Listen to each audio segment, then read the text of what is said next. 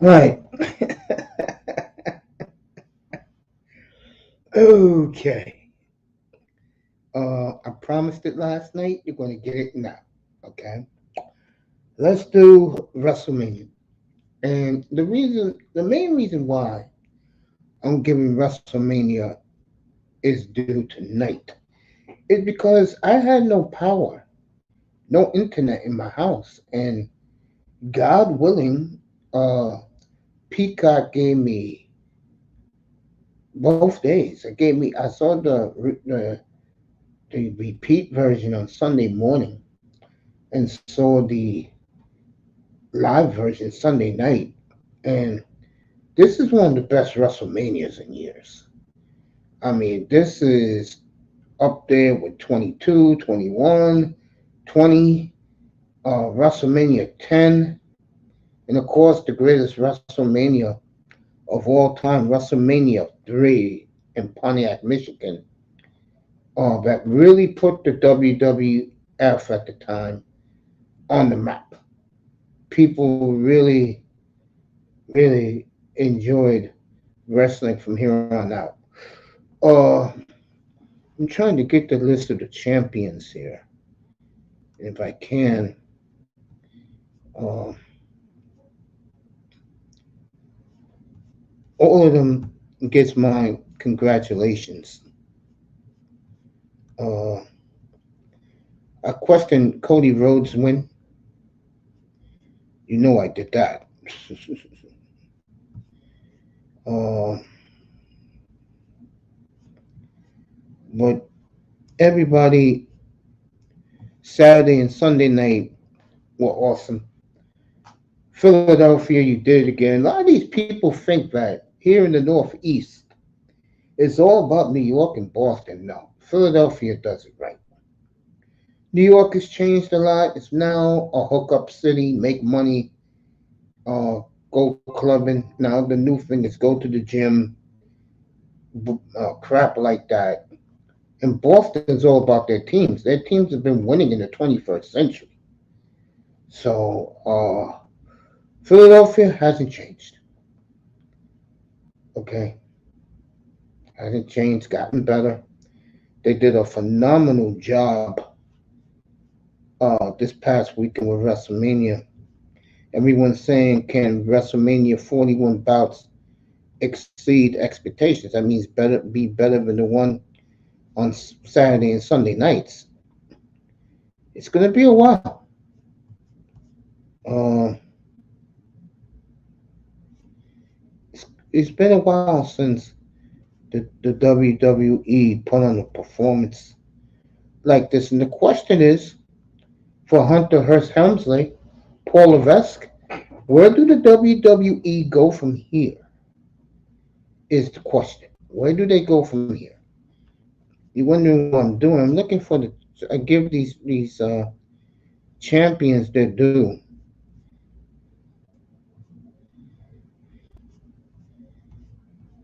You know, WWE is changing in a much different direction. As Damian Priest was hanging out with the Yankees this week, and Aaron Judge hold the belt. I guess he gave Judge a replica, and Judge gave him his bat. Pretty cool. Pretty damn cool.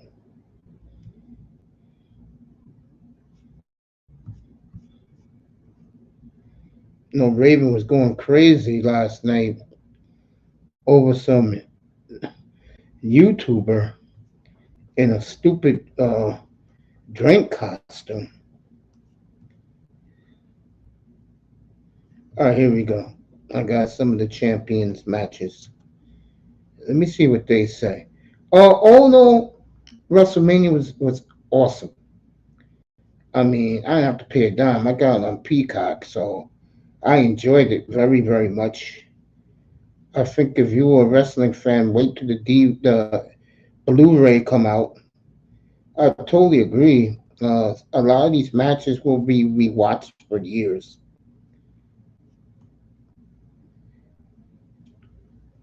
Ricky Steamboat, Randy Savage, Hulk Hogan versus Andre, WrestleMania 3, yeah.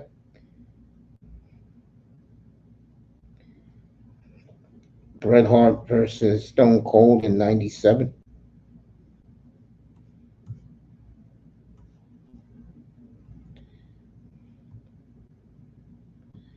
Seth Rollins, Drew McIntyre, and Damian Priest cashes in. That was pretty good, especially McIntyre and CM Punk going back and forth in front of his wife, which is crazy.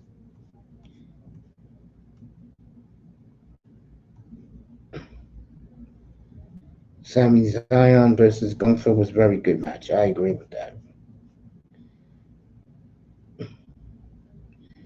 Rhodes and Rollins Saturday night against The Rock and Reigns. That was pure. Oh, that was a very good match, by the way.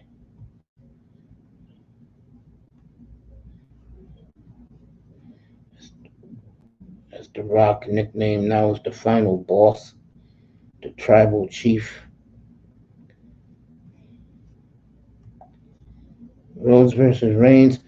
The only thing to say about Rhodes versus Reigns, what messed it up for me, and I just said, the hell with this shit, was all the other wrestlers getting involved. I like it when guys fight mano to mano. I think the Bailey match was outstanding. Congratulations to that young lady.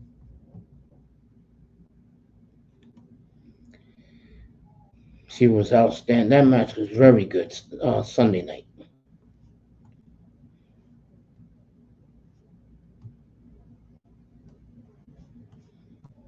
So, oh no,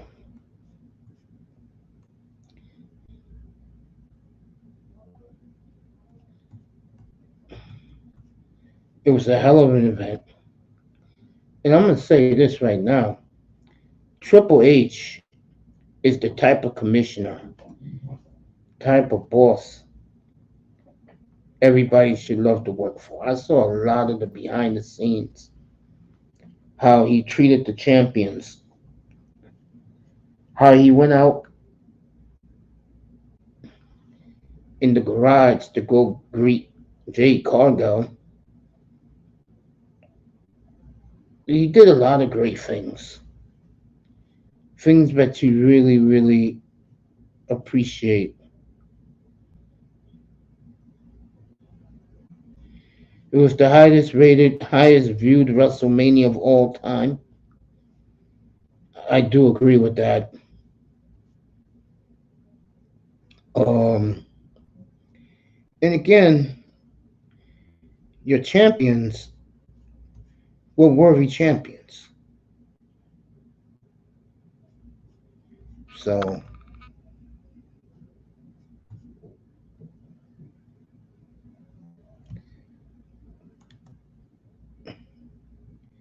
I was talking about the other day while Ronda, a chick that used to be in the, I guess she came from MMA. Why? That's her name, Ronda Rousey. Why she couldn't cut it in the WWE? The reason is she has no entertainment value.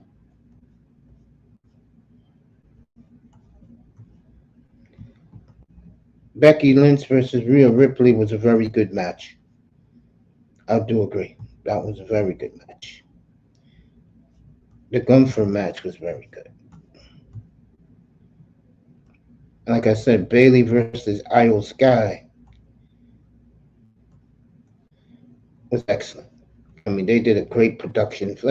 It's the best city to do a show on the East Coast is Philadelphia because they know how to do it right. They know how to get down. They know how to treat you. It was nothing but wrestling fans in Philly this past weekend, and Philadelphia came through in flying colors. What else do you expect? So, congratulations to the greatest number one sports city in the world, Philadelphia. Now, Let's ask the question. I'm gonna get our boy up here in a second.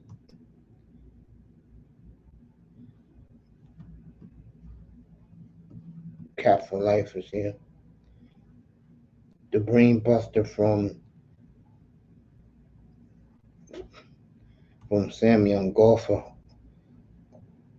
off the lip off the top rope was pretty dope. What, Brownie's in here? What's he calling himself now? Let me say hello to her. Everybody, Crowny Ellie's in here. Sweetheart got so many names now. Let me say what's up to everybody. Because I said I was going to do this tonight, and I promised you I was, and I'm doing it. Okay? Oh, you guys with Brownie. I understand, fellas, but I understand. Oh, man. Let's do it right now while I'm writing to her hello. Shout out to the beautiful baby girl niece, Crowny Ellie, everybody in the building.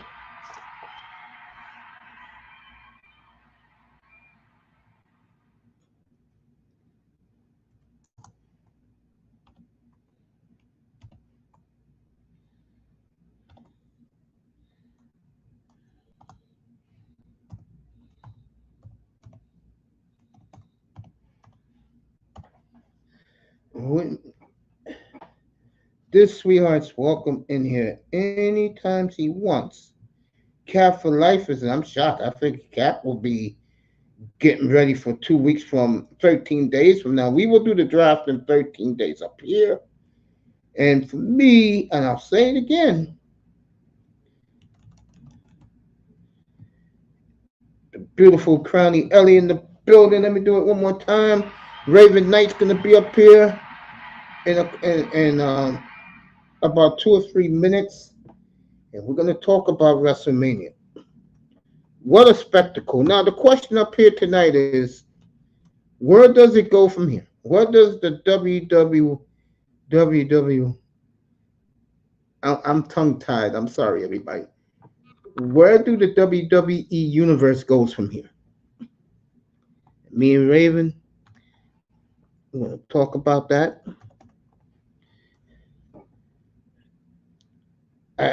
In my opinion, the WWE future is going to be awesome. I'll say from here to 2040, enjoy Triple H running things. Now, Stephanie's back by his side now, back in the business. So,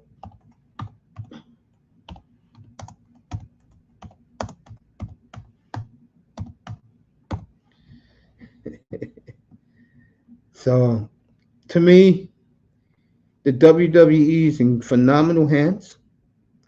They've won a lot of people back. I'm telling you, a lot of older people in their 40s, they're all coming back to the WWE now. Real talk. And Brownie Ellie doing very well on her platform. Proud of her. Cap says it was awesome. I totally agree with that. And I was stuck last weekend. It was bad enough that my cable wasn't working well, but when the earthquake happened, all my internet service went out.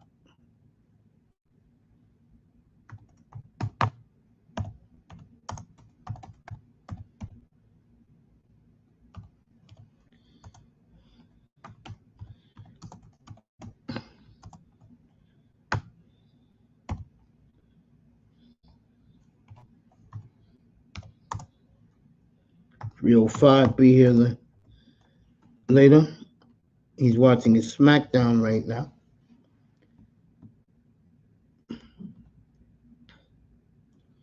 So WrestleMania, a comeback for Triple H. Congrats to him. And I'll tell you something else I like. These wrestlers are a lot more approachable and uh,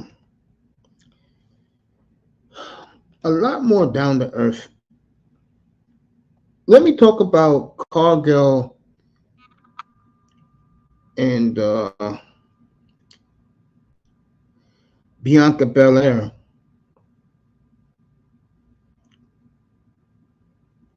and Naomi. I'm gonna save it for Raven, but I saw something I noticed in the ring when those three are together. I noticed something, and me and Raven's gonna talk about it. So,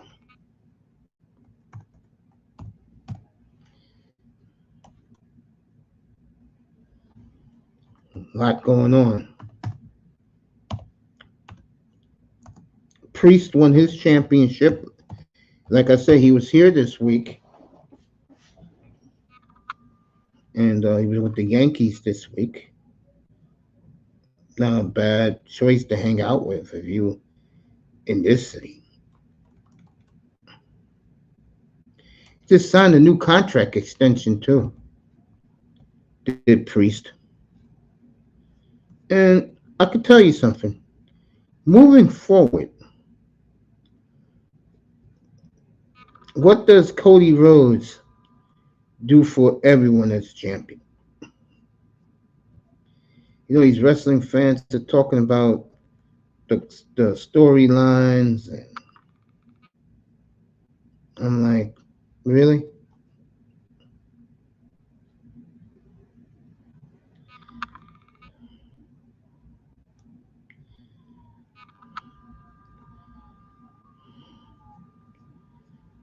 And let me give applause and praise. I don't know this man well, but shout out to Roman Reigns. A lot of people realize something that Roman did, and that is Roman is still playing wrestling with some cancer and a leukemia in him, and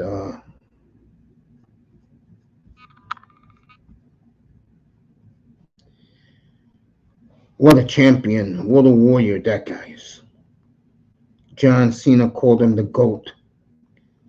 Paul Levesque, aka Triple H, said that Roman is one of the greatest things to ever happen to the WWE. Now, I haven't been watching, but I know that a lot of people were crying on Instagram, X, crying that Roman Reigns lost the championship.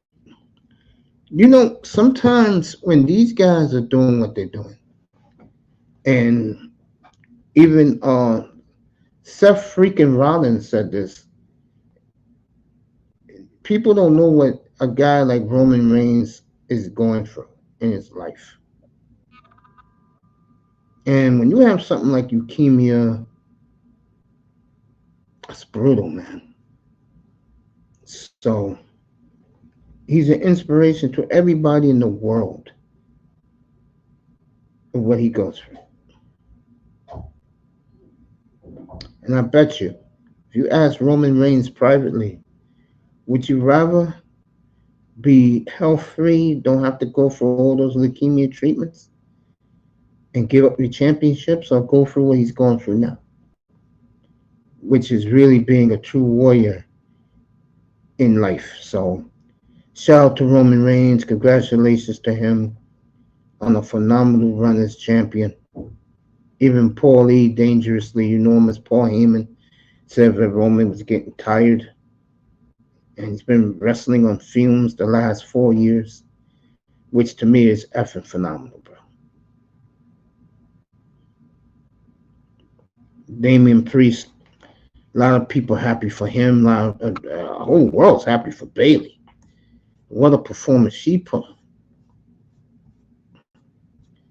So the WWE, in my opinion, for the next 15 years, Triple H is going to run this company great. And look for the WWE to go back to the Attitude Era. I definitely see that happening.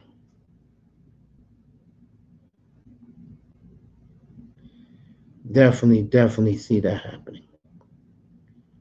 Oh, I love my brownie Ellie. I love my crownie Ellie. She says, Raven, I'm trying to be like you when I grow up. I love, mwah. That's for you, sweetheart. That's for you. You have a great weekend. Kiss the baby for me, okay? I know she's getting big. All right, Raven, let's go. I gave my views. It was an awesome show.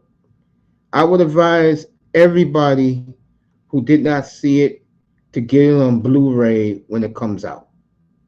I may even get it on Blu-ray. So let's talk about this all night. WrestleMania, where the WWE goes from here. I think they're going to be awesome from here, and I think the that the WWE is in great hands with Hunter running the league. Let's go, everybody. Let's go. That boy, Raven, whoever wants to pull up here, Crowny, I love you, and you enjoy your weekend, baby. And let's get through this. Let's go. The link is in there, and it's time to talk some WWE and how great the future holds for WWE. It does. If you're a WWE Universe guy, you should be very proud of your heroes. Me and Raven talked about this last night too. Look for championship belts because now uh, the WWE and Major League Baseball and NFL football, they are selling their favorite team's belts. And I forgot who presented it to the Pittsburgh Steelers. Someone presented it to Casey Haywood. It was absolutely gorgeous. So Oh yeah, they pretty. What's up, Mace? good evening, Raven. It's all you, bro. yeah. These are your boys. Now, I mean, I did look at the Cowboys, of course, to see what ours was. I was like, okay, that's cool, but I mean, quality belts. Yeah, people about to run around with $1,000 belt replicas. It's like this is the age. I mean, I gotta admit, it fits because you have these oversized toys on you, and when you're in a big crowd, where everybody else has it. You know what you start feeling like? A kid. Yes, I You agree. feel exactly like a kid. And you can see like in your picture of Paul Levesque as he's looking over at the crowd, he like it's basically him putting on entertainment for his kids, and he still barely lets his kids watch the show. But yeah, when you have merchandise like that, it's embedded in us. We gonna automatically buy. Mm-hmm. Now you We, can we, get them we custom made. Yeah, I mean, just wait till championship teams come out, but because they're gonna get actually in the upcoming playoffs, they're gonna get custom made ones because you can change out, of course, it's just like you designing your belt, you can make your own side plates and stuff, Yeah, the and it's plates. Yeah. expensive. think it's customary for every sports league to have a Yeah, championship belt for their playoff champion. Like I think they're all doing that now. yeah, they are. They all doing it. I'm saying the hockey ones too. Yeah, Yeah, the nicest one I've seen so far. I'm gonna let you guys see it in a little while. I'm gonna pull it up for you. When name me one of the blonde wrestlers, females. Liv Morgan. That's it. yeah, There you go. She went to Green Bay the weekend that they played the Chiefs on Sunday Night Football and presented Aaron Jones with a crystal gold plated Green Bay Packer champion Super Bowl belt with all their Super Bowls on it. Pretty sweet. Yeah. Yeah, tight. Yeah. I would advise though, just me advising, I would advise people, if you're gonna buy a belt, if you're not really like sure what you're gonna buy the WWE belts. I'm thinking about. I want a world heavyweight one. The new world heavyweight one so bad. Now that I'm new thinking. world heavyweight. I mean, it's big. It's big, Vader. I'm thinking about getting it. Yeah. It's huge, man. Hit Yeah, that it's like button, big. people in the chat. When you hold it in your hand, you'll be like, yeah. Yeah, my nephews were heavy, bro. And I bought them from It's 2008, heavy. bro. That was 2008 when I got him the Intercontinental belt. Yeah. Yeah. Yeah. You know what's cool about it too? Back in those days, when you walk with it to an event, all the little kids want to hold it. Always. Oh, that's a magnet. They love it. Everybody, I mean, their eyes just stick on it. All the little kids want to hold it. My nephew is 6'5", so they see a big, tall guy with a championship belt. But championship belts, they're already $650, folks. They just raised the price on them. They're gonna be $1,000. They're gonna be $1,000 a belt. Easy. I got a question, Raven. What's up? Why is the consensus Paul and not Shane? Why is the consensus Paul and not Shane? Yeah. Oh, Sean. You mean why is the consensus that people believe Paul might take over running WWE permanently and not It's a done deal. And not It's a done deal. Yeah, Triple H is the guy. It's a done deal. Yeah, big guy. no, Shane but is most Shane people is out doing other adventures a bit. Yeah, I mean, But you would think it Shane- would be Shane. Well, it's I don't basically like either a two. backup plan. I don't like Lil Wayne, and I don't care for Jason Kelsey. So Oh it no, ain't no. We're talking about Shane McMahon. No, I'm asking. Barkov asked me a question in the chat, and I just gave him the answer. Yeah. No, and to be honest, I don't think Shane wants to, like, he left the company the first time because of the whole issue with Vince and Yeah, what just came out. Yeah, Shane hates Vince. He's always hated Vince. But you would figure the successor would be his son, not his son-in-law. Do you understand why though? You don't understand why. I don't understand why. That's why I'm asking. Stephanie has always been his daddy's little girl. Okay. Not Shane. Shane is more like he had to live up to his father's expectations. I guess Shane was more like his mother. Yeah, you could say that. Yeah, I would agree. But Stephanie's daddy's little girl, and she's spoiled, and now she's back in the company again. Now her father's gone, and Triple H. This is my opinion, and I'll ask it to all three of you. I think the WWE for the next 15 years is in great hands. Of course. Yeah, and to be honest, Uncle, I'm going to add to this. Once, I think the person who's going to take the title off Cody is Scott Steiner's nephew, to be honest. Braun Breaker. I don't know who he is, but I know one thing. They're planning on they're doing a draft coming up. No, they're focusing on Rock versus Cody in WrestleMania 41. Yeah. To be honest, I thought it was gonna be Rock versus Roman. Like they've been teasing that match. What the? Tony. Slow down. We are just beginning. We are going to go through every single bullet point. Wait for it. He didn't even let me respond. You start rambling on about it. Nobody think about no shaming, man. It is Paul Levesque's empire. It's always been his. He was Exactly. destined to be. He knows not only business operations, he knows logistics operations way more than Shane. He was on the road. He knows how to actually get those semi trucks where they need to be. He's been everywhere. He's been in the doghouse. He works with the truck crew. He started up was building up. He was working with the truck crew. Mm-hmm. If you didn't see behind the scenes, Shane was in back of the semi and sometimes helping set up the ring, but otherwise else, no. Triple H was doing that shit with the crew. That man was a workaholic. If you saw Triple H behind the scenes, the way he treated the people who work behind the scenes, the way he treated the champions who won, how proud he was with Bailey, for example, and Damian Priest.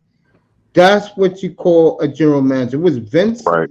Vince will tell him, get your ass on that plane. You better be at Raw tomorrow night.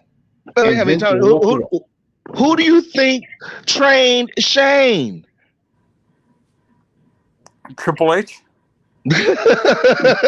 So why would Vince give it to Triple H? And who is Triple H manager? His dad, his girl. He's still he way family. He's pretty much the inheritance of it all.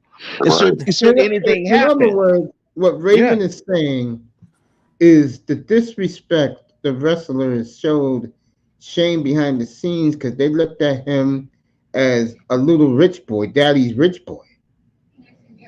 While Stephanie, like her father, is a ball buster and a dictator. Yeah, no, and I'm going to use a perfect example. WWE is like, remember Jim Herd and I can't remember what company, like the company that was run by Jim Herd in North Carolina, his family ran that company to the ground because he didn't know how to, or no, my mistake. The company in Dallas with the Von Erichs, that's what WWE is on a bigger scale. The WCCW or whatever it's called, the World Class Championship, basically. Yeah. But now WWE is not on that scale of ever going out of business now. They're in the billions WWE now. Right now. They're in the billions. And that boy will agree with this. WWE is in a renaissance right now, and what they're trying to do, and I think they got that boy. They won him over this weekend. They're trying to get the middle-aged crowd back into it because they're going back to the Attitude Era. They're going back to the roots again. They should have never left, but okay. They shouldn't have left. No, they left because of the tragedy of Benoit, bro. The steroids. You know about steroids? Back then was very Owen's death actually changed the whole thing. When Owen died is when Vince started going more sitcom friendly. When Benoit died, that's when Vince went kiddie route. PG. Because of what happened to the game, what happened to baseball with steroids. Let me put it this way. I would say forever. If you get out of the early 90s and you go to the mid 90s to about 2007, the WWE was poo-pooed a lot by diehard sports fans who didn't care for wrestling because they all said they were juiced up. And when Benoit did what he did, that really proved to them that that's what it was. Right. But you erase that element now. No one's thinking about that no more. And to be honest, not just Benoit, like nobody, and that's another travesty about this is that a man that was so influential in the industry can no longer be talked about again. Yeah, now. And Benoit, I don't think Benoit's situation had anything to do with steroids. It's the constant chair shots. They actually. Dude, that was Roy Rage and his CTE. I don't even talk about that motherfucker. All right, can we please not talk about him? Okay, I'll drop Benoit. Leave that shit in the fucking And we past. have the future of WWE to talk about in NXT too. Let's be honest. We have in the net. I think WWE is in good hands with Shawn Michaels booking NXT and Triple H booking the main roster, because I don't think Triple H, Vince knew how to book the guys on NXT. He didn't really care. Like NXT was being ran. I mean, NXT was owned by Undertaker. First of all, damn, Get Raven fired up, bro. God, you just keep rambling on. Calm down, slow down, Tony. Wasn't that Triple H's first promotion? Was NXT? That was Undertaker's first promotion. Started in Florida. That's the NXT plan. Yeah, in Tampa. Okay. Yeah, so hold on. NXT is Florida Championship Wrestling? Yes. I didn't know Undertaker bought that with his money, with his WrestleMania money. He started that as a training facility. You got a guy like me. Yeah. I think it's because honestly, for people in Florida, maybe they knew about it because remember back in the day they had the WWE magazine. Remember that? Right. So I think there was like our editorials about that starting over there in that market. Now we were blocked off in Texas. We were blocked off from that because again, yeah, Tony, you're definitely right. That's what happened to World Championship class wrestling here. Yeah, sadly the bills hit. They couldn't keep the sportatorium, and that legendary sportatorium arena had to come down. The city didn't even want to back it up, considering all the legends that was in that house. All the legends that was in that house. We couldn't save it. It's one of the missing landmarks of my city that from my childhood that I really, really miss. I wish we could rebuild it, but it's gone.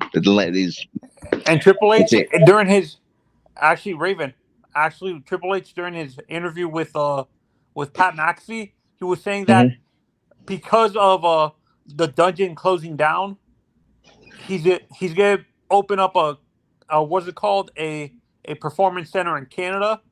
He says he's planning to open a performance center in Canada, in Mexico. Mm-hmm.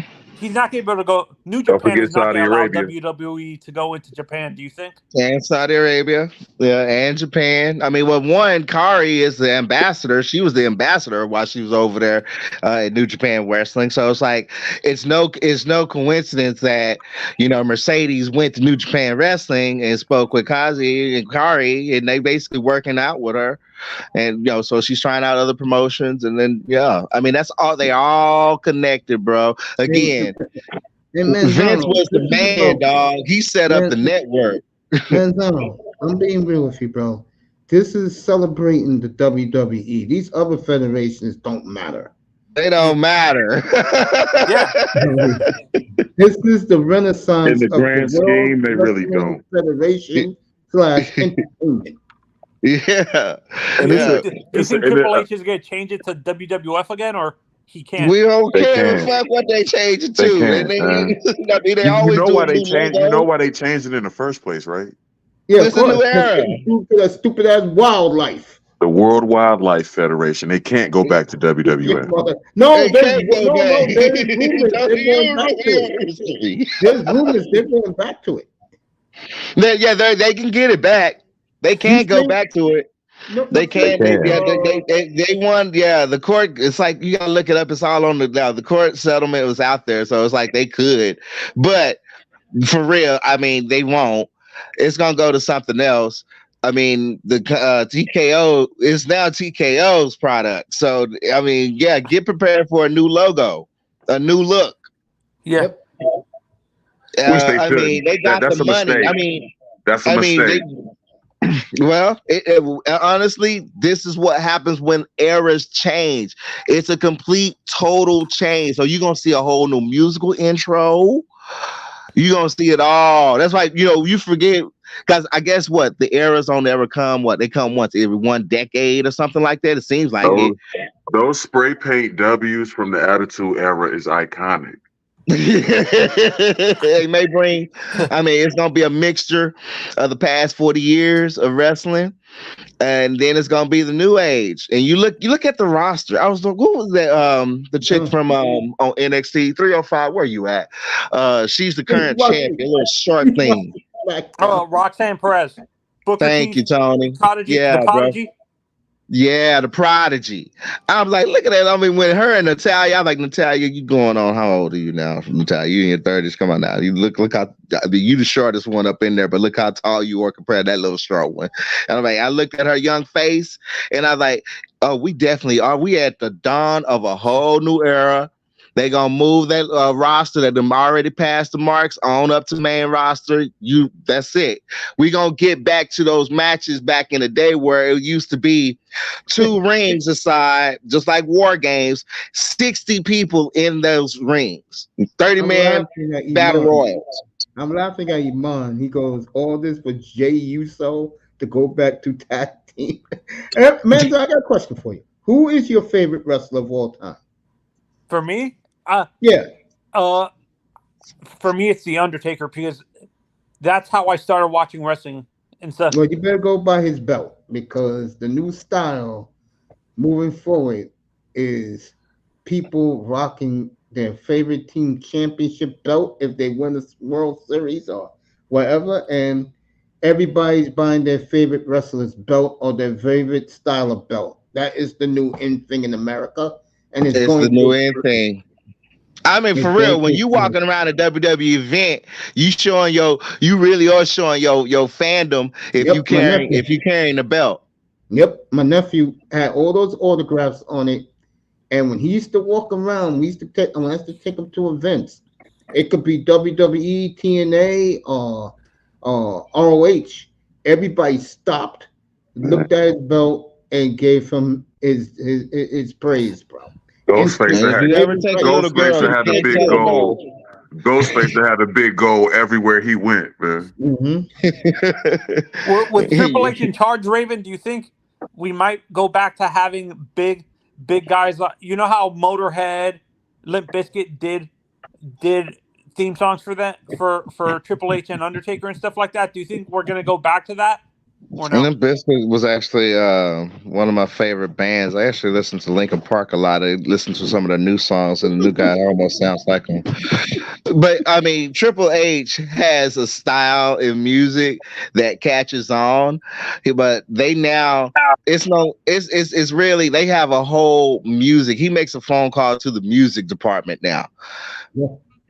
I think what's helped WWE a lot, they now have new, fresh, creative minds who are writing stories for them. Yeah, I mean, you don't think the people working for them don't have some type of passion for who they working for? Let me read Akuma for a quick second. I'm 92 baby, so I grew up in the Attitude Era. I was a green kid during Rock versus Stone Cold. I got to see Mysterio and Eddie Guerrero. Oh my God, good era. I saw Bobby Lashley get introduced, and I saw peak Kurt Angle. There you go. And he's just 32 years old. Yeah. Back to Roxanne, though. To me, when I look at Roxanne, she reminds me of AJ Lee. Do you see that? Tony. Look, I don't know who these female wrestlers. No, I'm talking about. I'm asking Raven. I don't give a damn who the hell you ask. It's my goddamn platform. And from time to time, you seem to forget that. Oh, sorry, Uncle. God damn, you Dolphin fans are so rude.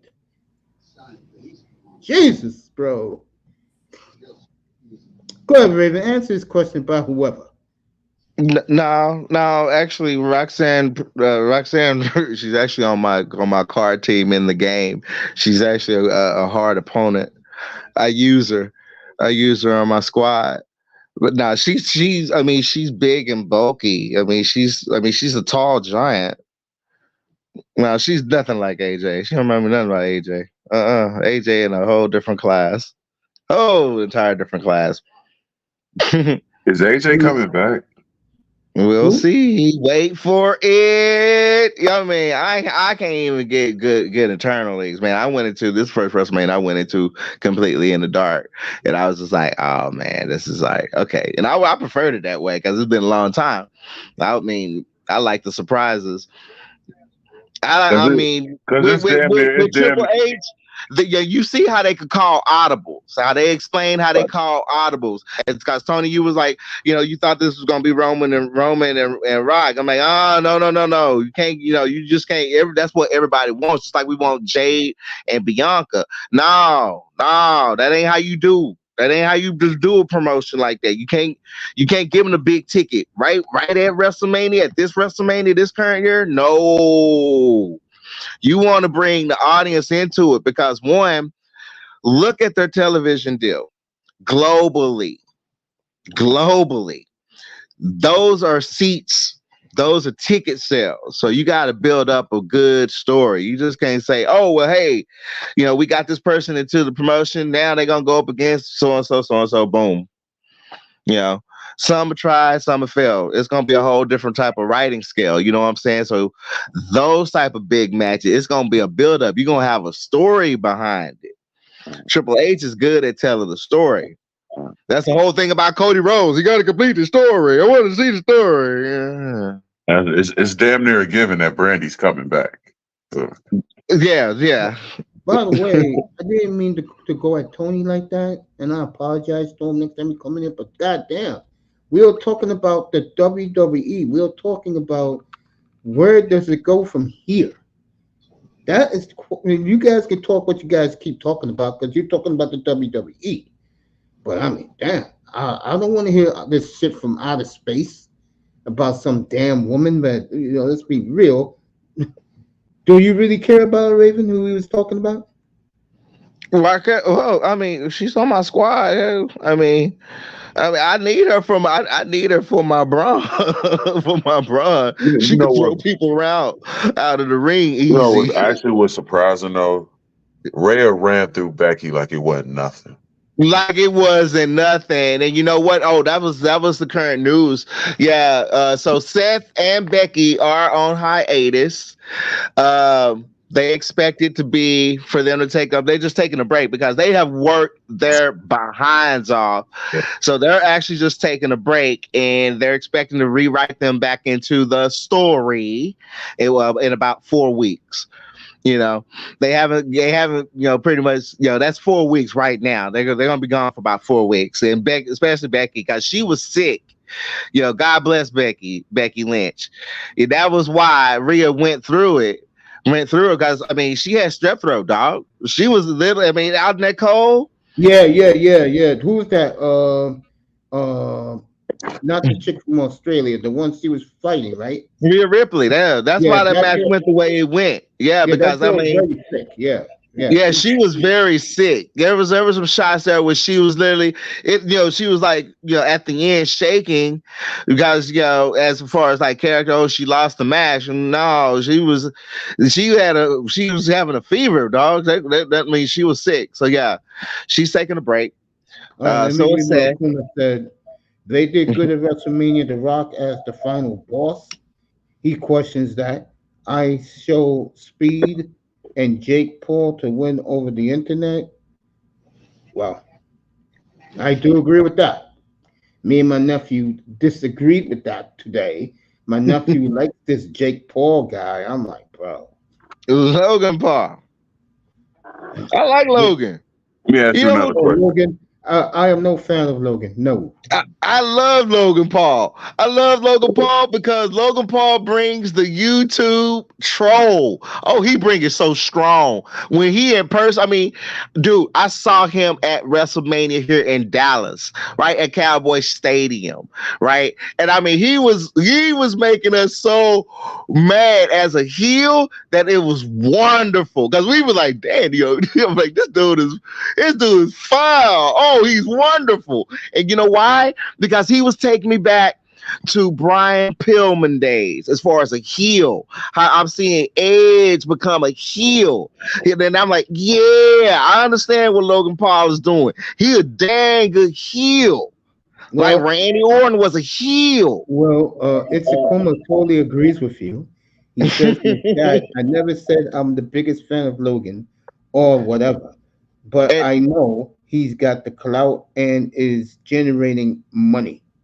Oh, he generating hellified. He generating hellified money outside his contract in WWE.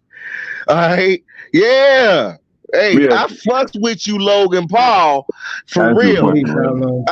I mean, okay, out of the talent, out of the top celeb talent, honestly, it was him and Bad Bunny that stayed in the Performance Center and they worked their butts off training, real time training. Considering how they're both celebs, they put time in their performance and their training. So that's why Logan Paul is getting so much buzz. The dude is good. I saw with my very own eyes, man. We went to that top row. I was like, no, he ain't. No, he ain't. I like Triple H. You done train this boy. You done train this boy. I'm like, and he landed perfect. I'm like, you done train this boy. I'm like, yeah, this boy got passion for WWE. He got passion for wrestling. So he in it for the long run. So yeah. We fucks with you, Logan. And when he pulled out Ice Speed, that was even better. That was even more frosting on the cake. With him, not me. I'm with Pat McAfee, bro. Enough. Yeah. Now, I was actually thinking about that because I mean, it is possible because we know he's watching, and they could probably work out something. But Pat McAfee versus Aaron Rodgers. That would be hilarious for WrestleMania. Wouldn't it not? That would be crazy.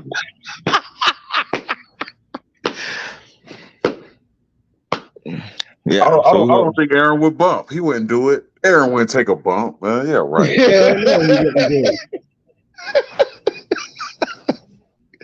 Why not? Again, Aaron's looking at Pat McAfee as only a punter. And you know how football players talk. They go, yo, you can't take a punter, bro? Really? That would be a fascinating match. It would. I'll go to WrestleMania to see that. I'll pay. Yeah. Yeah, I was just thinking about that. I was like, what could be a good match? I'm like, you know what? And because I mean, they're blending in real life. I mean, it's going back to how it was in the 80s, where you blend in the real life beef with the story. That's good. It makes writing a lot easier. You know, just like the interaction between CM Punk and Drew. Yo, that's real. That was real heat mixed in. I'm like, wow, y'all actually are making some real heat, but y'all keeping your cool a little bit. But wow, I guess y'all are working out a good program. I mean, this is some acting out. You know, it's gonna be some stuff we gonna see that we gonna be like, what they say is real, but you know they're gonna be acting it out. So. Yeah, I mean, I'm glad you said that. I'm gonna tell you something else, but you're gonna see more and more. And I think if you're the older guy, you're gonna like this. You're gonna see more and more physicality from the matches. Oh, definitely. They're gonna ramp this shit up.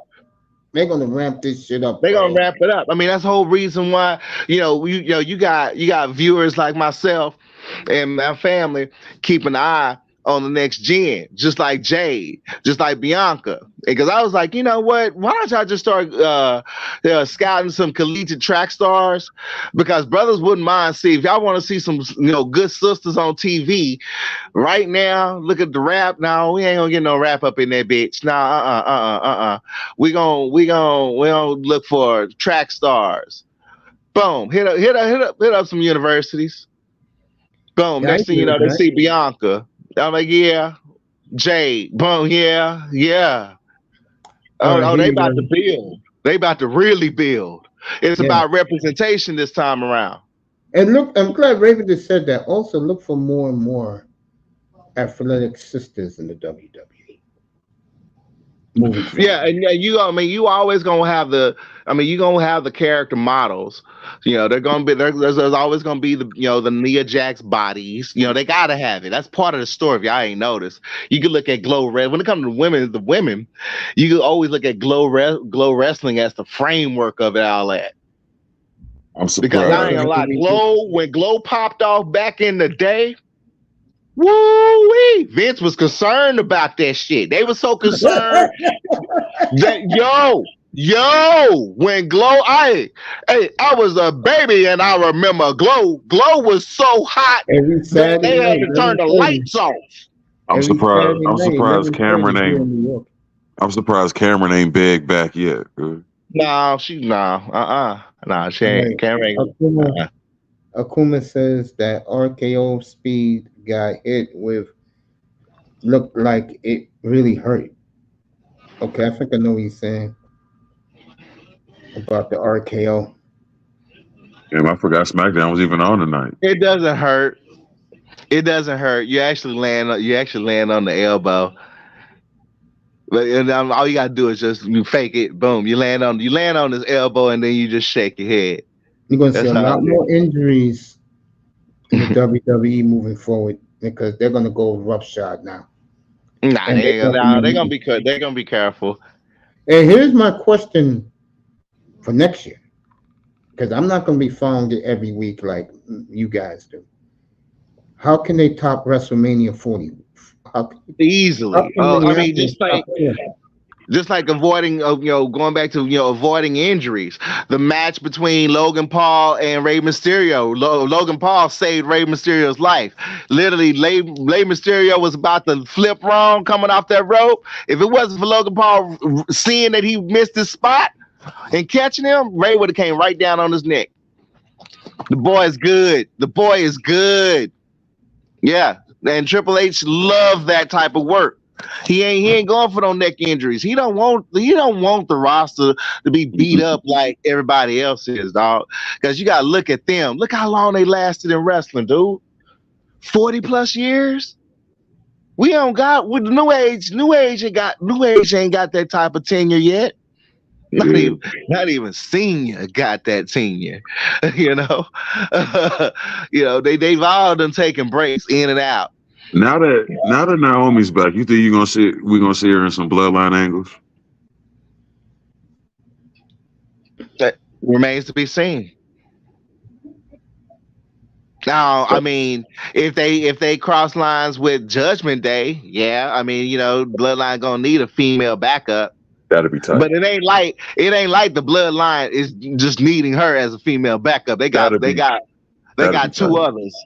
Naomi Rhea would be tight, bruh. It could be out of them. It could be Trinity, Tamina, and Nia. It's over with. Speaking of that, let's get to that, Raven. We held it from last night. Let's get to it. We're talking about Jade Cargill, Bianca Belair, and Naomi. I'm gonna let Raven goes first. Why I gotta go first? Say again. I was just joking. Who do you see turning heel? Out of Jade or Bianca, it's time for Bianca to turn heel. It makes sense. I totally when agree. You notice her outfits between the trio, if you notice the outfits between Bianca and Trinity are matching. Jade isn't. Jade is the standout. She's already pretty much stated that she's there for herself, as well as publicly say how humble she is, and now they all girls. Now we all know, even though you writing this story where we're all friends and friends, when you get that opportunity for the belt, you got to go for it. Remember, we going back to that ruthless aggression era. All right, Jade is the natural heel anyway. And Jade is also a natural heel too. So you have potential, you have a potential there that I can see it where they can either go where Bianca and Trinity decide to jump Jade, backstab her, and then Jade go on a pretty much like what she said she's going to do, go on just a power run through the whole damn roster. She is a powerhouse. She's an athletic woman. She's a muscular woman. She's damn good at cosplay. When she does the She-Hulk look, I can see her pretty much doing that. That's what you want She-Hulk to do. You want She-Hulk to go through the whole damn roster. And knowing Jade, if you let Jade really show her temper and let it really go out, let Jade start popping up in the back on SmackDown, NXT. She start hunting people down, namely Bianca and Trinity. She get them one by one at certain pay-per-views, and then finally it'll come to the point where they have to go up against each other for the belt at a Money in Bank or something like that. I also think she's turning heel. You could tell by the way she kept looking at Jay Cargill. Yeah, Her yeah. eyes told you that she is jealous that she is here. She's jealous. Yeah, The yeah. pop that Jay Cargill gets when she comes down the aisle, the ovation this woman gets, It's it's in a going to turn backstabbing. ugly head. Yeah, You yeah. I mean, can't you in can't a back, deny Jade, man. You just can't. I mean, in a face or heel turn, it depends on how the writing goes. I mean, they can make Jade a face, or they can go ahead and put her back into her natural heel. I think But we've she's going to already be the seen her face. as a heel. Right now, we're seeing her as a face. Yeah, she's going to be the face, and Bianca's going to be the heel. And they pretty much say she's going to be the face. She is the new face of the WWE. So Bianca got to have some type of emotion about that. Yeah, She got to have some she's feelings going to about that. turn. I think I don't know how it's going to happen, but I think it's going to happen in the ring. Well, see, the sisters that are in wrestling, when it is, they still want to get that what's that reality show, that love and hip hop mess, well, not mess, Yeah, but that love and hip hop vibe going. They got to have that drama of the yeah. week, so they want to get that type of, I guess, story writing going, but people are also tired of that, so they may do something different. Now, all three of the women are very intelligent and highly educated. I'm pretty sure they have their own ideas. One factor is the fact that Trinity's back. Back is the fact that she didn't like how John Laurinaitis was writing her and Sasha. So, with her being back, it shows me that her and Triple H are on way better terms, and she has They're more her control events. over Yeah, her character. and that's Yeah. why I said that you can sell It seemed the like TNA difference released her before. immediately, man. Yeah, No, you no, can. that's not released. I mean, pretty much you can come. They man, they know who she was. They like, she wasn't no TNA roster. That was helping TNA out. Hey, we'll give you Trinity. She come over there and wrestle for a few weeks. Let Mickey come over here. Yeah, she can bring the belt. She's gonna be a wonderful pop at Royal Rumble. People are not gonna believe it, and we'll let you say the Impact's to Women's Championship. Boom. That saved TNA. I just think that Vince. I mean, excuse me, but uh, that Triple H got his fingers in the right situation. That's the common theory I'm hearing is that, man, that's what Triple H wants to do. He wants to. That's the next promotion they're That's the about to next. buy is TNA. Yeah, yeah. I mean, I mean, they already said they're gonna visit fourth wall again. You're gonna see other cross promotionals. When AEW pulled it off, you think WWE wasn't watching that? I was like, oh, Yeah, you think we can't pull that with AEW?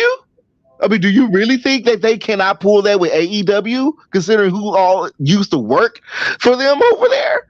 Right. That's just, I mean, Chris Jericho in his contract as a legend contract, he is written in that he can pop up for WWE programming if it's about his legend, whatever. If they need any commentary, boom, he's there the very next day. I'm willing to bet Edge and Christian have the same stipulation in their contract. Absolutely, Vader. Yeah, absolutely, Vader. Yeah. I mean, it's cool relations. It's like it's cool because it's like, yeah, we don't have to worry about the territorial wars of the '80s anymore. But at the same time, they all promotions can end up working together and bringing wrestling to the whole planet, and everybody kind of eat out of the pie. Now WWE is gonna take the majority of the pie. It's just the way it is. They the top boy. They got the biggest stomach. But they also now are gonna have what makes how much, what was it, 5 to 15 billion off of Netflix? Uh, I mean, it's so much money that they're gonna have within 10 years. It's just yeah. they said, By the year 2040, the yeah, WWE will probably be the most popular sport in America yeah. Yeah, I mean because they said for the next 10 years. Right now, they just gonna give everybody their time off. They done made 40 was the biggest one. And what did you just they worked their schedule out. Starting 25, they on Netflix, and here comes the money, money, money, money. Unless Netflix, something bad happened to Netflix, and it just goes to crap. What title was Bailey holding? She has the women's. The World Women's Championship. Mm-hmm. And what title does Rhea got? That lost is very proud of her too. Yeah, I love Bailey. What title does Rhea got then? Rhea has the Raw belt. Okay. So Rhea is legitimately, she is the champion, and now Bailey is the SmackDown Women's Champion. I love it. I mean, she's always been a sweetheart. I liked it when she started getting thick. When she got too little, I'm like, hey, she started eating. I don't know what she was going through, but I noticed when she started putting on them cake. I'm like, whoa, Bailey thick. What? I mean, that's back when she was the huggy girl, but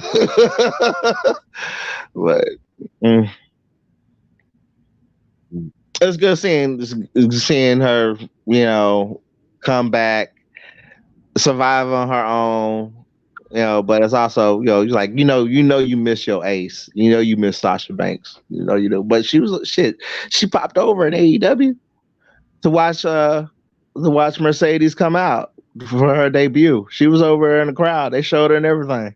Nobody tripped. This is back in the day, WWE would trip over there. Actually, you would probably been fired. Right. Yeah.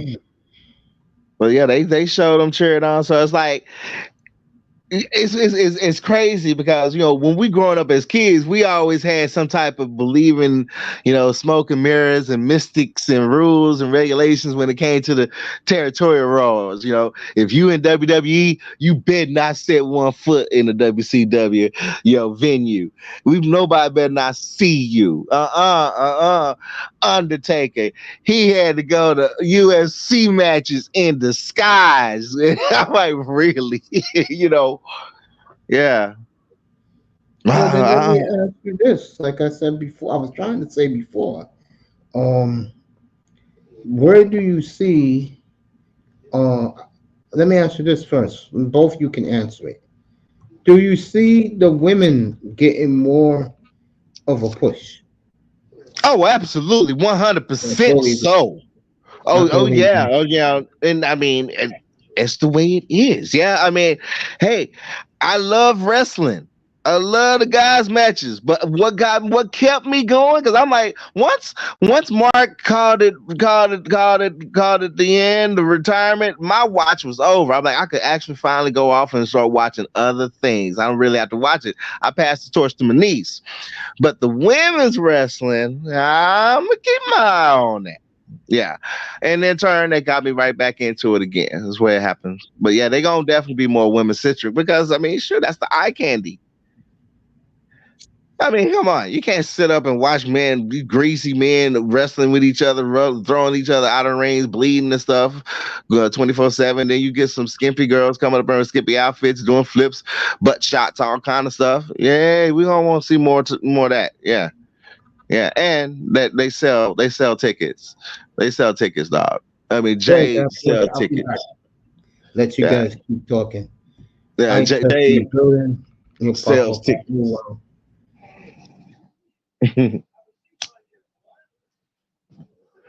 Jay sell tickets.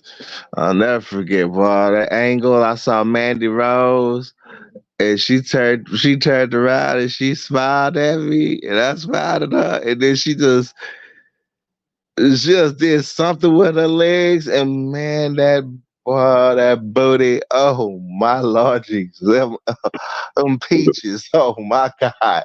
I was like, Jesus Christ, I have never seen a white girl built like that before. I'm like, what did she eat? What did she eat? I was just like, I'm like, Jesus fucking Christ. My homeboys back in the day thought I was crazy when I said white girls gonna one day have ass. I was like, damn. Well, yeah, she hit that. I was like, oh Lord Jesus, man, seeing her in person, yeah. out of all of them that night, Mandy took the cake. Yeah, that NXT best. That was the best part of that NXT pay per view on a WrestleMania weekend for me. Because I was like, I got a close up, and yeah, why she was smiling at me? I was like, oh God, I lost it. Yeah, you got. Okay, Is so Nikita even back yet? hmm? Is Nikita even back yet? Nikita actually popped up on NXT. Yeah, I don't know if she's back full time yet, but I think she has popped up. Because I keep I hearing, am gonna start keeping an eye on it more, though. I am now. I keep hearing that they about to bring Lash Legend up to the main roster. Yeah, I know Nikita's mom. I know her mother. Yeah, yeah. I'm gonna watch her. Yeah, that's what I keep hearing. That Lash Legend coming to the main roster here soon. Yep. So now Nikita behind, like now.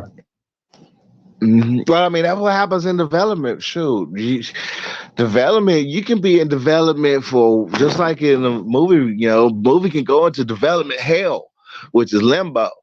You know, while you're in that training, they sustain the real injuries, man. It's the injuries that you don't really think about. You think about broken legs or, broken arm. No, you got torn muscles, torn ACLs. You got, and a lot of them still go back and forth. So I know Dom still be in the NXT every once in a while. Mm-hmm. He be back and forth. Mm-hmm.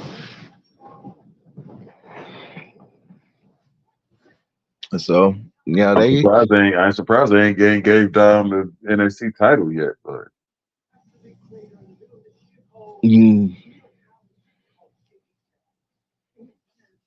I think that's going to end up going through yet another transformation.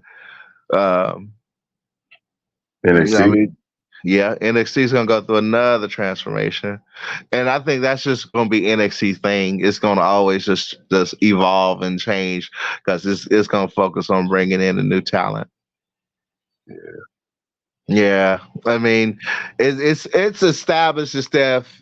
You think about this. All this began out of Tough Enough, out of the Tough Enough contest. And that poor kid who first won. He had him a contract, but the pressure, he ended up losing his contract and he ended up dying, overdose on drugs. I'll never forget that kid. And I'm like, dang, every time I see the Miz, I be thinking back then. I'm like, yeah, I remember In Your House. Wasn't Maven the first winner? I thought Maven was the first winner. Maven was the first winner of it, and then there was no. Maybe he was like the second because the first one was a white dude. Okay. First one was white dude. Yeah, white dude. It was a true rags to riches story too. But once he won, the pressure hit him. Yeah, it's rough. Pro wrestling is rough. Jen, are you joking? Raven, is this a true rumor that Tony Khan suffered a heart attack? No, he's trolling. Okay. Yeah, I was in middle school when Eddie Guerrero and Chris Benoit shit was bonkers. Don't say nothing like that, Jim. We going through Mercury retrograde, bro. No, it wasn't Jim. It's Akuma. And Akuma said, I got a new mic, but I'm still working on it. When you work on it, pull up. You're always welcome up here. Always, brother. I think I like the name plates better than the side plates, man. Yeah. The only thing I've been focused on side plates is now in the game I'm just stocking up on them as I like to just when I go through the game and wrestle. I haven't done to create a belt, but on an actual belt, I don't know. I do like Austin Theory side. Austin Theory side plates is tight. I don't like Austin Theory. That's gonna be the hardest thing. I'm like, how are I'm they gonna wondering. make? I'm like, this man I'm is wondering gonna when they eventually. gonna give him the push, man. Yo, Like I'm he's like, yeah. almost I ready. mean, that man is gonna be a face. I'm like, oh my god, how they gonna push him? Yeah, he's damn near got to be. Yeah, he gonna be a face. Akuma always watched I guess it's SmackDown because he only had rabbit ear antennas for wrestling on Friday nights. Yeah, I would agree because Raw was always on USA.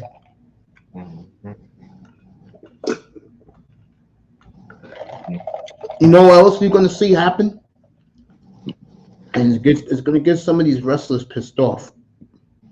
I see Triple H giving guys pushes who work hard in the gym. Oh, well, now okay. Now Triple H ain't gonna ever do nothing like that because Triple H already again, Mace. This is Paul Levesque here. Paul Levesque knows who's who. This guy is not gonna be like, "Who are you? What's your name?" He knows everybody. This man got a hawk eye for a radar system. All right, I mean, for real, he already knows who. So who's ever slacking, I mean, he's the talent CEO. That's the job. He knows the talent.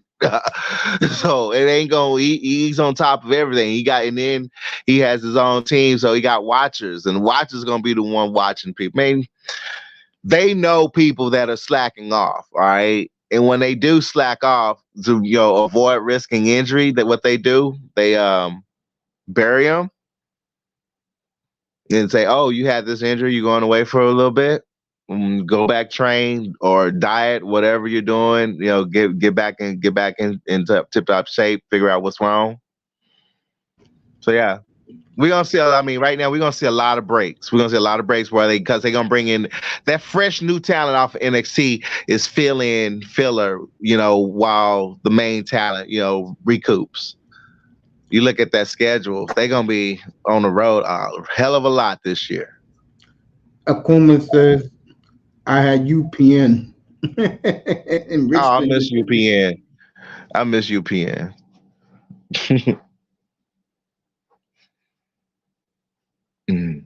Crazy. We're 305 at. They still watching the show. Mace, Amazon did good last night, bro. So after our conversation, right, I was like, okay, let me go hit my Prime Video, see what's up, right? Up come Fallout. I'm like, are you serious? This is finally premiering. I'm thinking it's a premiere, right? I hit episode 1 thinking that's the pilot. They done loaded 8 episodes. I binged that shit all night long. Fallout is based off one of the most popular video games Bethesda ever dropped. I have an unopened copy of Fallout 4 right here, which I am finally, as of April 12th, 2024, I am actually opening and I'm loading into my PlayStation to play for the very first time because of this show.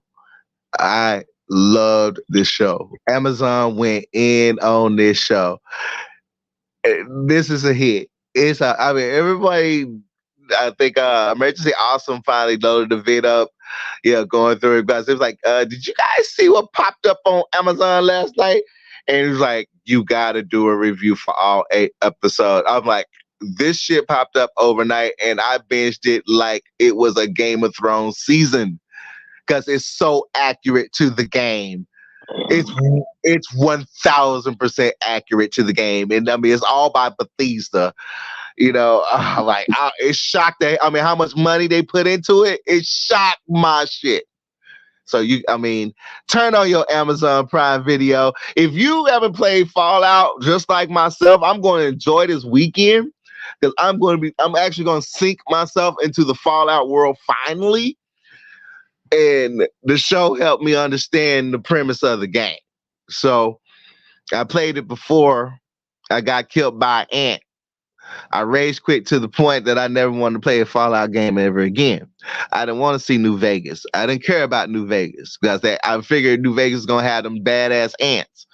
Well, yeah, it explains how we got those badass ants, and pretty much has a lot of aspects of the game. Lot of it. I was blown away. Yeah, you gotta turn on your Amazon Prime and check it out. And it ain't all teenagey. No. It's a rated R series for real. So you're gonna enjoy it. Who's Bailey's biggest challenger? Who's her biggest threat? Bailey? Mm-hmm. Bailey gonna get jumped and lose the belt. Asuka gonna get the belt back. I thought Bianca was skinny. I was wrong.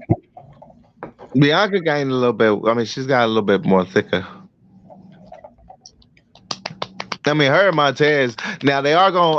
That's one thing I am happy about.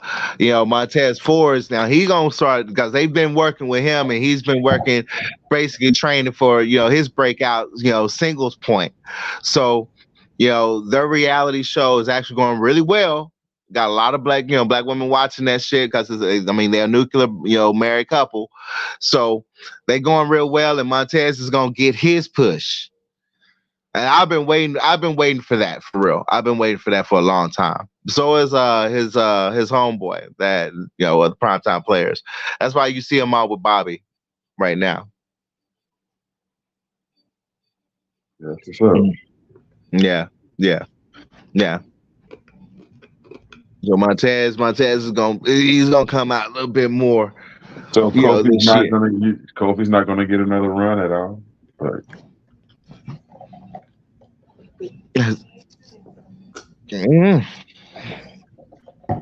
What happens to Roman Reigns? Roman Reigns will be back, and when he comes back, all I gotta say is, he gonna be like a raging he can either be a raging Kevin Nash, or he could really do. I mean, this is Roman Reigns. Roman Reigns of the Shield. If he goes into his Shield tactics, was based because I looked at that whole Shield thing. I'm like, y'all hearing that a Shield reunion? So it could immediately go to that. When he does pop back, he gonna deal with Seth Rollins. So that lets you know that Seth, right. it ain't gonna be within 4 weeks since Seth is on hiatus. So,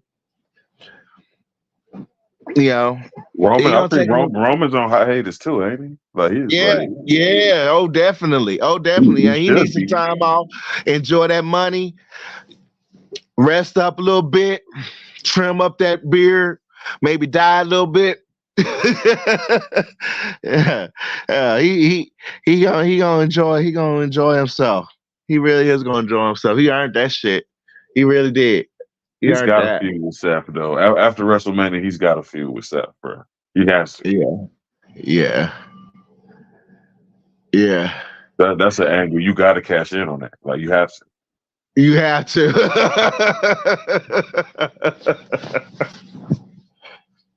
I didn't think Seth was gonna come out too. I'm like, Seth ain't coming out. My little cousins were like, Seth is coming out. I'm like, he's not coming out. Sure enough. He sure did come on out.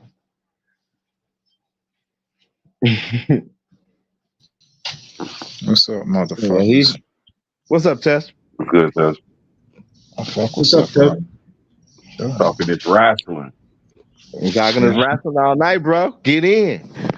No, I've been listening to y'all the whole time. I like Seth Rollins. That's the only reason I jumped in, because y'all said my boy name. How do you feel about Logan Paul? I don't know who that is. I don't have TV, and I don't really pay attention to wrestling like that. Like what's going on. So you don't know about Logan Paul? Nah, I've heard the name. That's the brother of whatchamacallit. Did he fight Mike Tyson? That's his brother. Oh, okay. Yeah, that's the only Paul type thing I know about. Yeah. You see, his brother. I mean, they both were boxers. They both did box. Logan went ahead and is taking a little bit further in wrestling, though. No. Yeah, he's a popular streamer. He's a popular streamer. A controversial streamer. At one point in time, he pissed off Rock so much that they was like, the WWE is never doing business with him again. And then Vince came in, took over, control of the company again, and pretty much got him. And he's working out pretty well at the WWE after all. I think for people like me, like I grew up on wrestling, and then I got into life, my nigga. So I kind of lost touch of that shit. But I played the games, I play SmackDown and shit. I always go for the nostalgia shit, the Ric Flairs, the Rock, Razor Ramon type shit. You know what I'm saying? So what I've been doing lately is I have this thing where I started watching all the main events like WrestleMania, SummerSlam, Royal Rumble, King of the Ring, and Survivor Series from '89 to like now. That's what I've been doing. So right now I'm up to, I think, 95, and I'm up to SummerSlam 95, where I think Diesel and Shawn Michaels are going at it or some shit. I forgot. So that's my little wrestling. Like right now, all this Logan Paul, and I heard The Rock came back.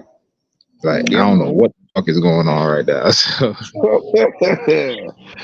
The Rock is back, and he's now playing the evil corporate boss. He's going to so-called make it fair, and then he's going to build something. Yeah, I always liked The Rock as a heel. I always liked The Rock when he was, you know what I'm saying, the heel or. Oh, he's straight up heel. He's just a cussing heel. Yeah. I mean, it was funny when they came to Dallas back in October.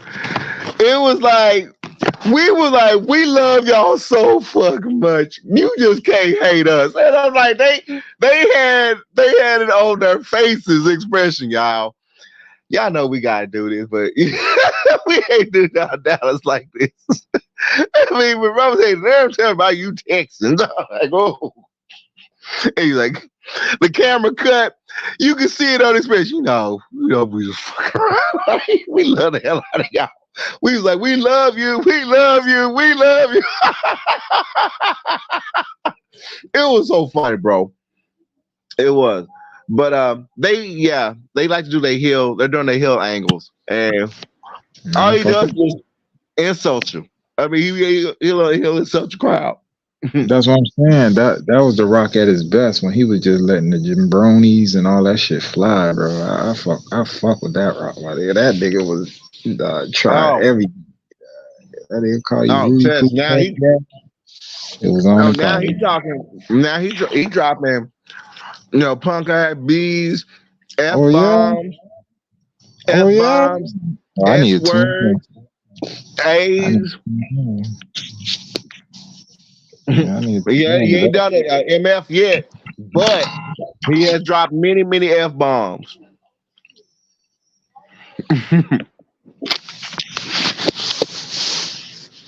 Okay. Paul Heyman told the haters that they could suck his, during his Hall of Fame speech. What's up, Lauren? I loved it. I loved every bit of that part. Fuck Laurel and the Texans. They don't care. Hey. What's up, fellas? What's going on, man? What's up, Lauren? Do you see the thumbnail? I did that just for you. Fuck. Hey, yo, check that. Hey, what's up? Hey, what I will say about this, man, when I fell in love with it, man, it was like when it was on Fox, right?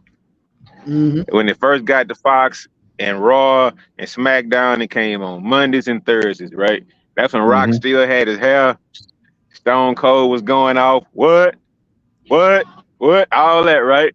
I mean, I think that's what took it into the next generation or whatever, right? But then it started getting goofy, right? It started getting, I mean, back then it was kind of straight. You had a couple of weirdos, right? But that was the glory time. I guess it was probably around 2003, 2004, probably, whatever. Yeah. That's when, that's when I fell in love with it. But after that, man, it was like, when The Rock started doing it. You know what? Whatever year, like when The Rock did the Mummy or whatnot, he started like the Scorpion King and all that. When he left, it was kind of like that's when I kind of started phasing out of it or whatever, right? But I always kept an eye on it. But like right now, I couldn't tell you what the hell going on right now. But like back then, that was the shit, dog. Real talk. It was like a 3 or 4 or 5 year span when I really just followed it like that, bro. And it was just like, but it just got a little bit goofy for me. I couldn't follow it no more, bro. I was like, that was all of us. I mean, we couldn't same. stand the PG era. I mean, we was coming from the Attitude era. That PG era was like, that shit was toxic to us. And who was the man of the PG era? Cena. Can't fucking stand him, bro. I hate Cena, bro. Yeah, I ain't gonna lie. I never liked it. Straight up. I never liked Never it. in your life. I never liked it. Yeah, Wherever when you Cena get- was around, wherever you I ain't get like that shit. Wherever you get seats and John Cena's there, if you are sitting around a whole bunch of Cena little girl fans, don't ever say Cena sucks around that group. I see You the gonna get moon jumped. eyes, bro. You Go gonna ahead, get Ted. jumped. I'll slap them bitches. No, not in no WWE. No, you ain't gonna hit no 6-year-old You girl. ain't gonna hit no. No, but what I'm We're gonna saying see is, Atep getting escorted Hey, out of but check arenas this and out. shit, like. nah, but I agree. Hey, like check when this out. When John Cena was running it, that's when I fell out of it, bro. I was like, For real. No, I mean, hey, we all fell out, and Rock had to come back and start a rivalry with him so he could boost it up again. Because his gimmick is trash, bruh. You know what? You know what? like the Rock. You know what? To me, it was kind of like super insulting for a white guy to come out there with the yo and all His that. gimmick was Yeah, I didn't trash, like big man. old Come on, face man. I didn't like that. If John Cena's a rapper, then I'm a fucking brain surgeon. Marky dude. ass. Akuma says, I remember the Boogeyman got popular. Boogeyman would come from under the ring with Yeah, I ain't gonna lie. Man got so popular, he got banned from TV. I ain't gonna lie. I learned something. Story banned from TV. One of my favorite rap songs of all time. I mean, Boogie Man scared somebody at the FTC that they banned that man from TV. Cena is like Rock and Stone Cold's red-headed stepchild. He was trying to fill out the marketing hole. They both left. That is true. Go ahead, Tess. Everybody was doing the "you can't see me" shit. I'm like, that shit stupid as fuck. Stand it. And them colorful armbands and And then he went on Jimmy Fallon in person. Bruh. Hey, but Zing Ted, we know who started that. We all know who started the "You Can't See Me." That's Bruh, up there in New York. And then Cena had the nerve to go on Jimmy Fallon and lie about how it started. yeah. When did you start doing the "You Can't See Me"? With my friend and Hey man, come on, man. 50 was doing that shit 2 years it started before on you that. were. Hey, it started in 2003, dog, and they in the club 50 Cent video with Tony Yayo, dog. Tony Yayo was doing the "You Can't See Me" 10 years before Cena, man. What's up, man? Then all of a sudden, Cena was doing it. Everybody was like, "Oh my god, you can't see me." I was like, "What? Fuck him, dog." Like he straight up bit off of hip hop, bro. That was just crazy. That was just crazy to me. I couldn't do it, bro. He was wearing jean shorts, fool. That shit made me laugh every time I saw him, dog. I was like, jean shorts as a Them wrestler, niggas bro? changed all the jeans shorts ever since. Bro, them shit had to be size 46s, bro. How the fuck is you wearing jean shorts as a wrestler? Hey, dog, I can't see how that game. You know what? Hold up. Stone Cold was wearing jean shorts too, dog, and that shit was his style. That was that redneck style, dog. That was that redneck style. Stone Cold gimmick was he was a biker, bro. He looked like a nigga straight out the biker gang. No, he was a What redneck. the fuck is John Cena doing, dog? This nigga No, that ain't no biker. That's a Texas redneck. No, What- but I'm what- saying what Stone Cold was true to himself, and that wasn't John Cena, bro. Yeah, Exactly, Stone fool. Cold all the way. 'Cause Stone Cold, I mean, he worked on the docks in Katy, Texas. That's redneck. He's straight No, up 100% redneck. You know. I Right, get I it, just- but Yeah. his swag was biker gang shit. You feel what I'm saying? So that's how them niggas look. You feel what I'm saying? John Cena was misappropriating No. hip hop and wearing jean shorts doing it. Nobody dressed like that. That's how our Texas redneck they do look biker, but they're not. Well, I mean, they ride bikes too, but that's redneck. The nigga, cause it's hot Bro, down here. You can't wear pants. You gotta wear jeans and shorts on them No. goddamn Right, bikes. y'all Facts, Laro. Y'all niggas missing the whole point. Attitude adjustment. Get the fuck But out of that- here, bro. that's what I'm saying. Y'all missing the whole point. I'm not from Texas, fool, so y'all know that shit better than me. Yeah, What I'm saying yeah. You is- said it like biker. We like, no, that's actually That's what I'm redneck. saying. That's what I'm saying to the people who aren't from there, don't know the culture. Stone Cold represented a biker gang motherfucker that biker come in there, whip your Yeah, ass, I drink see some it beers, dog, start a because bonfire. he had Yeah, I come get it on, because he had the leather the leather biker vest on. Yeah, he had Yeah. the vest on. Yeah, the leather Hey, vest dog. is synonymous with biker Come on, gangs. dog. Yeah, it And is. then It is. The And leather then vest is. you over there. You go over there cracking beers and starting bar fights, bro. That nigga symbolized everything about a biker gang motherfucker. So that's how we look at it. And John Cena was just like, okay, what are the hip hop guys wearing? Ooh, let me put on some bandanas on my arms and jean shorts and do You Can't See Me. Now I'm the white Yeah. hip hop guy. That shit was crazy as fuck to me. And everybody, Hey, you know what? Hey, I'm interested in to hear this. What did he actually say on Jim and Kimmel or Fallon that said that he started that? I mean, I never saw the video. So It what was did some he actually say, bullshit. It bro? was some bullshit story about him and his best friend was somewhere, and then all of a sudden he did it, and then he stood like it was trash, bro. We like, man, I was like, man, you full of shit, is what I was like, bro. He lying like a motherfucker. I'm a hip hop head, dog. There's no way that was getting by me. What you said? You started that? Hey, look, you see how easy it is for people to steal culture, bro. What they call it, appropriation or whatever. I mean, But if you look That's at what he that's wrestling still in, professional wrestling if in you look general. at- They bite off each other hella. Hey, That's hold just- on. That's Hold just on. professional It's just wrestling. not that. I saw motherfuckers calling the fucking ball fade the Travis Kelce, bro. I'm like, come on. yeah. Like, come on, dog. The Travis Kelce cut, bro. Like, I mean, I'm telling you, bro. Damn. Come on, I dog. heard that. That's just Come on. ignorance. I don't even listen to that. I heard they used to call that said cut the boosie. The boosie? Niggas been doing that, dog. You know what I'm saying? Yeah, the boosie fade. Yeah, dog. Yeah. What you talking about? It just dog? called a fade, a high fade, or whatever, man. Dog, Yeah, bro, high man, fade. people been and tell you the truth, dog. I think like white boys been getting that cut when they was way back in the 50s, bro. Like real talk. I mean, nobody can cop what a barber can do to somebody's head, bro. A fade is a fade. Yeah, a fade is a fade, dog. I mean, I don't think any race has a patent on a fucking fade, dog. You know what I'm saying? A fade is a fade. That's like a barber's technique, dog. Real talk. But for all these years, black dudes wore fades from. There's one thing they can't do. They can't get the 360 waves. They cannot get them 360s, bro. I don't care how much they try. Yeah. Yeah, that shit was one thing they cannot do. Hey, but Ted, I'm not finna sit up and brush my hair all goddamn day to get no fucking waves, dog. I'm like, fuck let me that. cut my hair. Let me I cut can't my do hair, nigga. I'm the wave god, nigga. That's all I did, nigga. I kept a brushing my hair.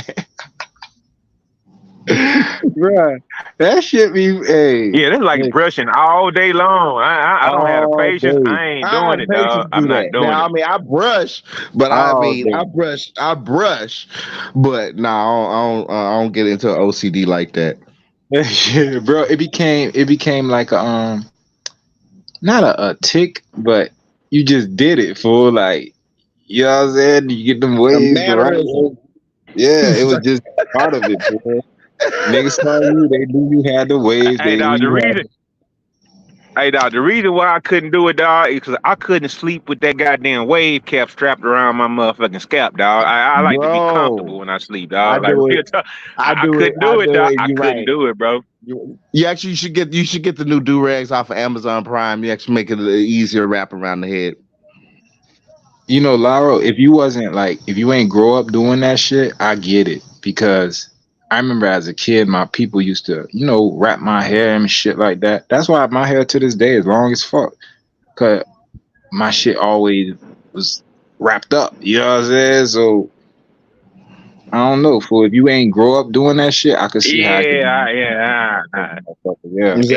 I would have grown up down there, I would have let my hair grow out. I let my hair grow out only during the lockdown. That was the first time I really let my hair grow back out, and I'm like, fuck that. Hold on, let me just see my shit. Hold on.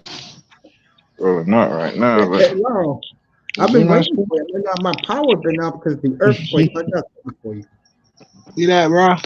Oh, hey, that's what. Hey, man, look, hey, mate. Hey, mate, we gonna hold out for a second on that, man. Look, I know we making the moves. I know we got everything going on right now. I don't want to shift the conversation off of wrestling. That's your title. I'm surprised Mr. Miami not up here because he is kind of blasphemous that we having. Well, that's cool. But Mace, what I'm gonna say this one statement, and I'm gonna say it right now.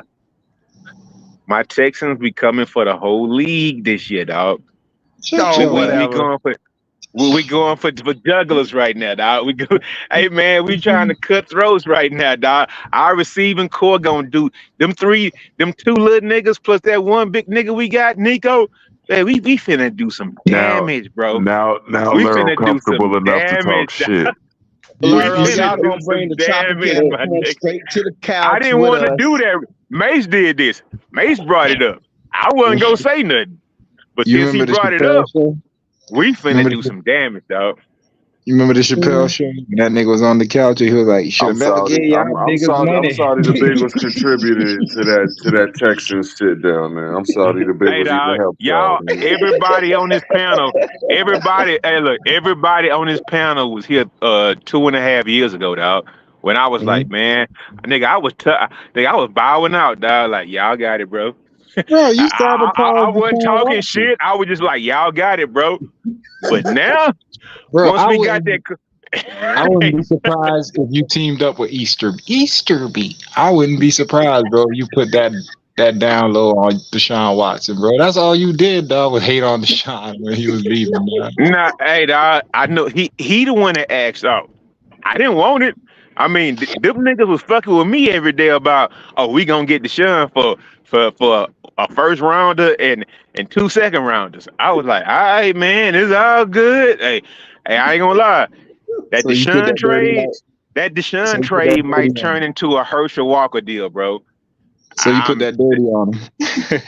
Hey, bro, I don't know what's gonna happen. I'm gonna let it ride out. Hey, I test. If that game between Miami and the Texans, if it's in Miami, we gonna be down that turned up like a motherfucker. I'll be here. I'll be waiting. Oh, you going to Lambeau to see this, Laura? Let me show you this. Man, I don't care about Jordan Love, man. Why you always? He ain't even on your team, my nigga. Come on, dog. Mace, he ain't on your team, my nigga. What you doing, man? Vegas over under 40 touchdowns already, bro. Man, fuck that shit. I mean, I knew Mace was gonna do a Jordan Love bomb today. I knew it.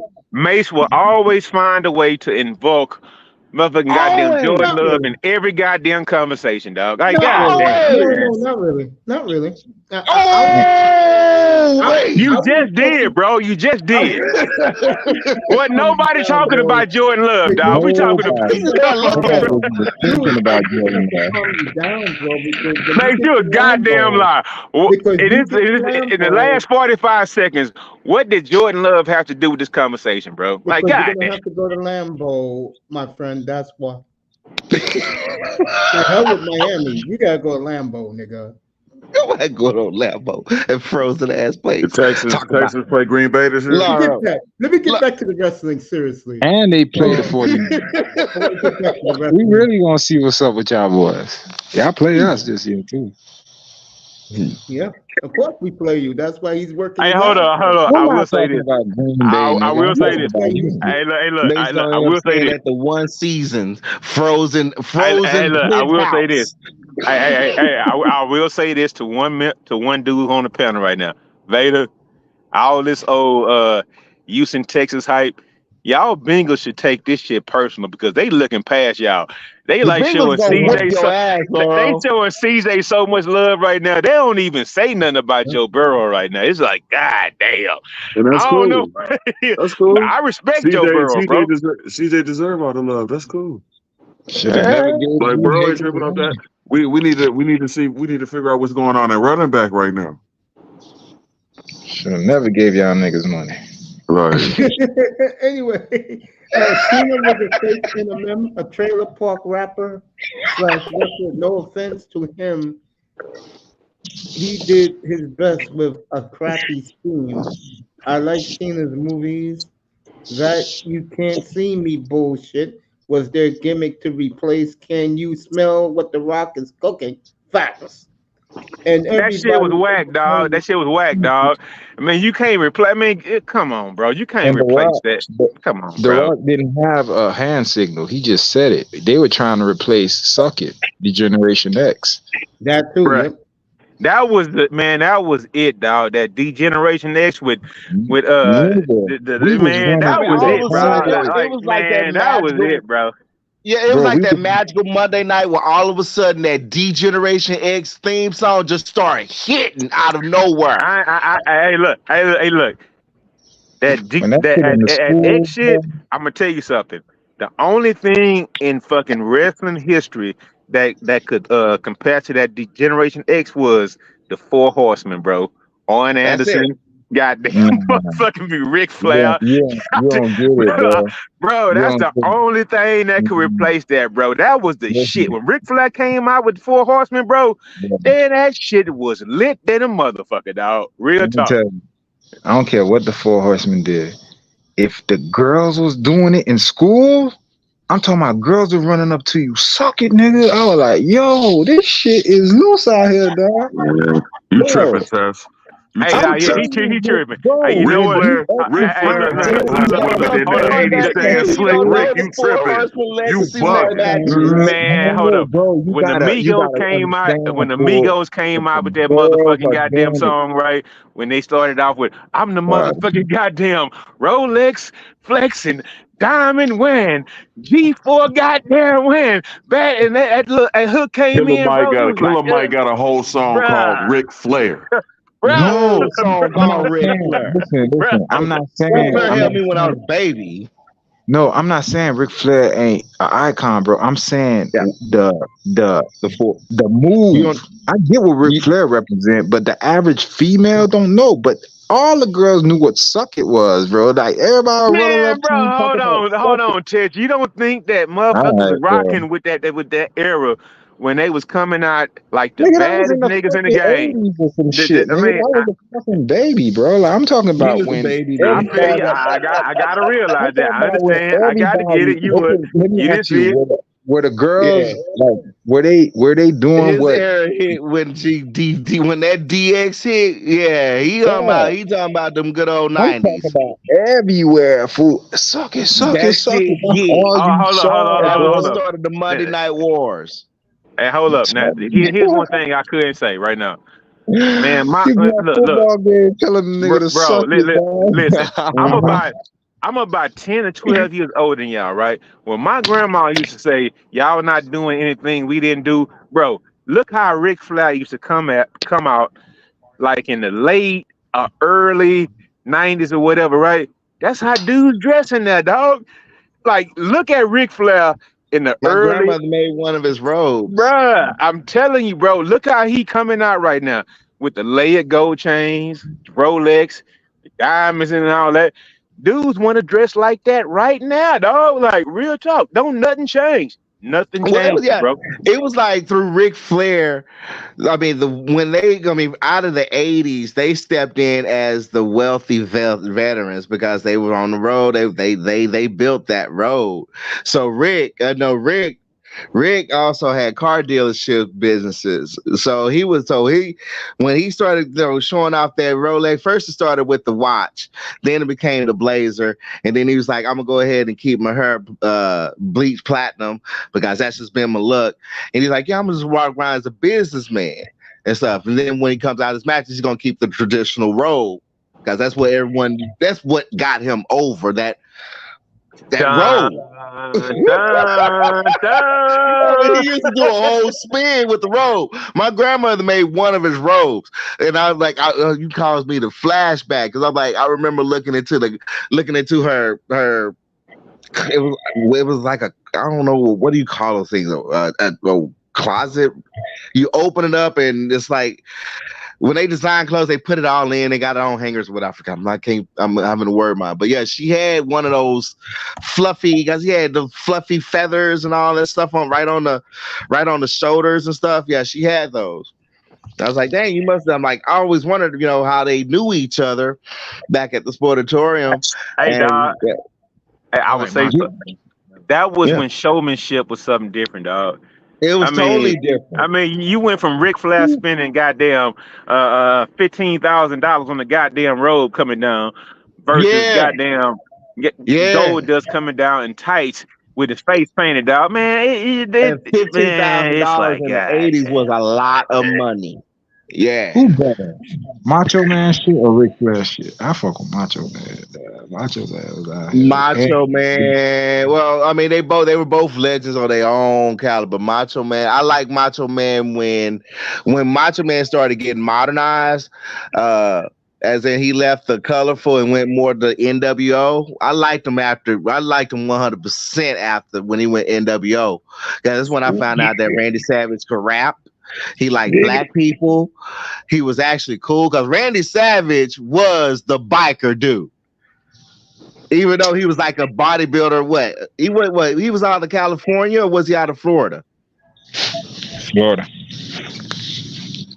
The Macho Man was out of Florida, but was he out of California? Hey, but hold up. He was like a biker. He was like a biker pimp, right? He came out pimping the chick to everybody. Like, I don't remember the chick name, but he was like up in Sturgis. I'll never forget it. Up in Sturgis. They showed the biker culture. Shit. Had them white girls running around there and them just chaps and ass. What? Well, flat ass, but ass. Nah, I fucking Macho Man was that nigga. Yeah, I like Macho Man. Hulk Hogan. Everybody liked Hulk Hogan. I like Macho Man. I like him. Hey man, I'll never forget his rivalry with Diamond Dallas Page. I hope he got his money. I hope he got his money, but Macho Man sold a whole lot of processed food, goddamn little pepperoni sticks, bro. He sold a lot of that, dog. Yeah, bro. He sold a lot of them Slim Jims, bro. Snapping. Randy Savage made Slim Jim, bro. He made that shit, bro. What the fuck that shit was, bro? I ain't never eat that shit. You ate Slim Jim? Yeah, exactly, bro. I wouldn't even know what that shit was, dog. Like, I had a WWE ice cream bar. I understand an ice cream bar, but a Slim Jim, that shit never looked appealing. I was like, what the fuck is this shit? No, the WWE ice cream bar was literally one of the best ice cream treats of its time. It was so good. It sold out to the point that they had no idea how to get it back into stores. That's how good dog, it was. Look. Hey, look, dog. They sold that shit to a bottom feeding goddamn Brenham goddamn company, damn that dog. It just like the name was strapped around that shit, dog, because it could have been good. It could have been good without the name. But once they slapped that name around it, that's when that shit blew up, dog. That blew up so damn bad, boy. That ice cream is Dove ice cream, fool. That's the same Dove. That's Dove, bro. That would have been a WWE ice cream bar. It's Dove now. Dove bought that shit. Yeah. That would have been the WWE ice cream bar. Can you believe that? That's funny. It's I mean, funny. that's It's what's like up. Vince, I'm like, y'all could have been a billionaire years ago if y'all would have went with. I had one with the Undertaker, Ultimate Warrior. I mean, as a kid, you remember your favorite candy, right? As growing up, that's something about being a human being, especially a boy. So we all had our favorite candy. You for the rest of your life, you ain't gonna ever forget that. WWE ice cream bar. When CM Punk made that pitch that night, he hit a core base with the WWE family guys. I'm like, only people old enough remember them ice cream bars. And you look at Dove, you taste Dove now. That could have been WWE brand. That's like you could have made so fucking much, man, dude. It was so good. You had people demanding this. People here in Texas. That was like one of the first WWE products outside of WCCW merchandise that we went after. You understand me? Oh, this got Hulk Hogan. Oh, this got Ultimate Warrior. Oh, this got Undertaker. We were like, are you serious? Yeah. Okay, moving forward though, like I said, me and Raven talked about it.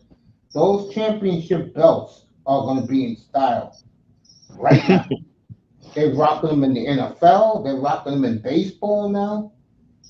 Oh yeah, I remember at a game at the golf PGA thing, the Bolero, not the golf, the Bolero.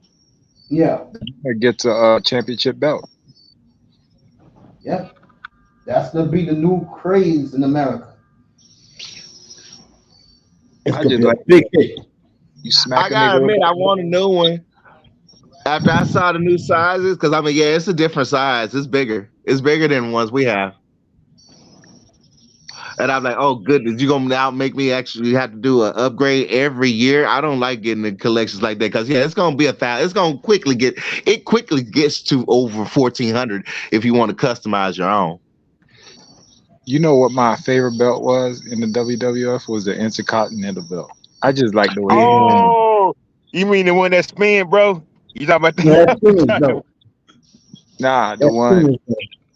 the original one, the one Ultimate Warrior had when you put the white around it. Yeah. Hey man, because you You know can what? buy The that one one, thing bro. about that Intercontinental belt, bro, I test it always just used to pop a little bit more, bro. Like Yeah, real it talk. Yep. looked better than the I World feel you, Championship bro. belt. Yeah, bro. Yeah, bro. They had some bullshit ass niggas fighting for it though, by the way. But I mean, yeah, that belt was flying in the motherfucker dog. Real talk. Now, Real when talk. that belt meant something was when Shawn Michaels, Razor Ramon, Mr. Perfect, Bret Hart, when they were holding it, that shit Yep. meant. 'Cause it Oh, it basically meant something when Razor Ramon won it. When Razor Ramon won that thing, I was so happy.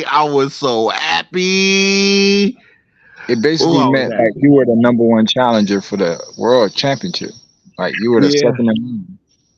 Yeah. Hey, you know what? I ain't gonna lie. I think Vince McMahon, right? He was just looking just to keep on building and building. But what he need to realize back then, I mean, hindsight is a motherfucker, right? But yeah, you would just keep on looking for the right star and the right star to keep up the mayhem up, right? But the brand was already built, dog. He watered it down with all that corniness and all that goofiness, dog. That's what threw me away. Like, God damn, Gold Dust, what the fuck is that? I don't care whose son You he is, know bro. what? Like, I don't want. It's amazing what he did to protect his brand, though. The man is a mastermind behind protecting the business. I remember when they were on the ropes, who was fighting? It was the McMahons. It was all of them. It was him, Linda, Stephanie, Paul, He Sean. didn't have to do all that, dog. He didn't That's have to that do all Jerry that, but Jones. he did it. Hey, hold up. That's that Jerry Jones shit, bro. He didn't have to do that. You could have kept your family on the Trump helped side. him He out. did not have to do that, bro. Trump gave him some money, and they ended up look where it's at now. Hey. I mean, it's Yeah. like you build a brand, but it's like people still look at it as like a clown actor. I mean, you made your money, so that's cool. You don't care about it, whatever. I mean, that's cool. But I'm talking about just like the purest part of it. It turned into a complete circus show, bro. Like, God damn, man. I remember like those good tag team matches back in the day when you didn't have to have a gimmick like the Heart. Man, bro, I remember that, dog. I mean, no gimmicks involved, none of this. I mean, you can come out with the Pac run shit, but wasn't nobody overwhelming, like putting it up, over the top. I mean, you came out the Hardest versus Sting and fucking goddamn what's the other one name? Bro, that was legendary, bro. The Hardy Brothers versus goddamn Sting and fucking what's that motherfucker's name? Ultimate Warrior. Bro, that was, man, come on, dog. Now you got like complete like man, it just became too like just Hollywood, bro. I mean, you could have kept it Hollywood, but it just became too Hollywood for me. I know a lot of people feel like that way, but a lot of people younger than me don't feel that way. So I mean, it is what it is. But I mean, yeah, whatever you like is what you like, bro. But that's a good product, bro. Like right now, you can go back. Like I was telling you, nigga, earlier. I'm watching the old shit right now because right now the new shit, I don't know nothing about it. I'll probably catch up. I still watch the old school promos. I still go back to them days. All the I don't think I ever stop. Go back and look at it. These young niggas, they like the dumb shit that's going on. That's for them. That's a good business to me. You could mold with the times. Yeah, that's what they did. Yeah, and that's why I got goofy because they had to change with the times. They did, and they're doing another pivot right now. Shoot. I mean, they have honestly stayed ever evolving. They didn't want to be stagnant. That's what the NFL does, bro. They were like, okay, defense is cool, but how we put asses in the seats, offense. So they tailored the thing around the NFL. Went from you could crack a nigga all the way down the field to you can't fucking breathe on them, dog. So if you got a good business, your business has to be able to maneuver, bro. Okay, this what these motherfuckers want. Y'all like a lot of points. Y'all don't like 6-3. All right, we gonna make sure our product gives you what you want.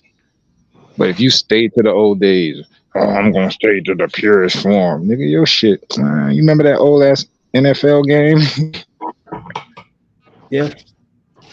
But hold up, Ted. You gotta still appreciate the fact that a team can hold a team to 13 points and it still can be a good game, dog. I mean, I don't have to see all my games be 36-32, bro. I don't have to see that, dog.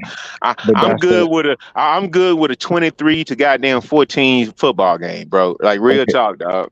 All right, now stay right there. Now imagine all the games across the league being like that every Sunday. I don't care about the fan base. I get what you're saying about what the league is thinking about. I get what you're saying. I get what you're saying as far as like getting fans in and making money.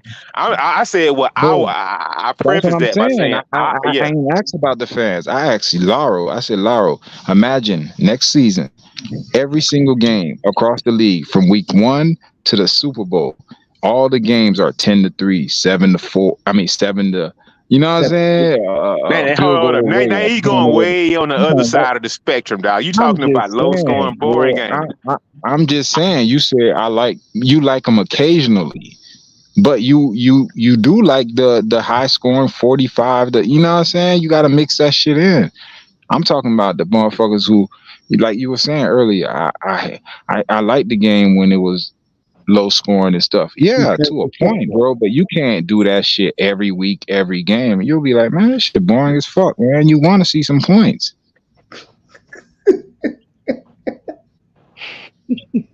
Yeah, but you know what I don't like? I don't like how they like every few years they try to change the rules to affect the points. I mean, look, make a set of rules how it should be, and let's go. But if you got to change the rules for ratings, that's kind of whack to me, dog. That's fucked up. Like you want to just come along, but they do have a rule coming out this year, and I'm interested to see it. That new kickoff rule, bro, because everybody gonna be learning on the fly. So I'm interested in seeing how that new kickoff rule gonna pan out, though. Real talk. All right, watch this. Let me ask you, what's more impressive, a 6-3 game back in the days when you could beat a motherfucker up all game, or a 6-3 game now? Which one is more impressive and tell me why.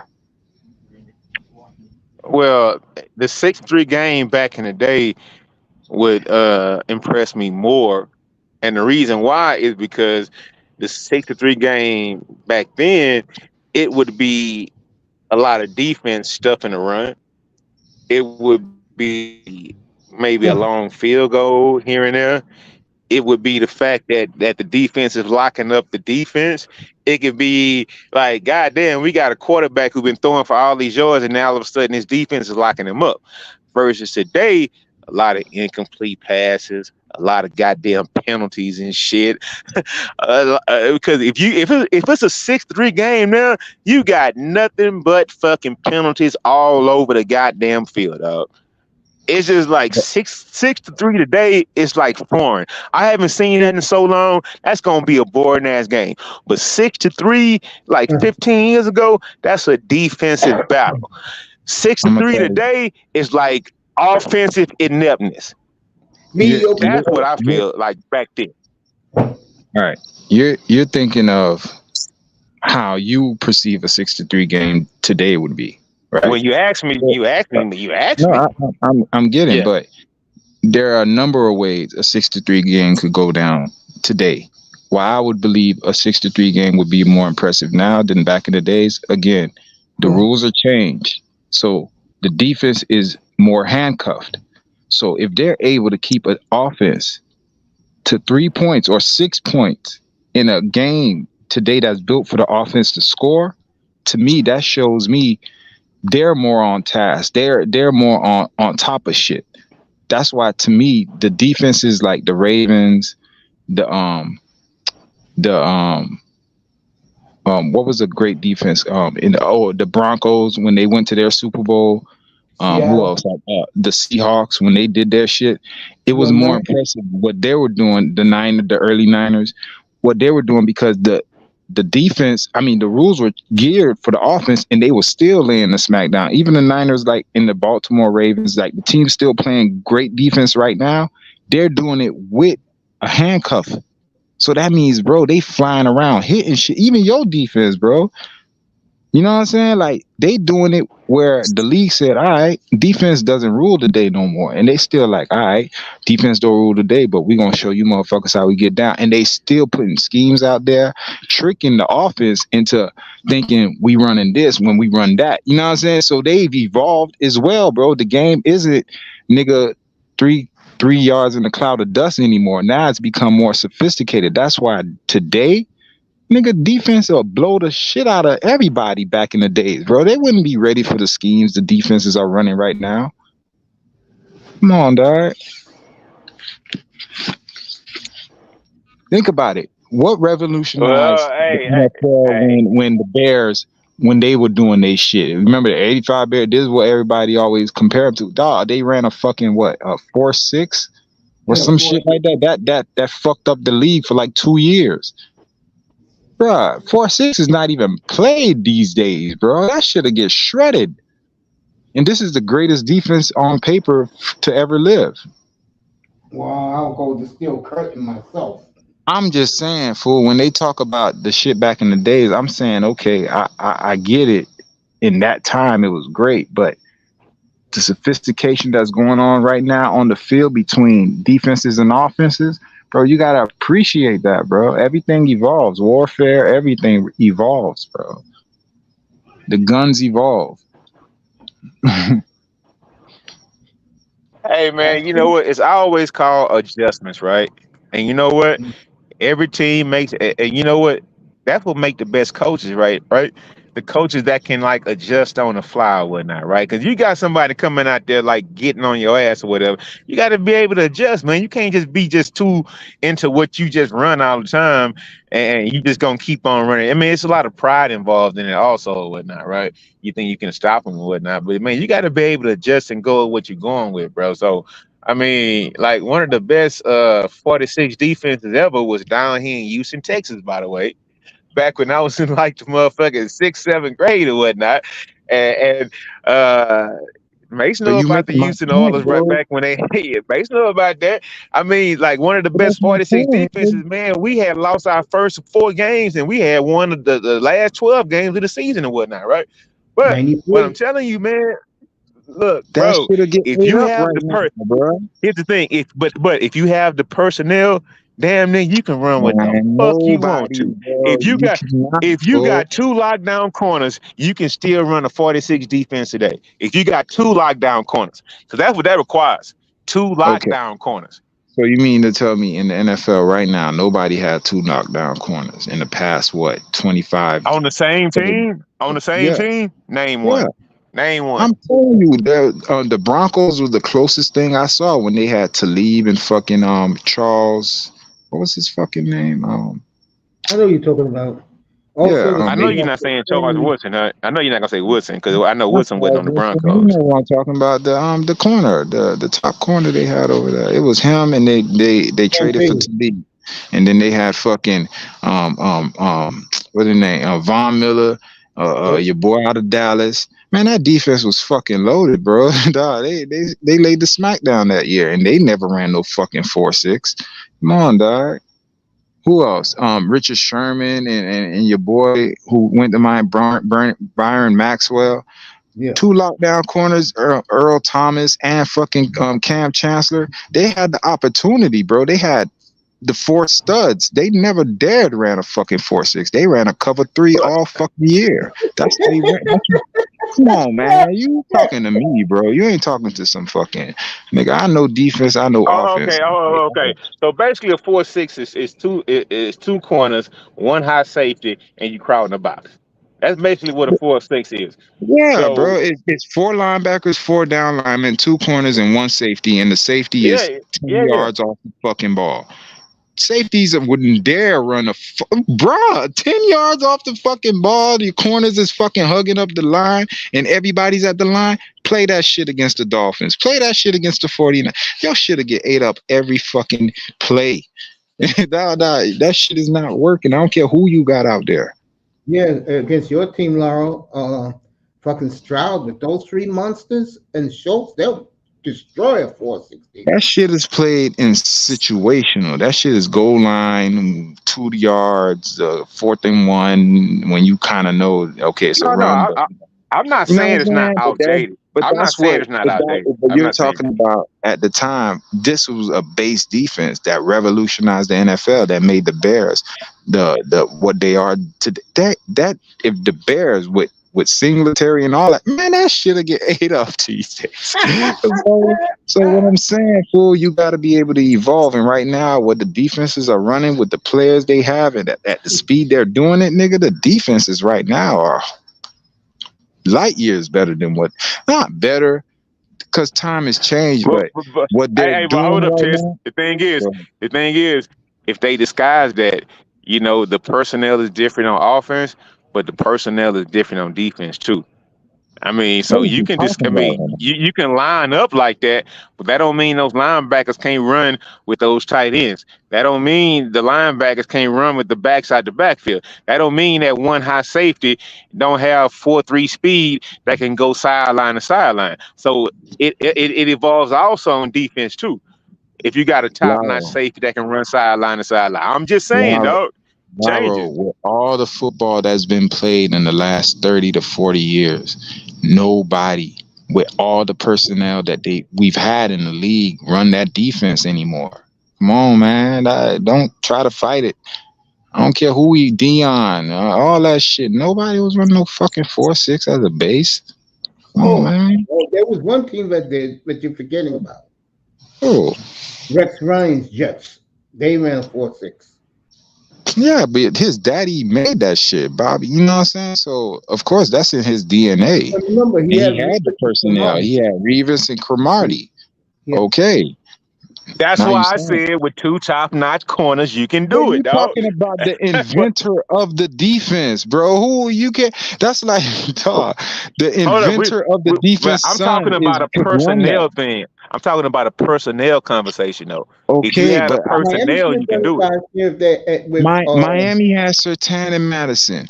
Who else had 2 top corners? The boy X and in Ramsey last year, that man, he played No, no, Yeah, no, but, no, no, no. no, but Y'all they got to didn't play stop that, all bro. year. Okay, Stop let's go. When Ramsey and Marcus Peters played with the Rams, those are two lockdown corners.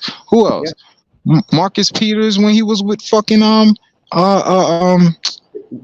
Baltimore. yeah, they had fucking him and Humphreys, two lockdown corners. Who else? Nah, what's the name? Wasn't the other side of him?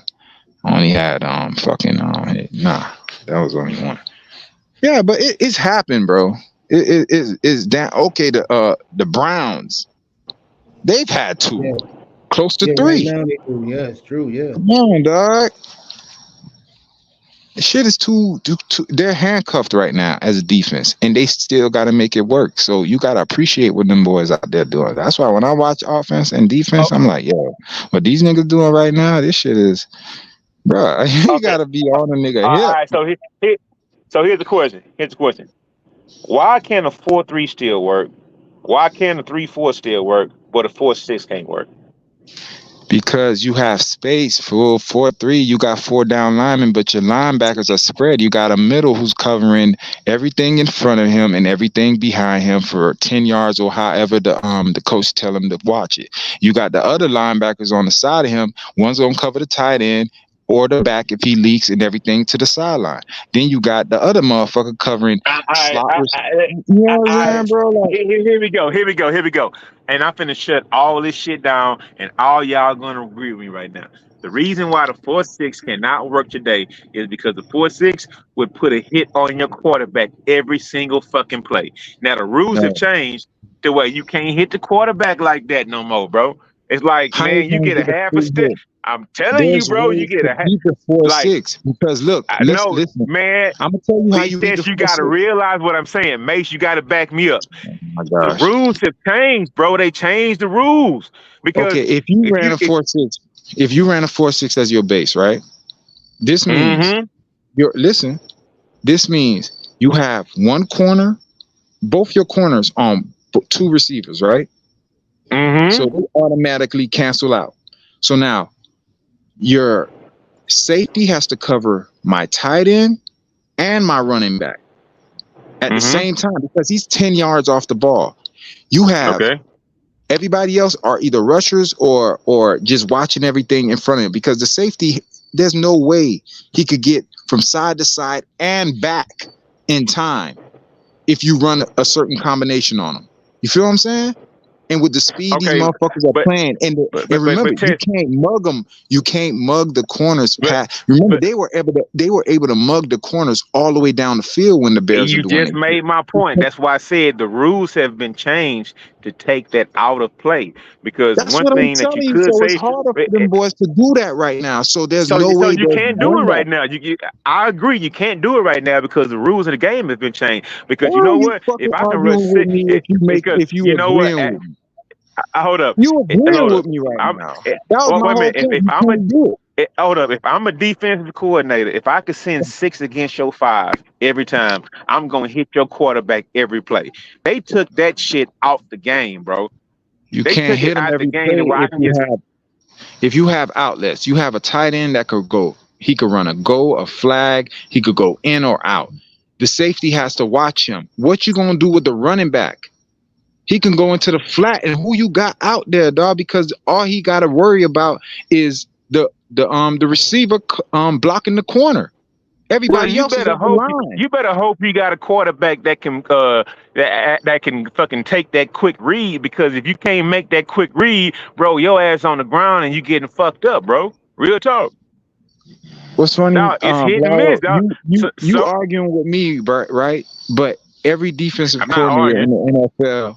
No, I'm not arguing, but you trying to argue the point that defense is runnable and nobody runs it in the NFL. So I don't know why you arguing, bro. Like nobody runs it as we're a just base having a debate. anymore. It's just a debate. No, I'm just saying. There's a reason why they don't run it. You know what? It's beatable, You know bro. what my main thing is? I think it could still be ran with a damn near all pro squad, bro. And that's not gonna happen anymore in the NFL with all pros at every goddamn position to where I mean you can just put your best talent on your best talent, and can you beat me 1-on-1 in 2 seconds, dog? Because that's what that 46 defense does. You better beat me in 2 seconds, or else your quarterback gonna be on his ass, bro. Real talk. And remember one thing that you're forgetting in this argument, which is going to prove you right, Laurel. That Bear team had nothing but Hall of Famers in almost every position on the field. Has proved him right. It was a defense that crept up on everybody, and then the rules made it so no, that they had that same man. They had that same defense like 3 years in a row, bro. That Chicago check Chicago in 83, 84, I'm 85. talking about. Okay, but what I'm saying, it wasn't a defense being ran by everybody at the time. Once Chicago did it, then it became once somebody runs the Wildcat. Because you had to have the personnel. They had to have the personnel to run it, bro.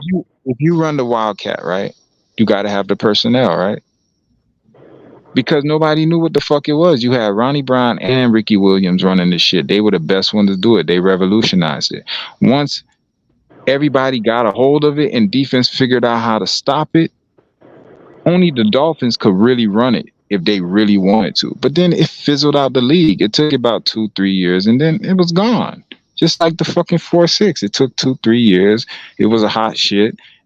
The Bears, the 4-6 did run for like at least 10, 12 years, dog. Don't put it that 2-3 year gimmick, dog. Stop it, man. But I do get the premise of what you're saying. I get the premise of what you're saying. I don't even know why I'm saying, bro. They don't run it. Nobody runs it. It's beatable. There's a reason why it's not ran as a base anymore. Everything else is. No, let me ask you a question. When Buddy got to the Eagles with that gang of green defense, you gonna tell me that defense wasn't as good as Chicago's? Hey, bro, listen. Now, Buddy Ryan, I mean, because he came down here and put the same defense in down here. I'm telling you, bro. But man, Buddy Ryan was like a defensive goddamn savant. His two sons came in and they did the same thing Daddy did, bro. I'm telling you, it's something to that defense, and it's something how they ran it. I mean, because the thing is, there's not really that many coaches who actually ran it. That was a family brand right there with that 4-6 defense. That was a family brand, bro. So nobody else outside of that family ran that defense. And that could be a reason why we never saw it anymore. That was a family thing, bro. Like nobody else, they all, what's that goofy ass shit they doing? Everybody, what's that? That was a family thing. So that's a Ryan thing, bro. So I get it. I get what you're saying. But that could be a reason why I got phased out also, because that dude, Buddy Ryan, and then he passed it on to his sons too. They were the only guys that really did it. You know who else did it? You know who else did it? Jeff Fisher in Tennessee. When he had McNair and he had Eddie George in their young day in the late 90s, that defense was Javon Curse. That defense was no joke, bro.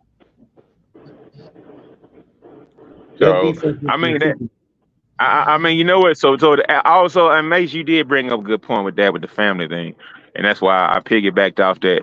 I mean, that could be a reason why I also went to the wayside, because nobody ever just actually did it in the league except those guys. And it never just took over. Jeff Fisher played for the 85 Bears, and also Jeff Fisher was a Buddy Ryan disciple. That's why he ran it well with Tennessee. So, Yeah, Tennessee teams were good, bro. Back in when Jeff Fisher was there, they were boring as hell, but they were pretty good teams.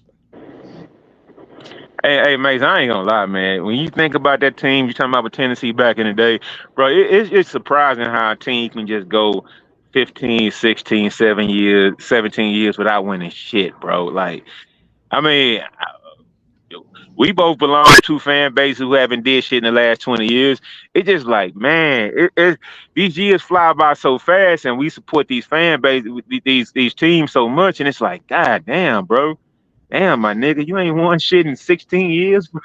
Like, God damn, my nigga, you ain't won nothing in 27 years, bro. This shit get, God damn, like Yeah, man. it's hard, bro. It's like the It's guys rough. root for you long. You're a local guy. And what I mean by that is you root for all the Houston teams. I respect that. But if you're a fan of the Dolphins, the Jets, the Raiders, 41 years now, you're a fan of the Cowboys, 29 years, the 49ers, 30 years, bro. Life is going by fast, bro, if you know what I mean. And that's not a good thing. What I'm saying. I mean, at least if Stroud can get you in the door to win a Super Bowl, at least in your quiet years of your life, you can revel in that. Bro. Well, shit ain't that quiet right now. But man, I would like, you know what? I need a couple of them out of Stroud, bro. I need a couple, man, because man, I hate to see, man, cause you know how people just hate Pat Mahomes right now, bro. I want them to hate CJ Stroud like that, dog. Like real talk, man. Man, Bro, fuck Stroud. Trash. hey man, I heard you this time last year. You saying you ain't see it, bro. I mean, hey, I'm just saying. Here's the time to strike right now. We can sign anybody we want to go with that rookie contract, bro. It's like make it happen, dog. Now that's it. What do you feel about Stephon Diggs and what he got left in the tank, bro? I will say this. I think the Texans knows his agenda, which is he wants to really play for with his brother in Dallas. So what the Texans did by buying out his last 3 years of his contract, it's like it's damned if we do, damned if we don't. If he comes to play, we have a very good chance to unseat the Chiefs as AFC champions. If he's just acting like a fool, then we'll let his ass go at the end of the year, wipe our hands with him, and we have enough money. We can go get somebody like a Justin Jefferson. Hey, first of all, Mace, a guy like Justin Jefferson does not leave his team. He'll either get franchised or they gonna sign him, dog. The guy like that does not leave their team, bro. It doesn't, and they don't have a quarterback either, bro. That dude's gonna be making $30 million when he gets his next contract, bro. 30 mil a season, bro. He's gonna be complaining. He's not in the highlight reels. Are you kidding me? If he getting that, I mean, that's the thing about this salary cap shit, man. It's just like fuck, bro. Like, god damn, man.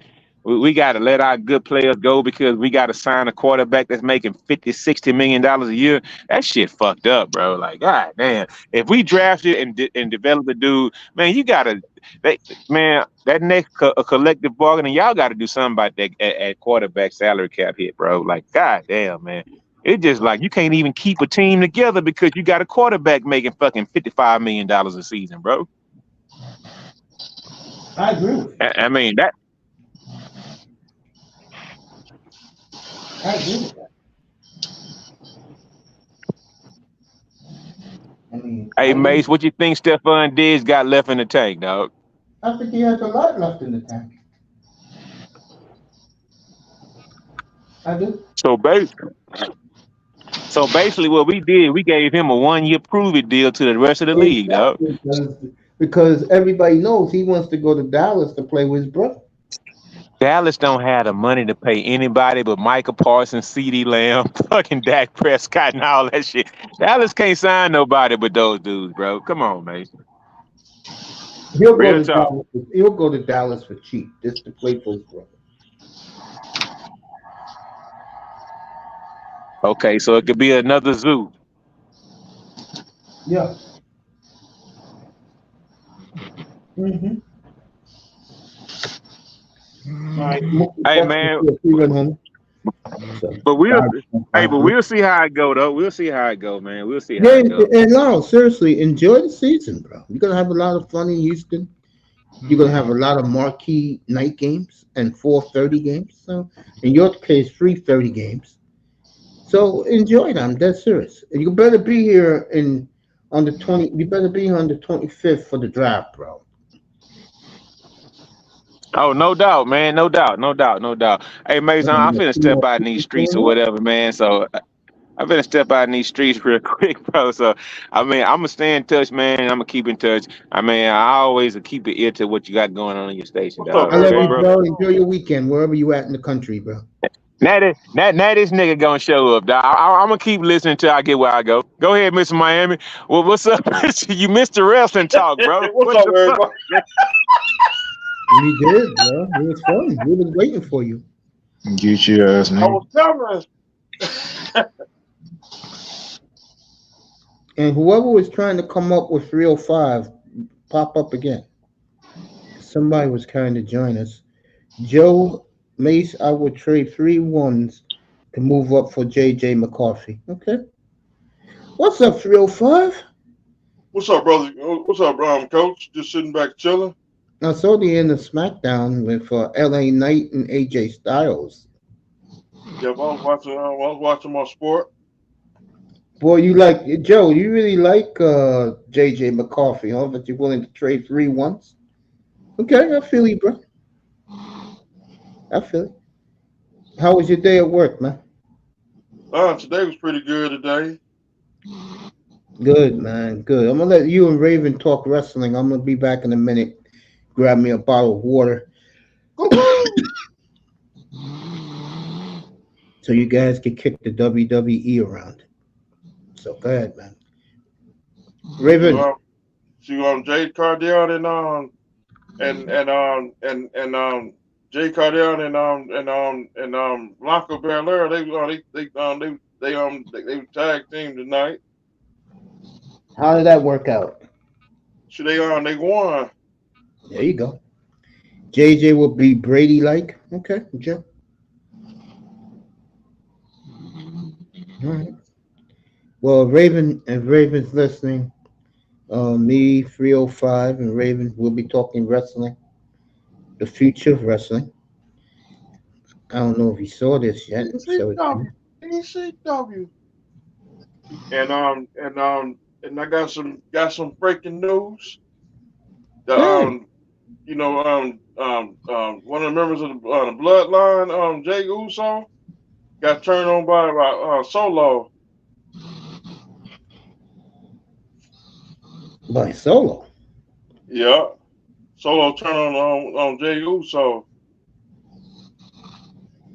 Huh? Or Jay Uso. Yeah, we let our NBA fan is up here. All right, man. Raven, you there, bro? It's like Raven's asleep. So put Raven on mute. Bring an NBA fan. Put Raven on mute. I'm going to get me some water, but before I do, what's up, NBA fan? How you doing? We'll let him get unmiked. 305 is with us, just in time for more wrestling talk. We were doing some good shit up here tonight too, man. You gotta go back and watch the replay. Forget the part with me and Manzano. Just watch the replay. He was up here? Oh yeah. Talking ridiculous again. Shit. Got that right, bro. Don't tell me, don't tell me, don't tell me Pete came up here. Nah, nothing like that. When Raven unmutes, we'll get back to the wrestling in here. And NBA fan dropped off for a minute. He's probably fixing his equipment. Yeah, man. So give me a minute. I'll be right back. All right. The force field. Well, I'm showing the thumbnail of Triple H.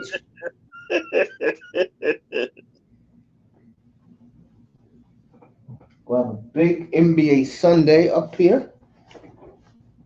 I'll be on the air at 6:30 Eastern time Sunday evening. In the We'll morning? talk the NBA. Yeah, I'll be on Sunday. And of course, we got Monday Night Baseball, Brewers and Astros Monday night from Milwaukee, from the Mecca. Brewers destroyed the Orioles tonight. The Brewers are rolling, folks. I don't know what happened to baseball. Baseball got horn. Astros struggling again, folks. You The know it. Texas Rangers beating their ass again tonight in Houston. So Let me world champions are coming out to prove a point.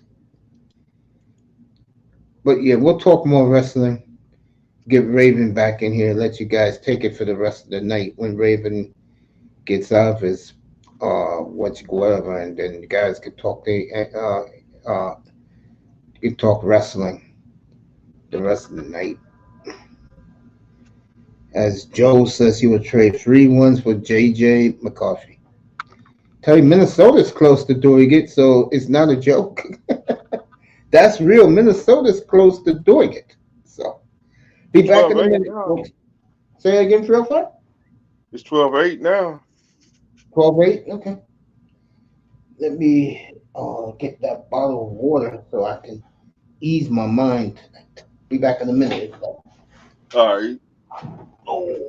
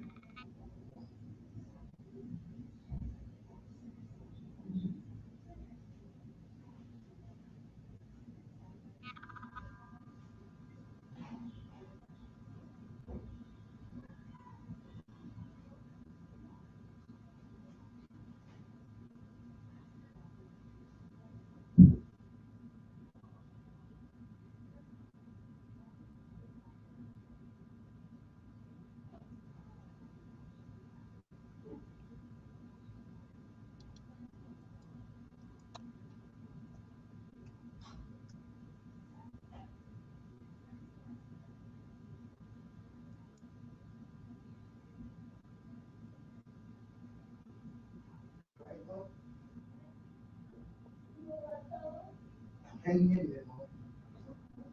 Be honest.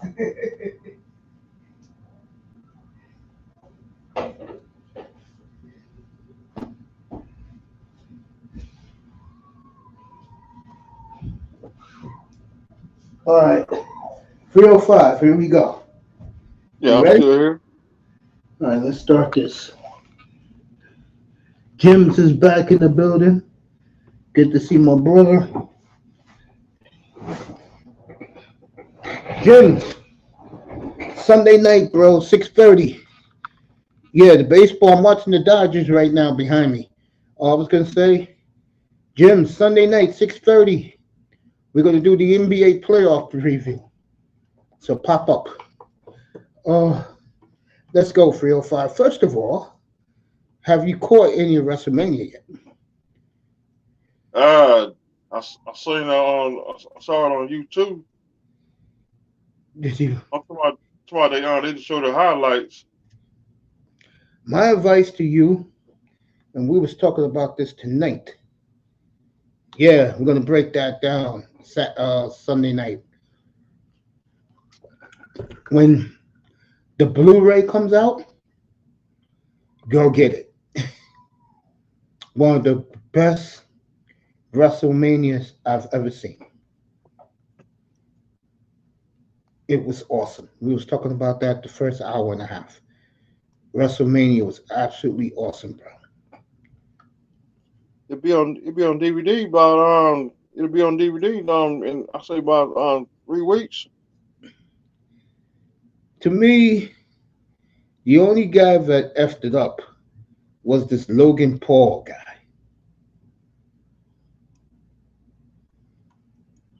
With the that dude's a joke. Unbelievable. Raven was telling us earlier tonight that he brings in money.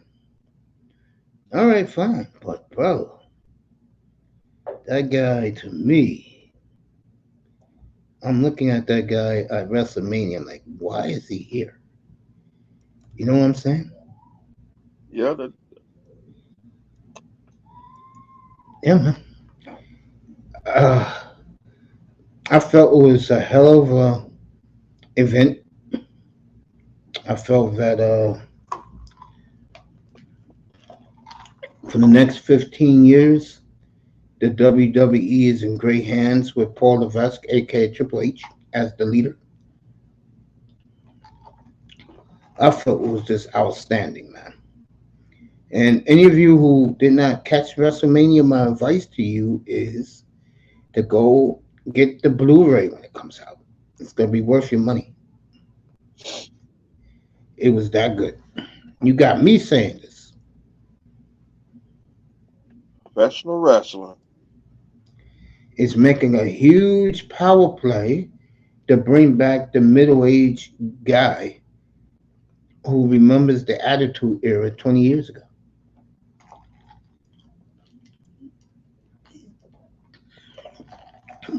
Me and Raven agreed.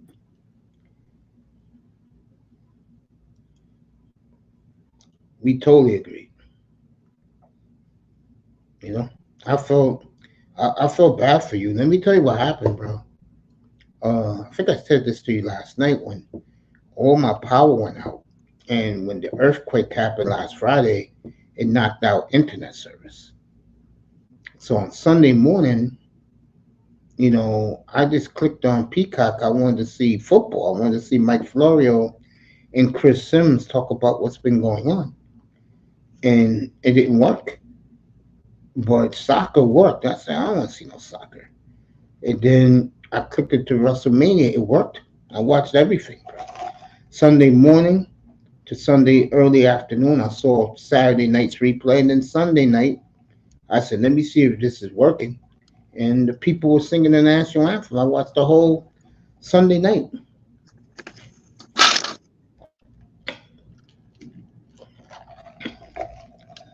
I think what's the name of the group that has always give Bianca Belair problems that with the Asian girl? Dang. Is it damage control? I think now with Jay Cargill there, the damage control is finished. They still got the belts. They still got the tag team belts. For now,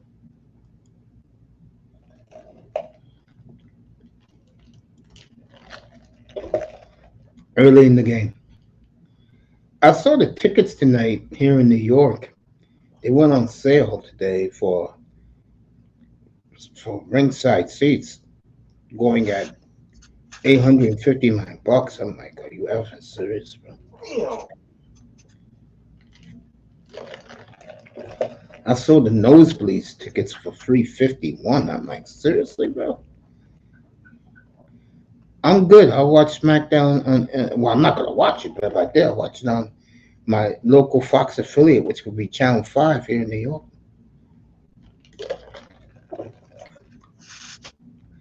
But yeah, man, I felt it was awesome. I like what Triple H did backstage by thanking and congratulating the champions. Yeah. He also he congratulated him Monday night.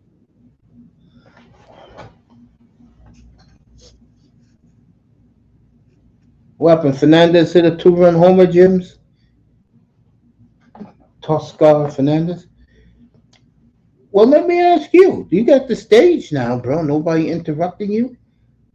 Do you have confidence that Triple H could take you guys to the WWE universe to the next level? Of course.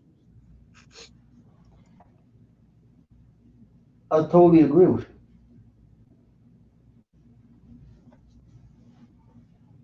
We got the right general manager and got the right general manager and SmackDown got a good manager and Monday Night Raw got a good manager.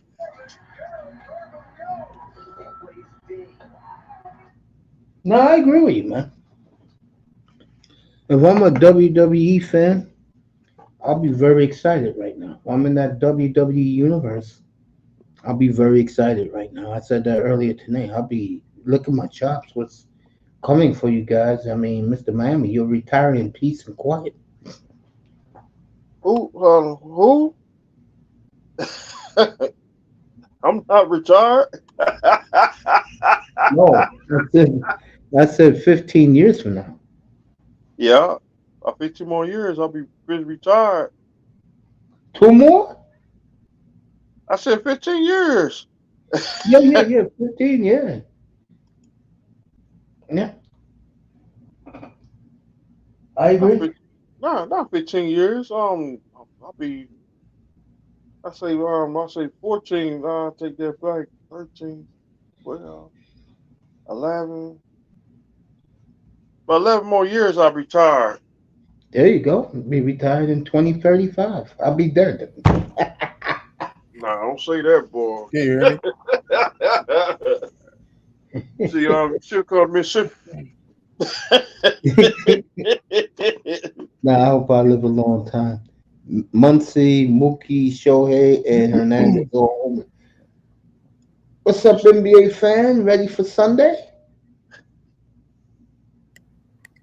Wait, the NBA fan gets his mic on. Yeah, we're gonna have a good one Sunday. We're gonna do the Hold up, can you hear playoff me? preview on Sunday. Up here, Sunday night. Hey, can y'all hear me? Yeah, we hear you, family. Hey, What's up, brother? Yeah, man. I cannot wait.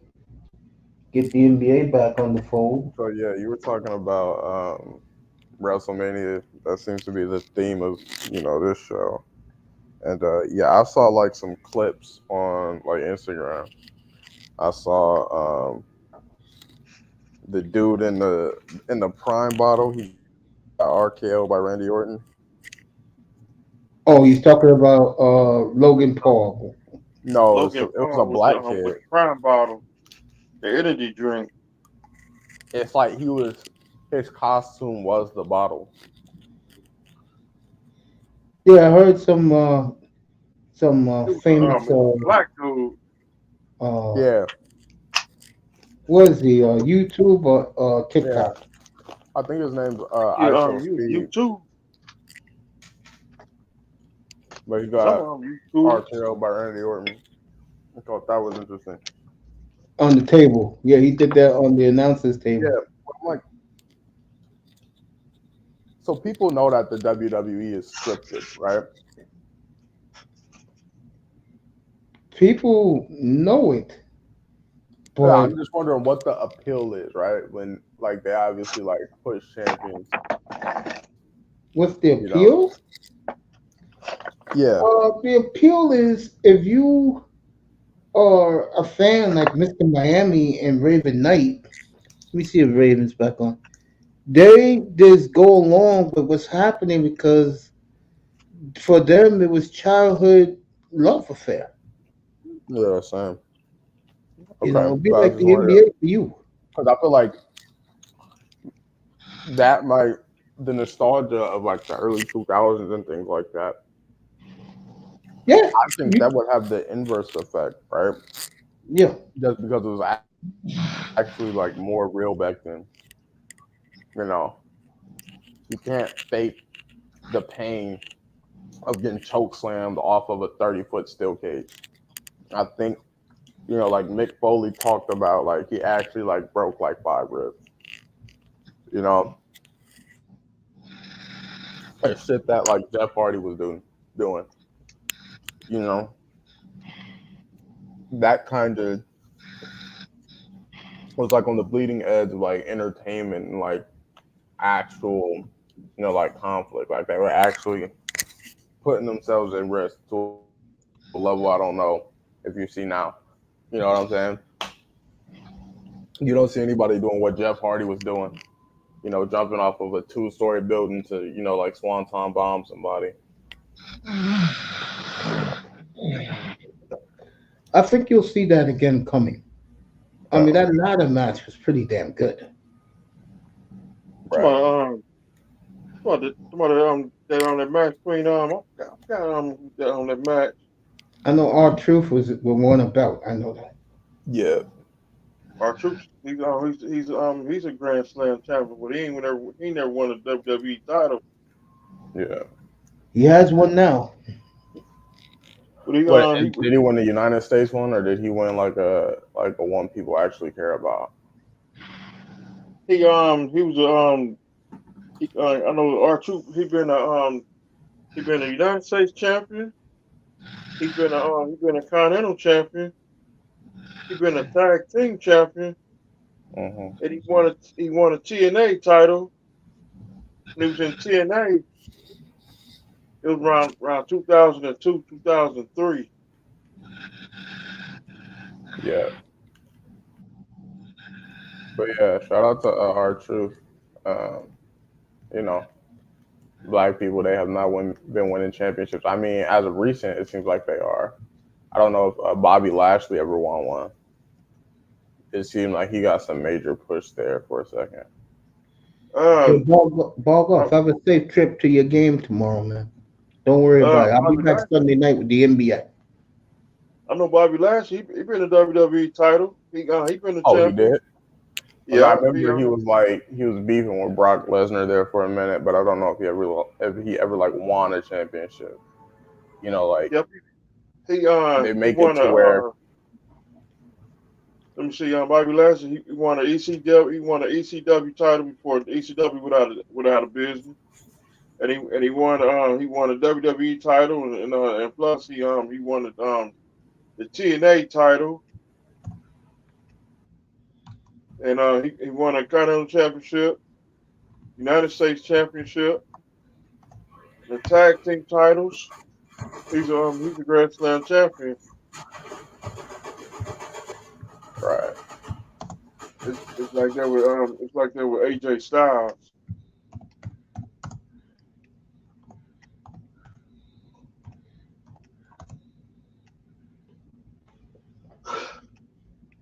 There you go. Yeah. But Mace, have you seen Angel Reese? She's been falling in the mock draft. Yeah, they got her going to Chicago with Cardoza. With her? Yeah, they got Chicago picking third. Like back-to-back picks or something? Yeah, Chicago got the 8th pick. That's where they have Angel Reese going. Okay, yeah. What's your opinion on that? Oh, there's something I was trying to tell you. It was something I tried to tell you and Auntie last week. Those girls were getting the publicity, but there's other damn good girls who are going to be drafted.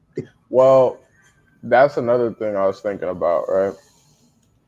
So there's a difference between like publicity that would help, like a WNBA team, and there's publicity that's not. It seems like, so for a person like Caitlin Clark, right? It doesn't seem like she turns off any markets, right? I don't think there's a market that she could go into and people wouldn't be excited, or if they're lukewarm about her, she couldn't, make them believers by her play. Versus, Angel Reese. All of Middle America hates Angel Reese, right? Yes. All the white people hate Angel Reese. Yes. Right? So that, like, Indiana, Minnesota, whatever, like markets like that, they all hate her, right? Yeah. So I think marketability And then on top of that, I don't think that her game is going to translate pretty well to the next level, right? Um, she's an extremely limited player, you know. She has no post game. I think we kind of discussed this. Me and Auntie kind of discussed this. She has no post game, um, you know, so she can't shoot. So like she's very limited offensively. I think her like player comp is like Tristan Thompson. Yeah. Right. So she's not going to make any believers out of, you know, her play. And it doesn't seem like she handles tough situations well at all. Like versus Caitlin Clark, we've seen her lose after putting up like spectacular performances like a couple years in a row now. And she seems to just like take it on the chin and go forward. Versus Angel Reese, she's always like crying, playing victim. And if she gets drafted to like Indiana or something like that, it's just not going to fly.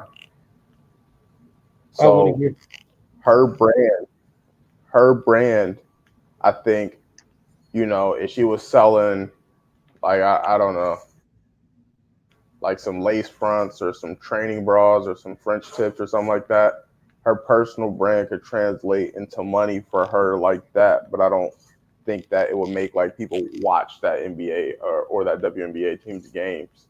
Like if she's averaging like 8 and 9, you know what I'm saying? Like 8 rebounds, 7 points, something like that. Nobody's gonna come and watch the game because she's there. No. Yeah. But I think that. No, go ahead. No, so I think that Caitlin Clark, her branding, like if she was obviously like the second or third best player, I feel like the branding around her makes it to where like it'd be worth taking her just based off the buzz, because she's not going to turn you off to any markets. You will get traction because you had her and what she's meant to the sport over the past couple of years versus Angel Reese. Not really. You know, it has to be like the right market and everything else. You know what I'm saying? So it's a little different. And I think that it's not uniform in terms of, oh, no matter what, we just pick up the best chicks. You know, because I feel like marketing and stuff does play a big part. I tried to tell you guys that, man. No, that's what we said. No, Auntie was acting like, these were the top, the two best girls. Nobody else matters. Nobody said that. No, you got to read between the lines. Me and Auntie been talking about this for a while, bro. Yeah. Trust me. But no, because like when I talked to him about it and I asked him about the limitations, he seemed, you know, like pretty quick to admit that, like, yeah, she has flaws as a player. I think 7th or 8th sounds right. Yeah, see, I haven't told you, NBA fan. Because of the earthquake last week, I've been out I've been off for a week. I had no internet in my house. Yeah, damn, I heard about that. I remember last time I spoke to both of you was last Monday night in off beat week when you guys were up here. See, right. When you talk to Auntie again, that was since we all was up here, and I think he realized what I've been saying all along. And what's that specifically, man? That there are other girls who are getting drafted. I don't think nobody ever said that. Nobody said that she was like the Shaquille O'Neal of women. No, I'm not saying that, bro. The way Auntie, when we first started talking about this, like back in February, he was like making it out to be like these two was coming in. They're gonna change everything, and I tried to tell him no. I feel like at that point, people haven't really watched Angel Reese, right? So they didn't really like know her skill sets or limitations, things like that. But like coming into like now, when you're seeing her flaws and everything like that. We know that not only that, like how polarizing she is as a figure. People knew, you know, it would have to be like the perfect situation for her to get drafted and see similar recognition. I mean, I feel like people support her like throwing ads on Instagram and things like that, and they might support her products. But that's right. That's it. Like she's not that good of a player. she's not going to go into Indiana and then make those alt-right people, like become fans of her. Yeah, I mean, that's what I was trying to say, guys. But I said, bro, what are you going to tell the other girls who are already in the league that are good players? The problem why people don't think, people don't care, or people don't know, nobody watches that league. If Wait, say people that were again? watching that league, bro, they would shut me up. Oh, they probably Yeah, agree with me because I said there's other great talent in the league. The problem is, NBA fan, is they're making this girl Clark into the savior. The other girl, other than black folks standing up for her, America yeah, doesn't. that's it. It's like that's it. And then nobody supports female. I think people will support like when Caitlin Clark gets in there. I'm not gonna lie. Bro, A lot this of people will. this came out on Instagram on Tuesday. The Indiana Fever in my lifetime is the first team that 95% of their games are going to be on national TV. Really? 36 of their 40 games, bro. No lie. I'm going to look for it right now to No, prove. I saw that. I know what you're talking about. 36 of 40? What the hell this girl is? Fucking LeBron? No, I mean she's Curry. I mean she's a perfect, person to do it. Just because, sort of like LeBron, right? It's hard for people to personally relate to LeBron, right? So he's been a good role model and everything, but how are you going to like play like the 6'10", black guy from a single mom, right? That's not the model to emulate for like middle America versus Caitlin Clark, who's just a mid-white girl who can shoot. She's like half the population.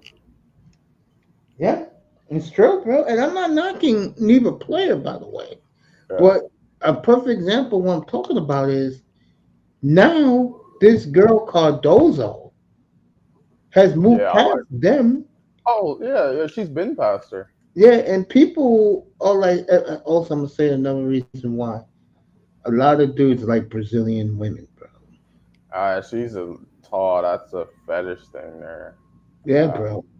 She's that big. was the point I was trying to prove to Andy. She's black, though. She's like an Afro-Brazilian, I'm pretty sure. Yeah. That's what I was trying to prove to Auntie, that there's other girls that are just as good or better. The problem is no one knows them. Yeah. Nobody. No, I think he admitted that. He said she wasn't. She said her game had a lot to be desired over, and So yeah, I don't think, bro. I think you're trying to have a situation here. He admitted that she's not. Hopefully she's not all the way in her development as a player. I think Clark, on the other hand, I think she's got room to improve, but she's going to be good coming in. Yeah, I think she's going to be very good. You know why? Something she shocked me about her game I really, really like. If she's not, like, if she's running on the fast break and she don't have an open shot, she's going to pass it. She's going to bounce past it. She's for sure willing to pass it, but yeah, she's definitely she's Luka-esque in the sense that she's a good passer, good vision, but she wants everything to run through her to where it can be a detriment at times. And then I feel like her in-between game, could use a little polish. So totally agree with you. Yeah. So it's like floaters and shit like that. Like she could do better with that. She either goes to the rim, and she's a good penetrator. She'll go to the rim, or she'll shoot a three, right? Or she'll dump it off.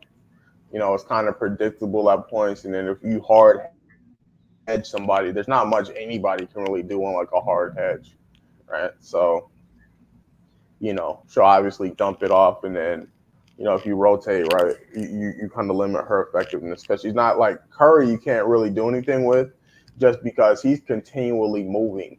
Like if you hard head him, you take it from him at the top of the key, he starts sprinting. You know what I'm saying? He's sprinting to a different part of the court. His team all knows that's what they're trying to do, so they're always setting like flares and drag screens for him. So he's always going to get into a decent position, right? So versus her, she kind of stops. She'll go off some screens here and there, but not really.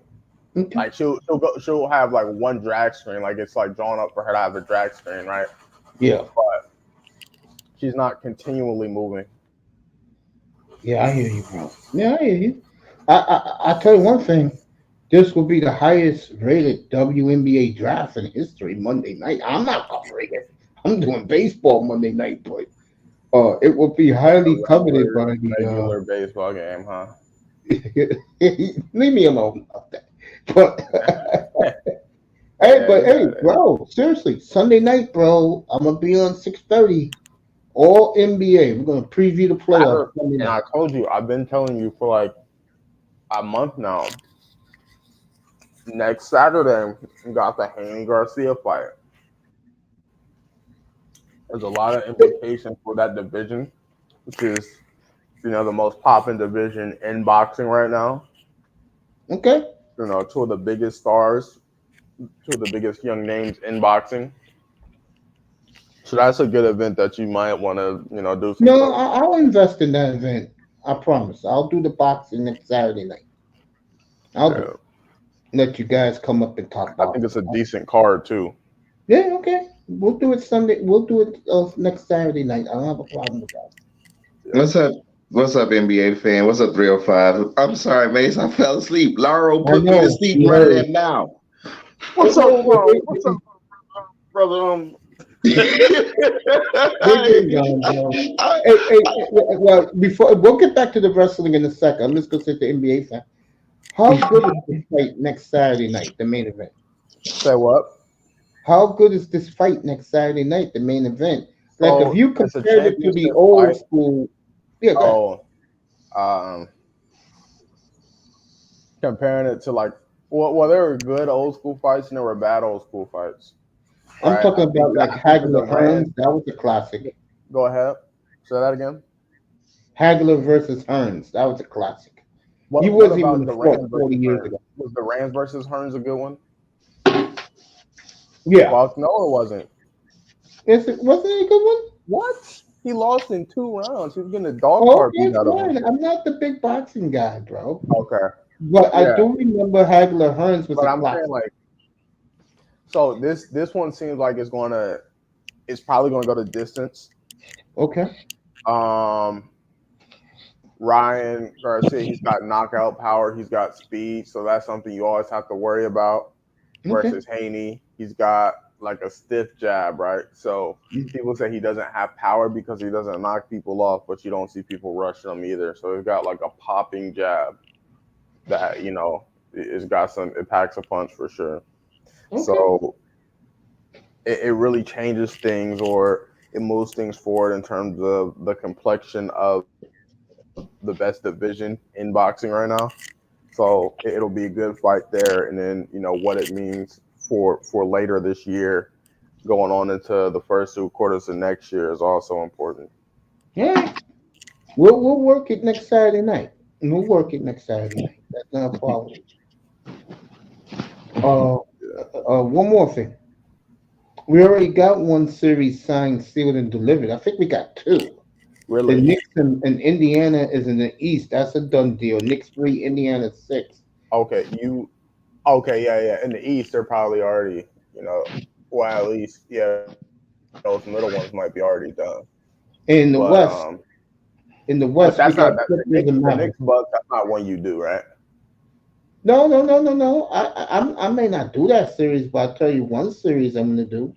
I'm definitely doing Clippers and Mavericks next weekend in LA. Is that locked in? Yeah, that's locked in. And the Knicks and Indiana is locked in. So what is that? What are they? Is that like 3-6 or something, or Indiana 4-5? Indiana Knicks are 3-6. Clippers and Mavericks are 4-5.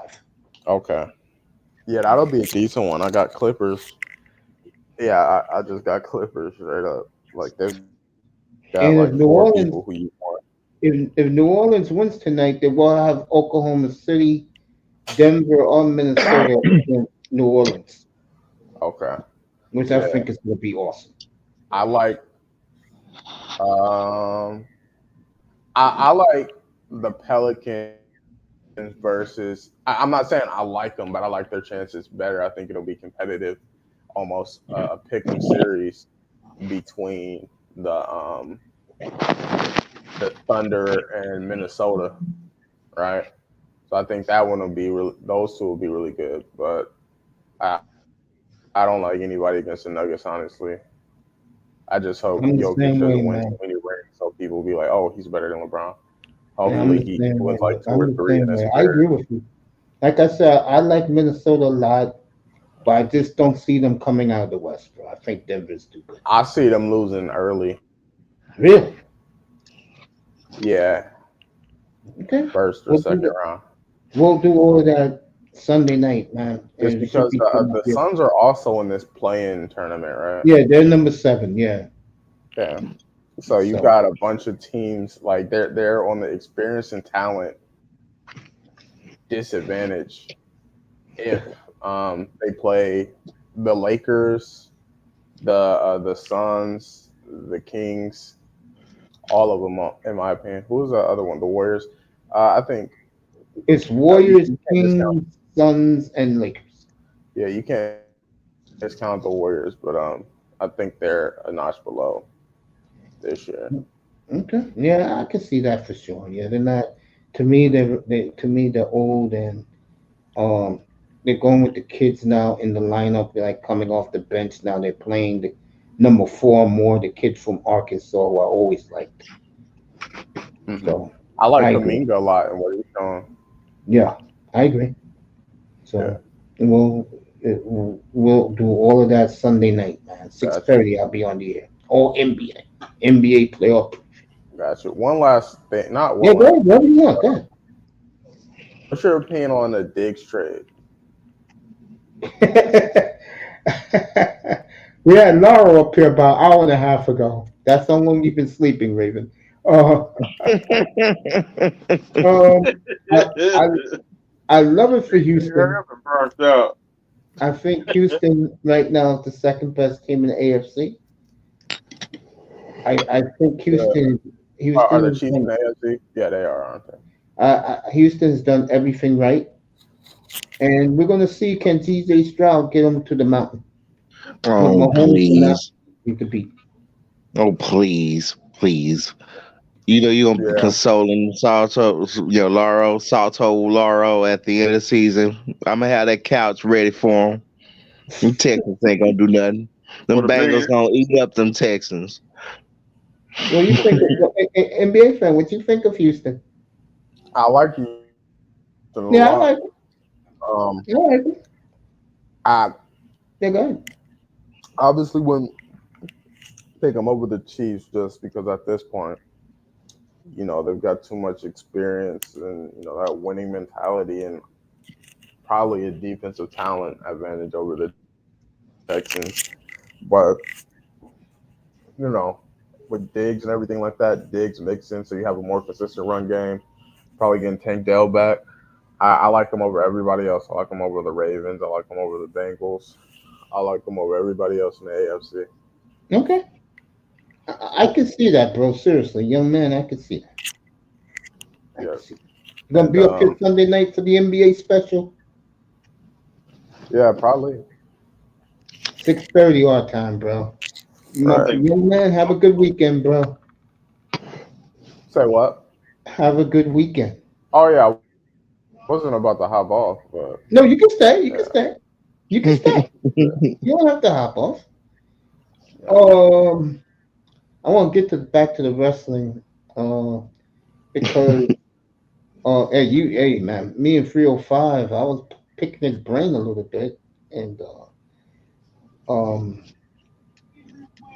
I want to let all you guys talk. I'm just gonna sit back. But my question is this for all you guys, especially 305. How proud of you guys of what the direction WWE is going?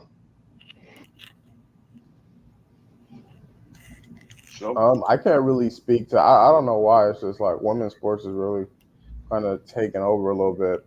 So I like what they're doing with like Jade Cargill and things like that. Yeah, I think I said this earlier. You're gonna like what I'm about to say. One thing you'll see within the next 2 3 years, you're gonna see more and more athletic black women in the WWE. I would predict that. Because I feel like they've always been there. It's just there was white chicks that were like kind of the standard, and they kind of got pushed more. But Yeah. because I think like even if you go back to like the '90s, early 2000s, I think Jacqueline was just as talented as anybody else. And I mean that's not Thank always you. the case, especially when you go to like Thank you, entertainment. NBA. Like, I appreciate that. Thank you, brother. yeah.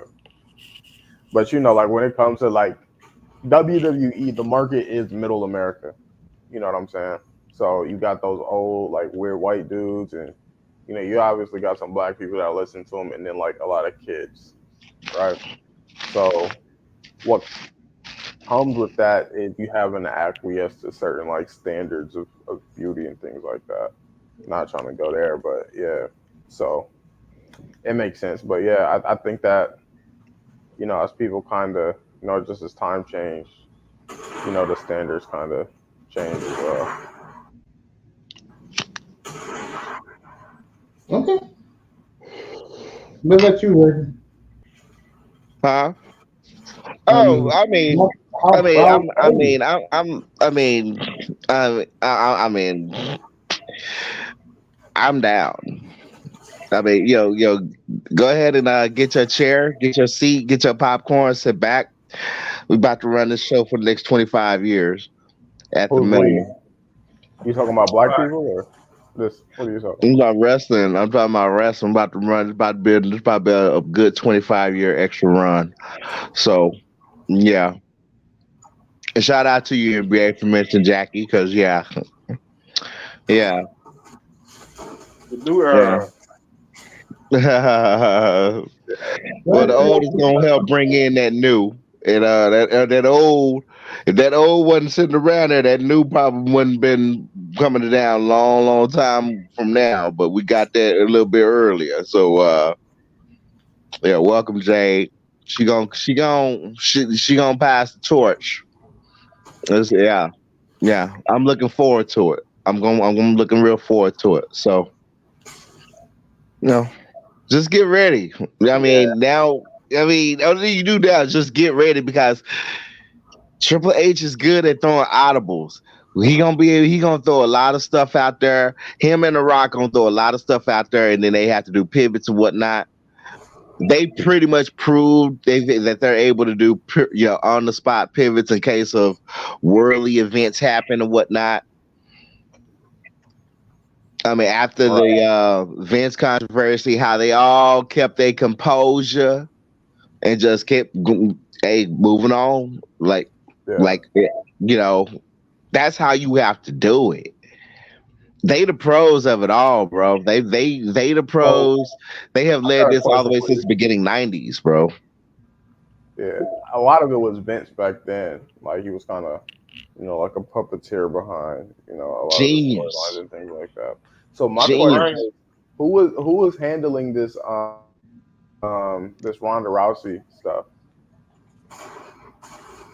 That was more of a deal between Stephanie, primarily Stephanie. That's one of her, Okay. because Stephanie. The reason why the women's division is where it's at right now is because of Stephanie, and that's why it's at the forefront. I mean, Just she because pushed the women's division. I it mean, seems that's like they part kind of of the women's mismanaged era. it in the sense that, and Right. this wasn't totally WWE's fault, but that whole Ronda Rousey situation was kind of mismanaged from the standpoint of, Hmm. kind of turning her heel, at the wrong time, her not having the mental fortitude to handle that backlash, especially, coming off of her UFC career where she was getting the brakes beat off of her. So there was that. And, so just coming around this time, I feel like Jade Cargill, similar to Ronda Rousey, is kind of new to this, right? And I feel like she not necessarily feels entitled, but, if the storyline gives her a back seat, she could go back to AEW and be the top of that network. Oh well, no, she ain't gonna be back. We got her for a long time.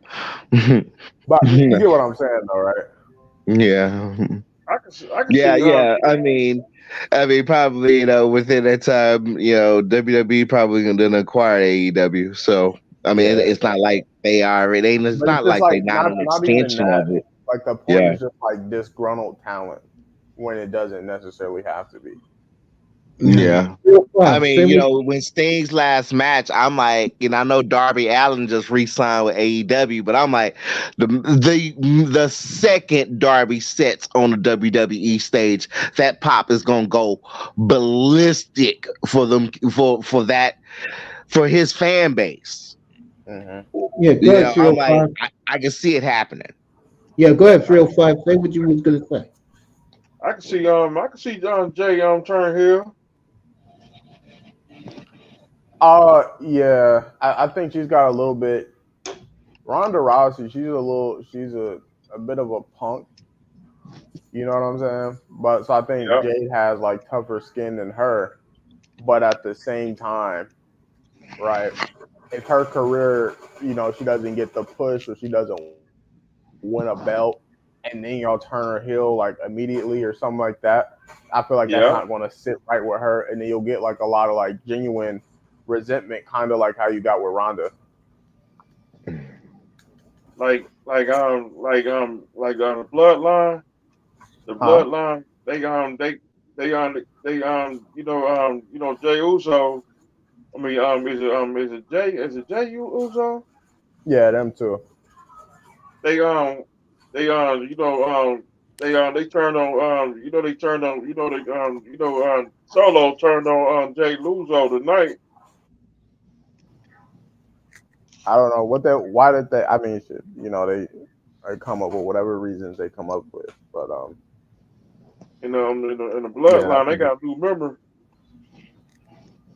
That's that dude used to be with the Bullet Club. yeah.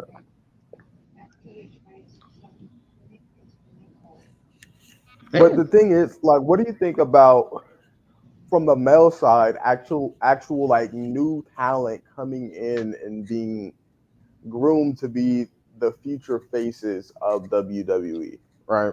Just because you remember, like, it seemed like that happened all throughout the history of the WWE, but it doesn't seem like it's been happening recently, right? No, it hasn't, because I Because you mean, keep bringing once you keep AEW bringing back started, old people who are like 60 years old, right? You keep bringing back The Rock. There should have yeah, been a I new mean, Rock Ric by now. Flair. You're rebranding Kofi Kingston for like the 8th time.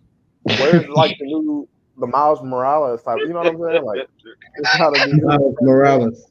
Damn. like, you got The Rock is headlining WrestleMania, and he doesn't even wrestle anymore, right? I feel like when I watch wrestling now, or I don't even like when I watch it or when I see like a clip or something, it's like if it's not the people we know, it's like generic white. It's like when you play like WWE and you got to create a character, that default guy. It seems like that's the rest of their roster.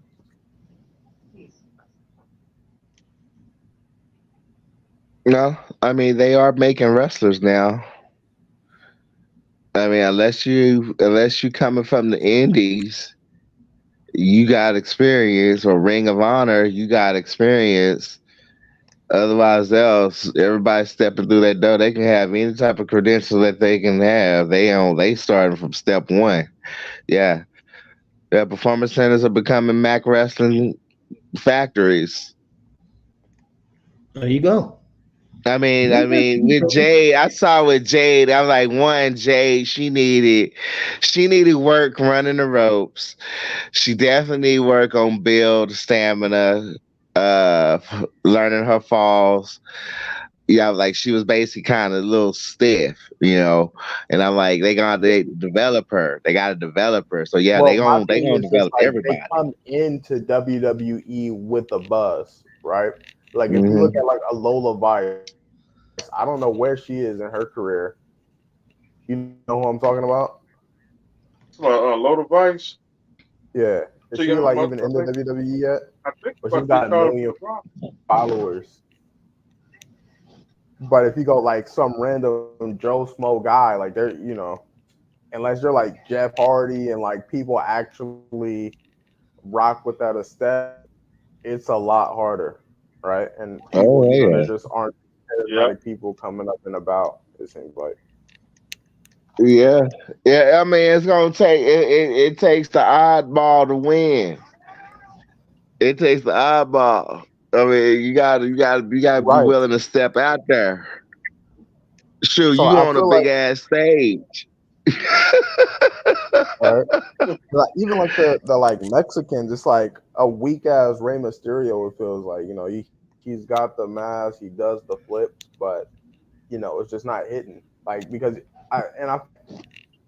one reason why that happens, or it's like that, is just because it's a lot more PC now, right? You're not going to be jumping off the second story, grand slamming somebody or whatever, right? So with you not being able to artistically or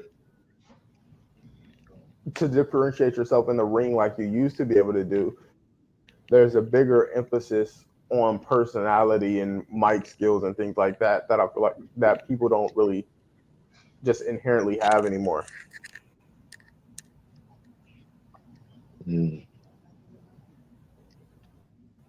If you guys disagree, let me know if I'm missing something. No, you're not. You tell the truth. Okay. I'm letting these guys. Gotcha. I'm letting you guys talk now. I'm wiping my eyes. Waking up. Talking about all in Houston, Texans. Put me to sleep. That didn't last I don't long. know what you're hating on the Texans for. I'm not. I'm just teasing them. I'm just teasing my cousins. But them Texans gonna be right beside them Cowboys, sitting on the couch. We ain't doing nothing. Maybe it's for real. It's gonna be a Texas. We gonna call this a Texas chill out. We gonna chill out this season.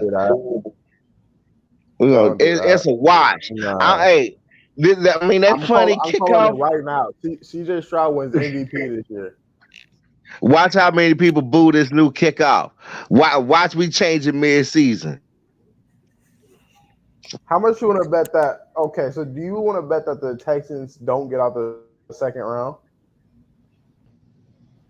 I don't know what Sweet Baby Jesus is gonna do if he's still messing around with Amber Rose. Did she poke him? It was like he walked to the car. He walked in the same direction as her. Had her back, yo. Brother, it's one. Come on now. See, like Kim K, she used to go with is it OJB? That's bad juju. That's bad juju on you. That's bad juju. I don't want OJ OJ Beckham. You can keep OJ Beckham. Yeah. Well, Sweet Baby Jesus is a good kid. So, we'll see. We'll see.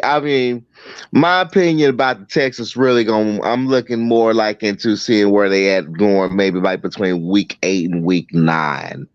As far as them performing the schedule. Yeah, in the playoffs, I can't say now. Considering how they were last season, if they do get their behinds in the second round of the playoffs, they could go ahead and sneak that in and win.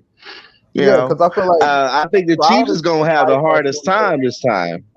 Yeah, and I think Stroud, just based off of his play style, he's not the type that's going to lose you the game, right? Yeah, So he'll yeah, dink and dunk you if there's nothing there, if the tackles aren't holding up, so he's forced out the pocket. He'll dink and dunk you. He'll throw it out. He'll have like a 27, 146-yard game without like a touchdown or a pick. But and I feel like they have the talent to where they wouldn't just be able to be schemed out of the game, right? They couldn't yeah. be out They're not out just of the gonna game. fold. Right. They'll be competitive. They'll be competitive, and it just comes down to a matter of, does a turnover break one team's way or the other way, or are they still too youthful and undisciplined? So you have some holding calls that are crucial when they have like good drives and things like that. But I don't think they're going to lose the game. He's not going to pull a Joe Flacco and throw like 4 picks in a game. Mm, Okay. mm. Yeah. I hope Well, so. I don't I hope know. not. I don't wish. I wish. I mean, but he messed around with that bad juju. Who knows? But we'll see. But yeah, you're right, and they are a young team. I mean, I gotta say, the Texans. It's Young good team, young seeing the coach. Texans this active now. Right. Okay, this is And I for mean, NBA fans. It's for you. Because Denver lost tonight. All Oklahoma City got to do Sunday is win, and they'll be the number 1 seed. And that's I'm going good to talk for about that us. Sunday night, by the way. We do the show. I got a Hold up. lot to So, say about that. what about the Are they definitely the 3 seed? Who? The Nuggets.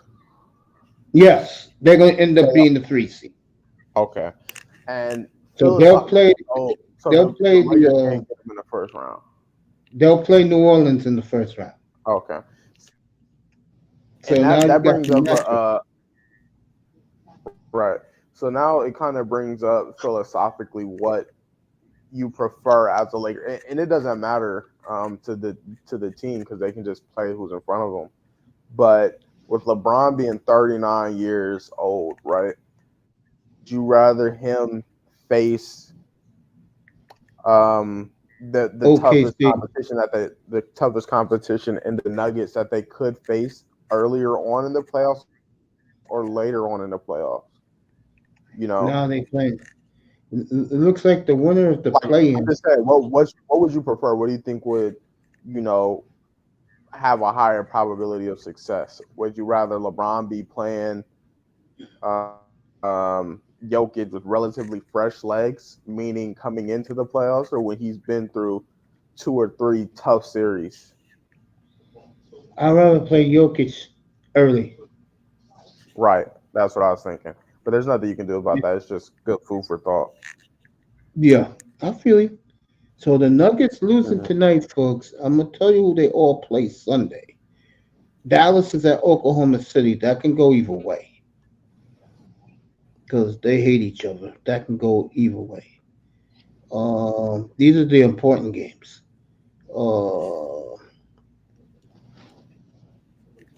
Ain't too many on the board. Bucks, they even play Dame tonight, so they'll give the game to Orlando. So Orlando will be the 5 seed. Lakers Pelicans is big Sunday. That's in New Orleans, and that will be your ESPN late afternoon game. That's 3:30 on ESPN. Nuggets are at the Grizzlies. Let me see what else. Mavericks at the Thunder. Suns at the Timberwolves. Now, I'm going to say this right now. The best thing that's happened to the Nuggets is Mavericks are playing against the Thunder and the Suns are playing the Timberwolves. Those 2 teams need this game to move up. They can still move up to 6 or 7. Well, we'll find out Sunday. When I come on the air at 6:30, the NBA will be over. They'll have their official standings, and we'll go through every playoff game that uh, is set in stone.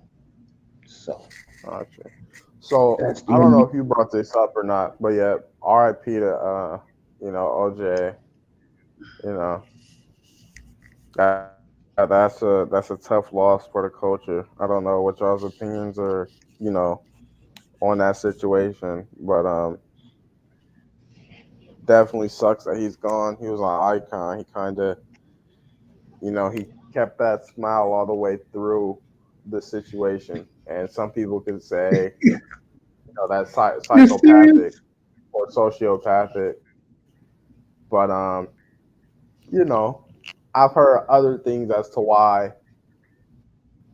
those two, his wife and his, her fling at the time, why they were in danger. You know, Okay, Tony. And by the way, Tony, I apologize for that earlier, bro. Your family in here, bro. So I'm glad you came back into the chat. So, bro, apologize for that.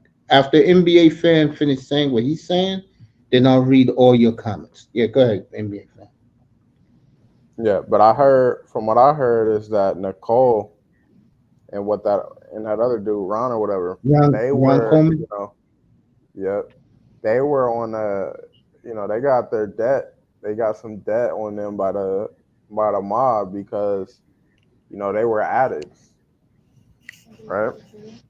So they had Yeah. a brick or two fronted to them by the mob that they obviously couldn't pay off. They're hoping that OJ would do it. He didn't. The mob killed him. OJ came to look at, to come to his house. And then after that, subsequently, he was framed by the LAPD, which was kind of talked about on the stand. And the cop that did it, he's a racist who's now, a pundit on Fox News for like 20 plus years. So I don't think that he did it. And I think that, yeah, man, R.I.P. Juice. He's a legend to the sport of football, to seeing things like that. So I think it was a sad day. What are your thoughts, I Mace? talked about OJ yesterday. They were supposed to put a statue outside Rich Stadium this year where the Bills play for OJ. And I don't care about what happened with those people. I mean, I feel bad for those people who lost their lives, but all I will say about OJ is, and I know I'm gonna get a lot of bullshit for this. I would say he's probably top three, four running back of all time. He was that great. I saw his entire career, and he was nothing short than spectacular. No one could run like OJ. No one could jump like OJ.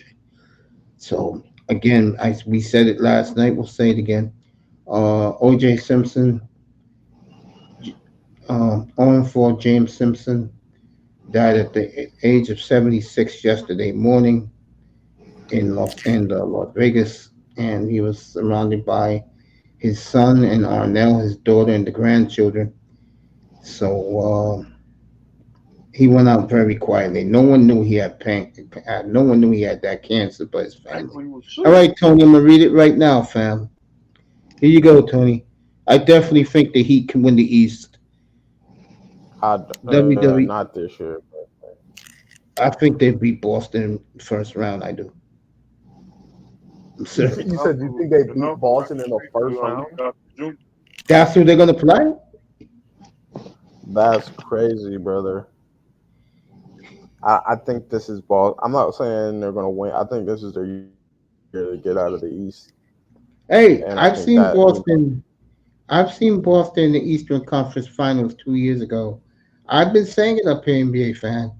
Boston, to me, is playing nobody in the East except if they play Miami. I think the Bucks are gutless. It wouldn't surprise me if Philly knocks them out, if that's what they're going to end up playing. Yeah, I told Angie that Embiid was coming back. It's been a big difference. Let me finish reading Tony real quick. The past decade or two, the WWE has been trying to find a replacement for Rey Mysterio once he retires. I don't think they believe Dominic can be that replacement. Your comment on that, Mr. Miami? Come on, come on, Dominic. Talking about Dominic. From Mysterio. he I can see him win some titles. Okay. Mr. Miami thinks he can win. I already told you I think Miami can win the East. I do agree with you about Boston.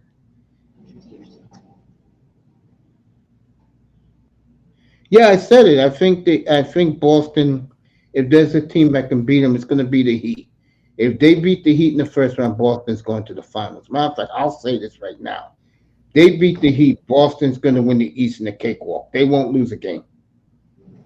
They They won't beat the lose a Heat. game. Hold up. If they beat the Against the Heat, they Eastern won't. Conference. Hold up, real quick, Mace. You said Yeah, if go they ahead. beat the Heat, they won't lose a game again in the East. No, they won't because they dominated that conference all year long. Hey, Let me tell you right okay. now. Hold Uh, up, real quick. Can we put yeah, some go money ahead. on that? Can we put some money on that? That Boston won't lose So another game. it doesn't even it doesn't if they lose to the Heat, then there's no deal. But what I'm saying is from the second round to the finals, I I say they lose one game. You say they don't. I'll let you know, but I'm leaning towards I'm going to stand by my word if they beat the Heat. I'm going Okay. with the Heat. I just think Boston, bro, Boston healthy, other than Miami, which is better than last year's Miami and is more rugged and could score more points than last year's Miami. I don't know. I can understand where you're coming from, but I'm giving Miami a hell of a chance to pull off that upset. Matter of fact, it wouldn't be an upset to me. I don't think they're like that personally. Um, Both of who them. do they? So they've got Right. Jimmy. They got Rozier, didn't they? Yeah, the Heat, yeah. Yeah, they got But I think Rozier. their They bench got is deeper. what's his name? They got El Chop. What's the Mexican guy's name? Juan Carlo, something like that. You talking about Josh Squares? Yeah. Or What's something his like name? that. He comes off the Tyler bench. Hero. He seems like a smooth player though. And then they got those two white shooters, Hero and Hero Robinson. and Robinson, who get phased out with contact and foul calls. Were you in my room the year I came up here, started doing this in 2020, when the finals was the Heat and the Lakers, where I said and everybody was trying to kill me about it? I said I'm taking the Heat in Uh, six, and I wow, said the that was reason why back then okay. was I don't think the Lakers could stop the two white guys. He wasn't here for that.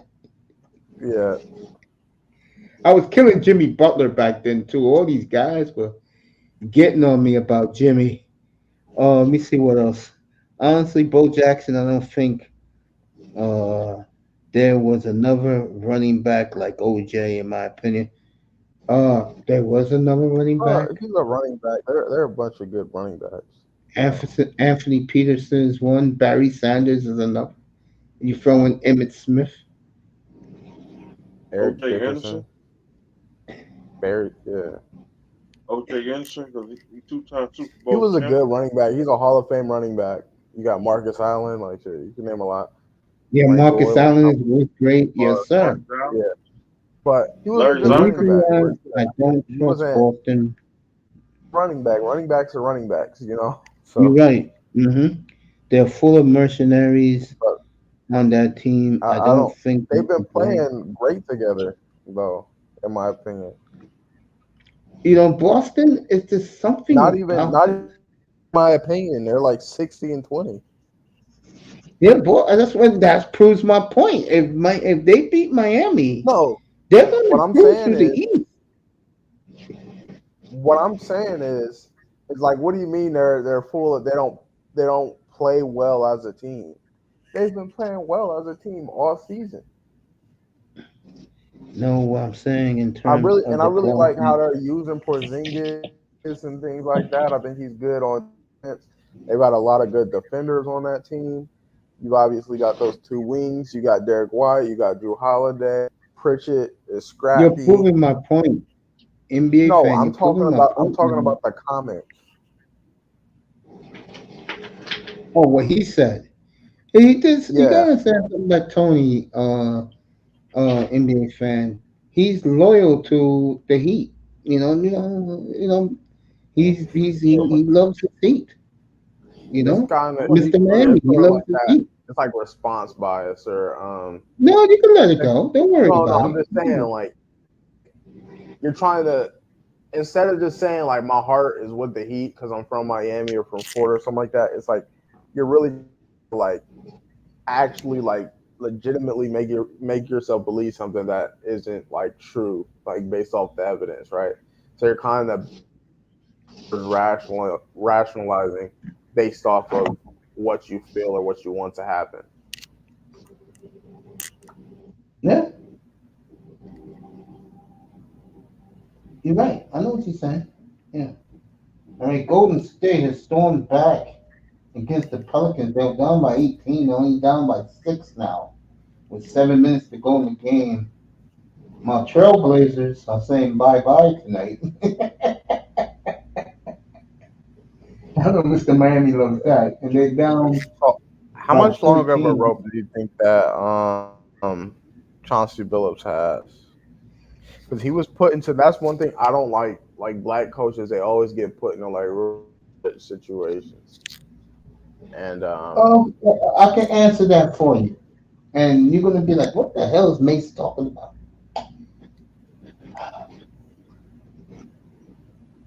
And I'm going to be very objective here. What I'm about to say. The talent is there.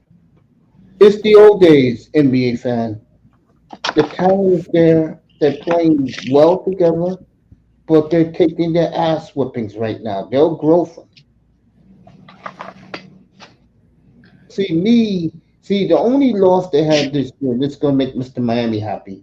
I did not like losing by 60 in Miami 2 weeks ago. That bothered me. 3 weeks ago. No, it was 2 weeks ago yeah, with the I don't. 29. It is what it. I hear that, but shit.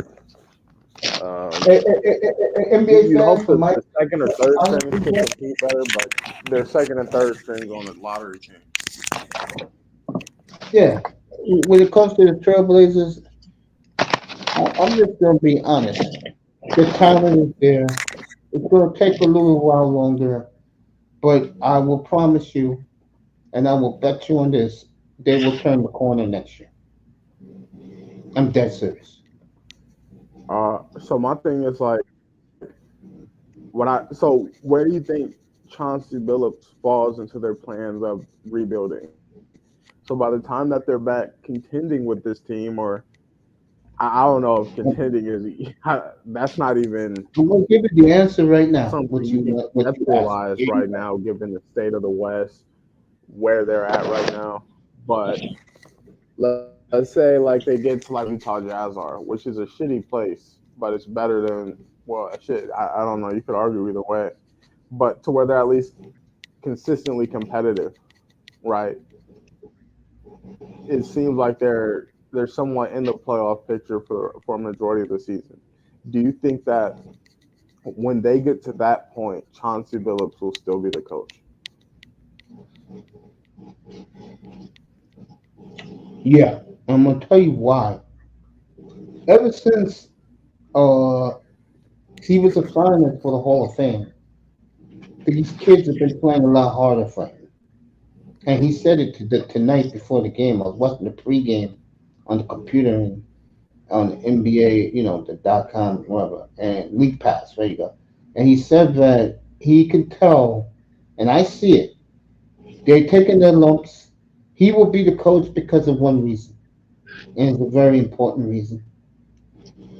He's going to be a Hall of Famer in September. and that's Okay. no lie. That's real. I mean, those kids didn't even remember. These kids were born the year 2003, Yeah, that's 2004. crazy that these kids are younger. Like Scoot is like 2, 3 Yo, years younger than me. uh, That's crazy. I mean, Phil Henderson's 19 years old. He's Shaden 20, I think. Sharp, Yeah. who didn't I'm like, play this damn, I year, should be is in my 20 years fourth old. NBA season right now. Yeah, I mean, I'm not biased. I'm being honest. Next year they will turn the corner. I like what I see. They're taking their lumps. And what's going to help Phillips is ever since he's been on the Hall of Fame ballot and he got in this week, he has gotten these young kids, bless you, whoever, uh, full no. full attention. They're gonna have one more lot. They got two lottery picks this year. I will trade one for a For veteran, what? and I will get rid of. Okay. I will get rid of and Brogdon and get another They good young still player have back. Brogdon. They Say that still again? have Brogdon. Yeah, because he's out for the Jesus year. Yeah, Christ. yeah. Yeah, he was just eating up cap for no reason. That's why I say get rid of both of them. I would just pay Simons on this team. That's it. Yeah, Simons, and I mean, And eight you wish and Aiden, eight like been Aiden, with good. a bigger sample size or a bigger usage rate, perform more elite. You think he should have been like a 20 and 10 guy, I agree. Let me but see he what shrunk to the Manzano moment. said. I think what's going to happen with Portland is Chauncey's going to be the one building that team.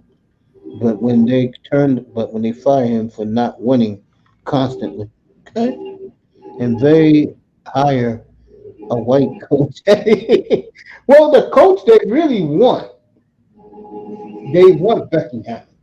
That's who the owner wants. That's bullshit. Why does that bitch need a shot in the NBA? Just I, coach the I got hoes, news man. with the NBA fan. These women are coming. Me and Auntie had that argument 3 years ago. These women coaches, they're coming. Bro, I'm not like, why does she go coach the females, bro? I don't know how I deal with that personally. What happened was she was supposed to get the job. As Clown Lillard bitched and complained, and they gave the job to Billups. Oh, Ever so you're since hating that on Lillard moment, now, huh? ever since that moment, LeBron part two. ever since ever since that moment, uh, Becky Hammond walked into Las Vegas and got two championships for Colonel Sanders and the LA Ace and the Las Vegas Aces. That doesn't matter. I mean, I feel like Matters to winning me. like a high school men's championship, like a national men's championship in high school, means more than what Becky Hammond has accomplished.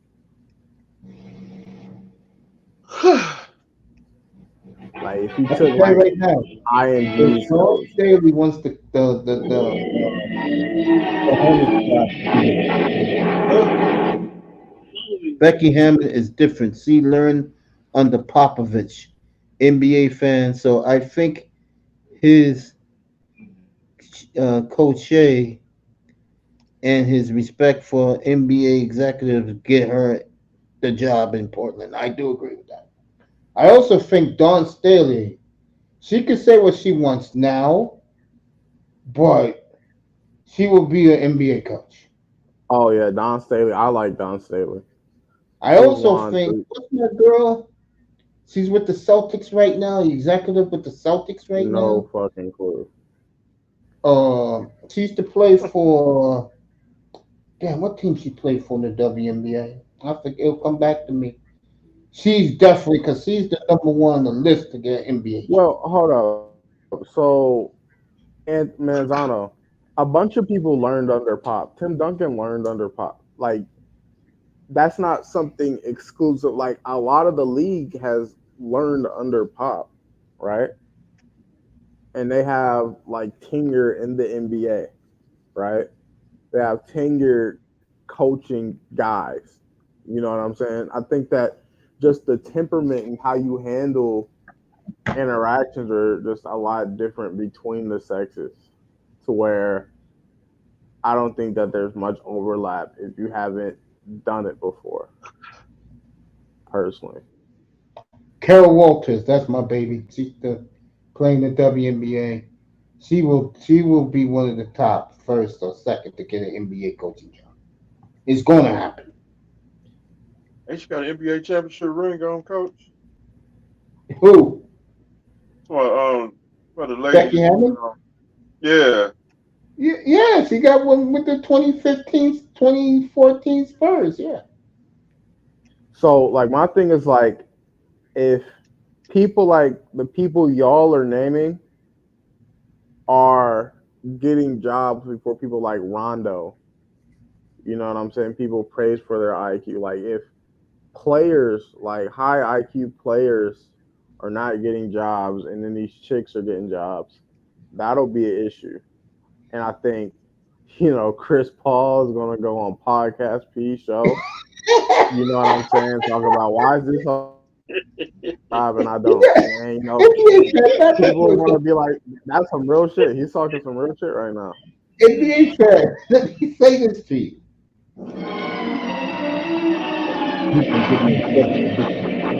Following total atomic annihilation, the rebuilding of this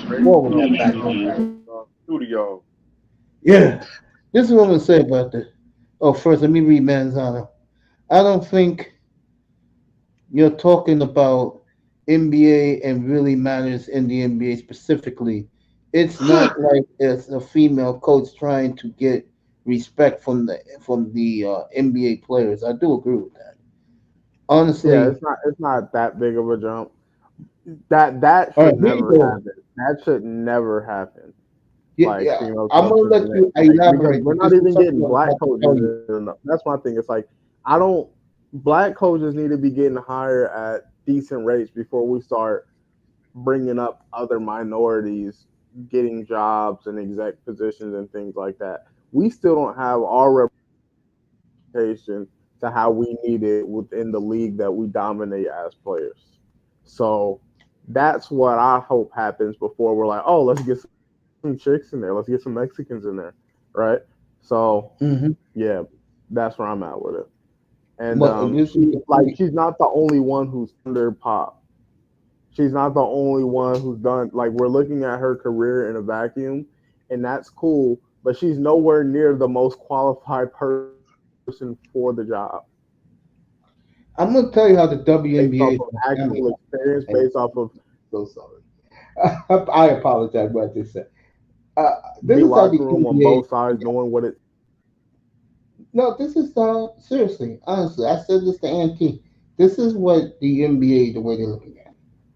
Let's take Portland for example. Okay, let's say Portland was in a worse situation, like they only got 7 wins right now. Billups would be fired on Monday. Mm-hmm. And the other thing I was going to say to you, and me and Auntie, we talked about this in depth. These players, the WNBA, these players were former WNBA players. If these NBA players didn't grow up even knowing some of the names of these women, that's on them, especially the young players. I'm not talking about Boston, for example. Me and Auntie agreed if the Knicks don't go anywhere in these playoffs, uh, Becky Hammond will be very high on the Knicks list as a head coach because the fans know her. They love her here with the Liberty. They won't have and plus he won in Vegas twice. They won't have a problem bringing her in. You can ask Auntie, he'll tell you. They will not Um, have a but my problem. thing is, like, I think there's not as big of an overlap as you're thinking between, the basketball conscience of New Yorkers in regards to what she did with the Liberty. So not a lot of, I feel like less than like 10% of Knicks fans are cognizant of what she did with the Liberty. And of the ones who are familiar, I don't know if that's like a make or break situation, right? It's I not don't make know if or they would. break. What I'm trying It's to like tell I don't you know if that would propel her over a guy like Mike Budenholzer or something like that. I don't see the Knicks hiring Mike Budenholzer. I'm I just know what saying, you're just a saying. coach They like will put him over the woman. I would agree with that. hmm And then What to I this told point, you was if they hired her, it wouldn't surprise me. It wouldn't surprise Auntie. Me and him yeah, talked about it. and I don't disagree with that. It wouldn't surprise us. Do I think they It will do seems it? like No. right on the precipice to getting hired too. But in terms of just because Rondo is a great player in the NBA doesn't necessarily mean he's going to make a good coach in the NBA. That I think that sentiment in general is true, right? I think a lot of players fail in more cerebral roles just based off of that not being their emphasis when they were in the league. Rondo has always been an undersized guard who's had to rely on things other than his physical ability to be successful at the level he was when he was in the league. He's always had to think a step ahead. He's always had to have been precautionary and predictive in terms of his moves, where he's going to go with the ball, you know, how he's going to direct his teammates based off coverages, things like that. He's got, if there's any like mold for a person who's going to be a good coach, it's Rondo, it's Chris Paul, you know. So in general, like yeah, I mean Gerald Green wouldn't be a good head coach. You know what I'm saying? Yeah, Giannis wouldn't be a good head coach, right? But like those smaller, scrappy guards who were successful for a long time, even for themselves, they were athletically limited. So they weren't. Rondo in 2020 wasn't jumping like Rondo in '09, you know, but he was yeah. still able to be a value add to a championship basketball team like he was over a decade prior. So he's a guy who would obviously be a good coach. This is for Mr. Miami. Guess who's back home tonight in Portland, Mr. Miami? Who's back home? Ndamukong Suh, courtside with three of the baddest light-skinned mommies I haven't seen in years, bro. My man got three women with him at courtside, bro. Dang. You said Ndamukong Suh? Yeah, he's from Portland. Yeah, he Okay, still lives. right. He still lives out there. Still Super Bowl champ. Yeah. Yeah, Sue's at the game tonight. Yeah, yeah. He does not look happy. He doesn't look happy. No, he loves his Trailblazers. Oh, yeah. You think he's happy with 21-61? My thing is Oh. he's a millionaire. You know what I'm saying? I couldn't be stressed out or because it really doesn't matter. You know what I'm saying? Am I still gonna have all the hoes I want, right? Like, am I still gonna be able to eat whatever I want, do Of whatever I course. want?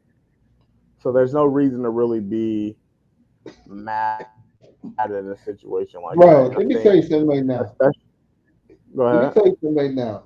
If I was a multi-billionaire and I see my Dolphins still inept, the Blazers losing by 60 to the Heat 2 weeks ago, my baseball team mediocre, my hockey team, at least I see them making progress, but I'm not happy. I'll be pissed as hell.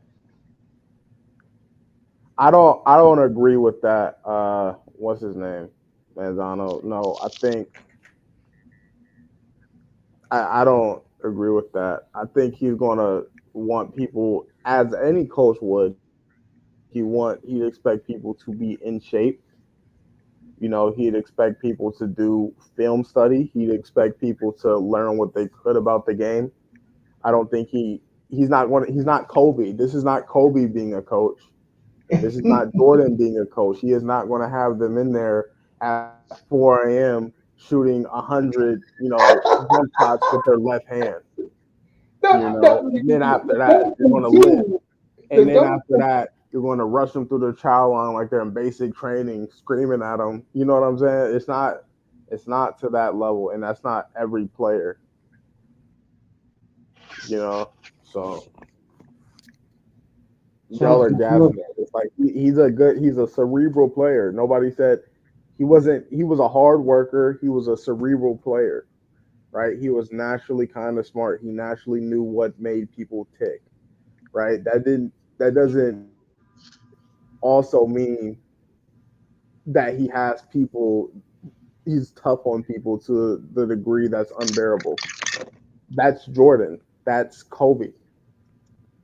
You know, it's those people, those workaholics, and that's why they didn't pass the ball because they weren't working as hard as him and stupid shit like that. He's just a Let me regular guy clarify who kind what I of mean. knows what makes people tick. He's a This player's is coach. I mean, like, Manzano if to you play you. sports, like, you know, like what that is. He'll hold people accountable, but you know everything's within reason to a certain amount, and he'll maximize outcomes. All Just right, a Manzano typical says to player's coach. you. He says, "Let me clarify what I meant." Hope 305 pops back up. That I don't think Rondo can make a great coach because of the fact that he was playing at the top level in the NBA for most of his career. And then we're assuming he's coaching at the NBA level too. So he's going to expect what he expects out of a professional. And not only that, he's been around professionals, right? So he knows Yeah. what he can expect out of certain people, right? Yep. So he knows what it takes to be like what workload it takes to be a number one option on the contending team because he was around KG the whole time. He knows what it takes to be a constant value add off the bench. He knows what it takes to be that unselfish third or fourth option, right? He knows all of the intricacies of being successful, and he'd apply that to whoever he'd be coaching. Yeah, I agree with that. But I So was talking to Sue about his greatness, and he's back home, and trust me, he did not look happy with those three light skinned baddies around him. He kept putting his head down like, you gotta be kidding me. We're getting stomped by the Houston Rockets at home. yeah, Shout out to the Kung Su, Kevin Love, Kyle Singler. I think the kid's Kevin name Love's still was, on the Heat. yeah. The reason Uh, why I'm shouting out these guys, and there's one more kid. I think he retired now. He used to play for the Raptors and the Nuggets. All these guys were high school stars when I was living out in Oregon back in 2006 and 7. Little And the House on the mystery Prairie. still is, how the hell did the University of Oregon did not recruit the Kung Su? Little House on the oh, Prairie. UCLA is just a better school than No, I'm talking about the Kung Su, not Kevin Love. oh yeah. Sue went to Nebraska. 'Cause I thought you shouted them all out because they all were No. from. I was shouting them out because when I was out there, these kids were big time stars in high school. That's what I'm. Yeah, I thought you were saying they were big time stars and they left, and that was an indictment on Oregon. No, I was looking at them as great high school players. Gotcha. Yeah, that's what I was saying. Yeah. 'Cause I'm looking at the Phoenix Suns missed 5 threes in a row and they finally made one. Sacramento up by 5 now. They had a 15-point lead in the second quarter. This is basically the 7-8 who gets home court. And NBA fan, this is the reason why, young man, I can't take the NBA seriously into the playoffs next weekend. I mean, you're playing for 7th and 8th seeding? Are you kidding me? Jeez. But let me get back to you with the Celtics real quick. Uh, you proved my point earlier, what I've been saying. Other than the Heat, I don't see a team in the East touching Boston. I'll let you know next weekend. I'll take that bet with you, okay? Yeah. But all right, Mace. All right, I'm gonna hop off. It's a snap. All right, Yeah, y'all. Terrence Jones, that's him. Thank you, Manzano. Terrence Jones was a great high school player out there too. With Yeah. live Little Yo, house in the NBA city fan, in appreciate you, Portland. man. All right, y'all. Have a Peace, good All week. right, man. I'll brother. see you Sunday night, All bro. right. Pull up for the NBA show. Gotcha. Have a good weekend, kid. Love you, man. NBA fan, as we had a good night up here talking wrestling up here. I really enjoyed it. The difference now between the WWE and moving forward, I think in Triple H's hands is in great shape.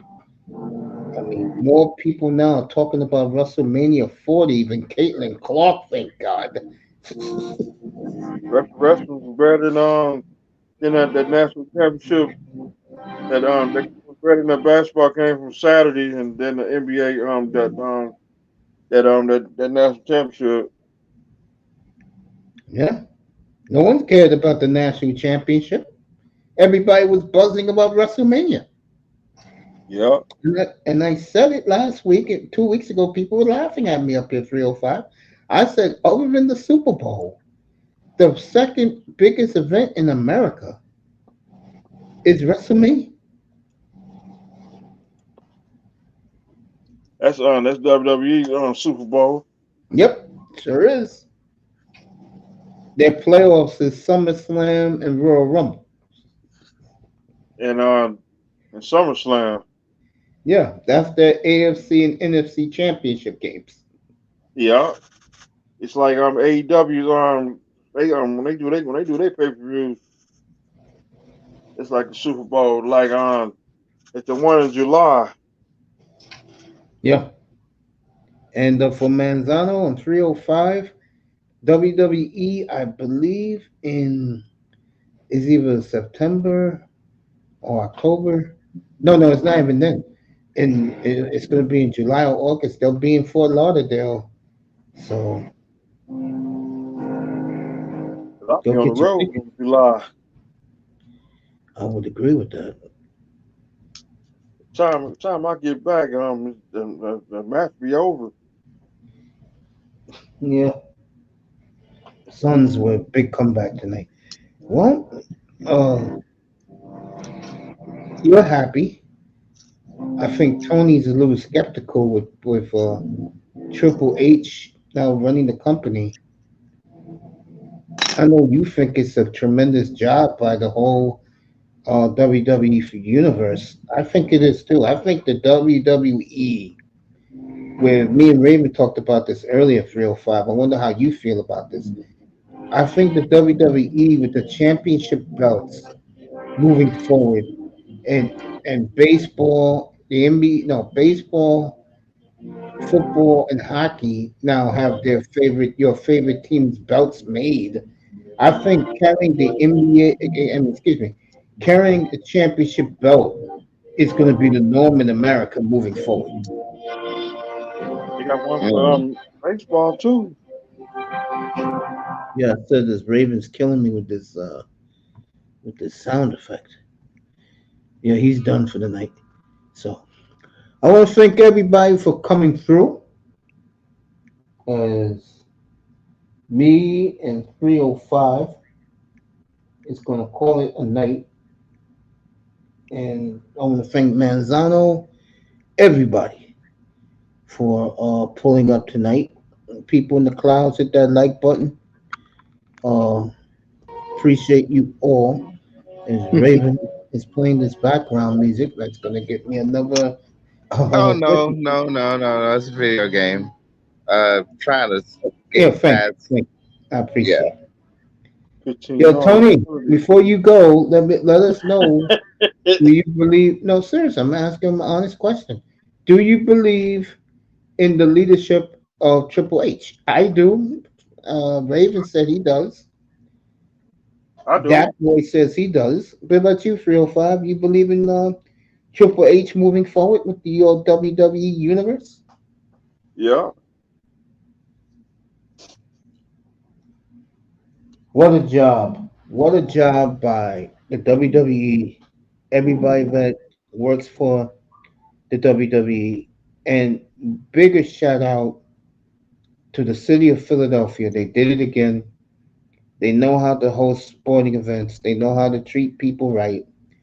They put down their machismos personalities and put on an awesome You show see this with weekend. Kelsey, you see with not Kelsey, one of the Kelsey brothers had on a mask. Yeah, Jason, the one from the Eagles. Yeah. Him and Lance. Like a professional wrestler. Yeah, they did, didn't they? Yeah. That was a fun. That was a fun. That was a fun for me. I had nothing else going for me, bro. Thank you, Peacock, for letting me watch your stream live on Sunday night and your replay on Sunday morning. Very, very proud of the WWE. It's been a while, and they really put on the show last weekend, folks. I'm out of here. Jim's, if you in here, I'm watching Sacramento too, but I'll see you Sunday night. NBA playoff preview Sunday night. Let you know who's playing. And I hope all you NBA guys pull up for it. Thumbnail will be out tomorrow. And before I leave, hey, Jim, don't leave yet. Let me show this to everybody. I had this done about a month ago. Let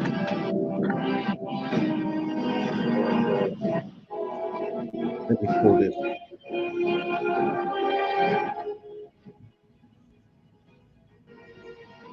All these damn options, yo, man. I don't know. Should I play the survival mode? That's the hardest mode possible. Nope, that's not what I wanted to have up there. Let everybody see this one. I'll put it up.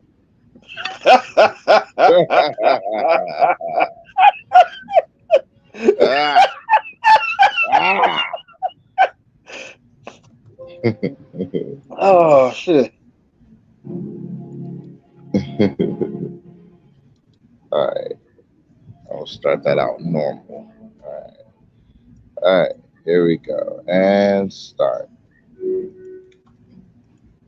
So I'm gonna watch Foxy Brown tonight. True. I'm gonna get into Fallout. I'm gonna get into Fallout, and I'm gonna binge watch another episode 8. I like this show.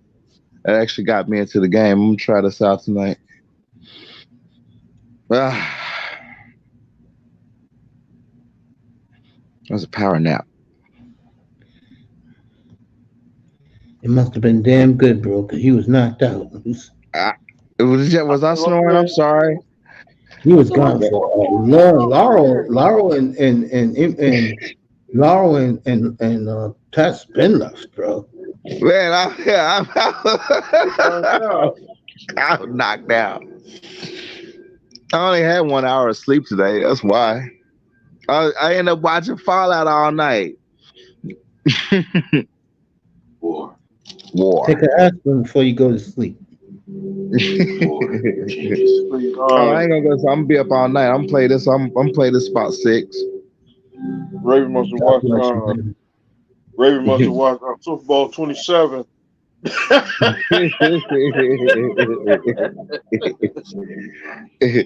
I mean, no. This weekend, I'm actually gonna redo my wiring, my theater system, my speakers, and everything. Yeah, because I'm getting ready to start getting me. I'm getting ready to prepare for them new TV sets. I'm gonna give me one. They on their way. They on their way a lot sooner than I was expecting. So I'm like, yeah, I made the decision this morning. I was like, yep, it's time to go get a new TV. I'm gonna put this one in the bedroom. So I gotta get some more of that. I gotta get some more of that mold so I can put it in my yard. It's spring cleaning. Yeah, gonna be some spring cleaning. Science fiction, domestic robots, fusion-powered cars, portable computers. Yeah. Is it cut grass season? People awoke from the American dream. That's good. It is cut grass season. With the shortages of every major resource.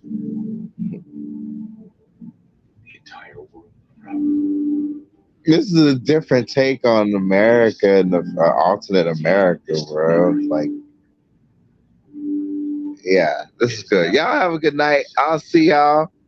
I'll see you Sunday night, Raven. Enjoy your weekend, bro. All right, peace. Peace, All right, my man. brother. Peace, my brother. Let me show this off before I get out of here. I think I know what it is now.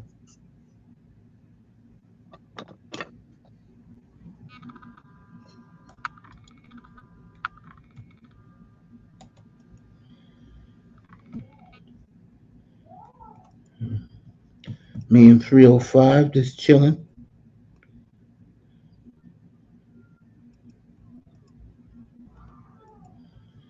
Wow, how was your day, man? Today was pretty good today.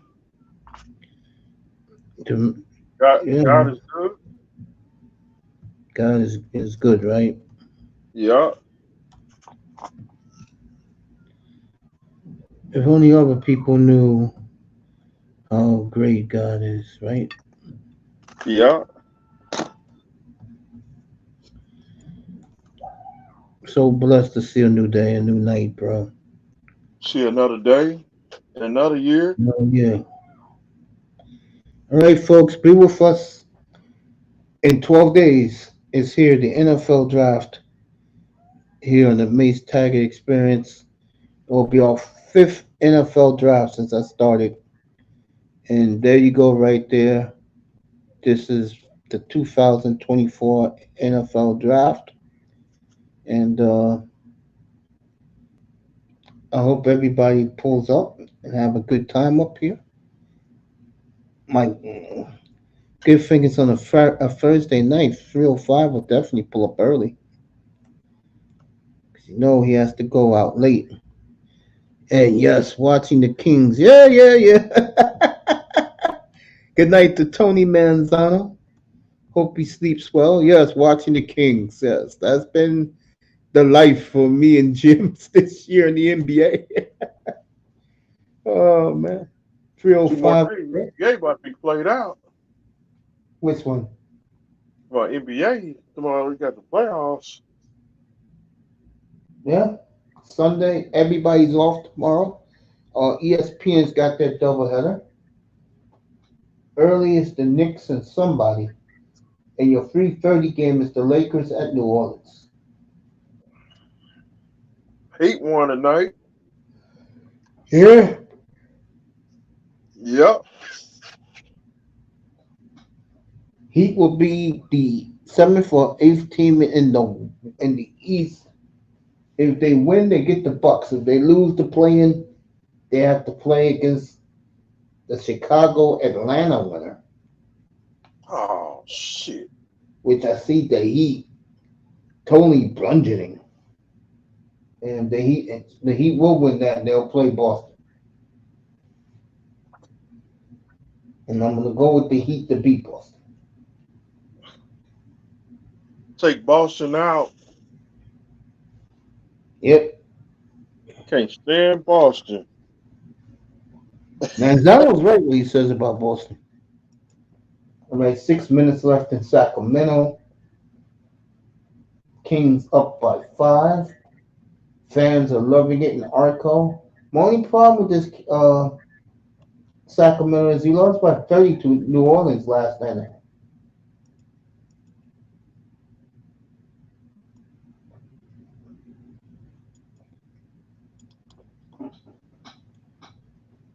Right, Phoenix has cut the lead to 2 with 5.5 left. Me and Mr. Miami's going to bed. Jims, I love you. I'll see you Sunday night, bro, for the playoff preview. Everybody that was here, thank you for being here. Twitch, LinkedIn, IG, X, and Facebook. Thank you for joining us tonight. We'll see you Sunday night, 6:30 Eastern, everybody, for the NBA playoff preview. Good night from the Oasis. Good night, Jims. There you go. Good night, everybody. Peace, everybody. There you go. Jim's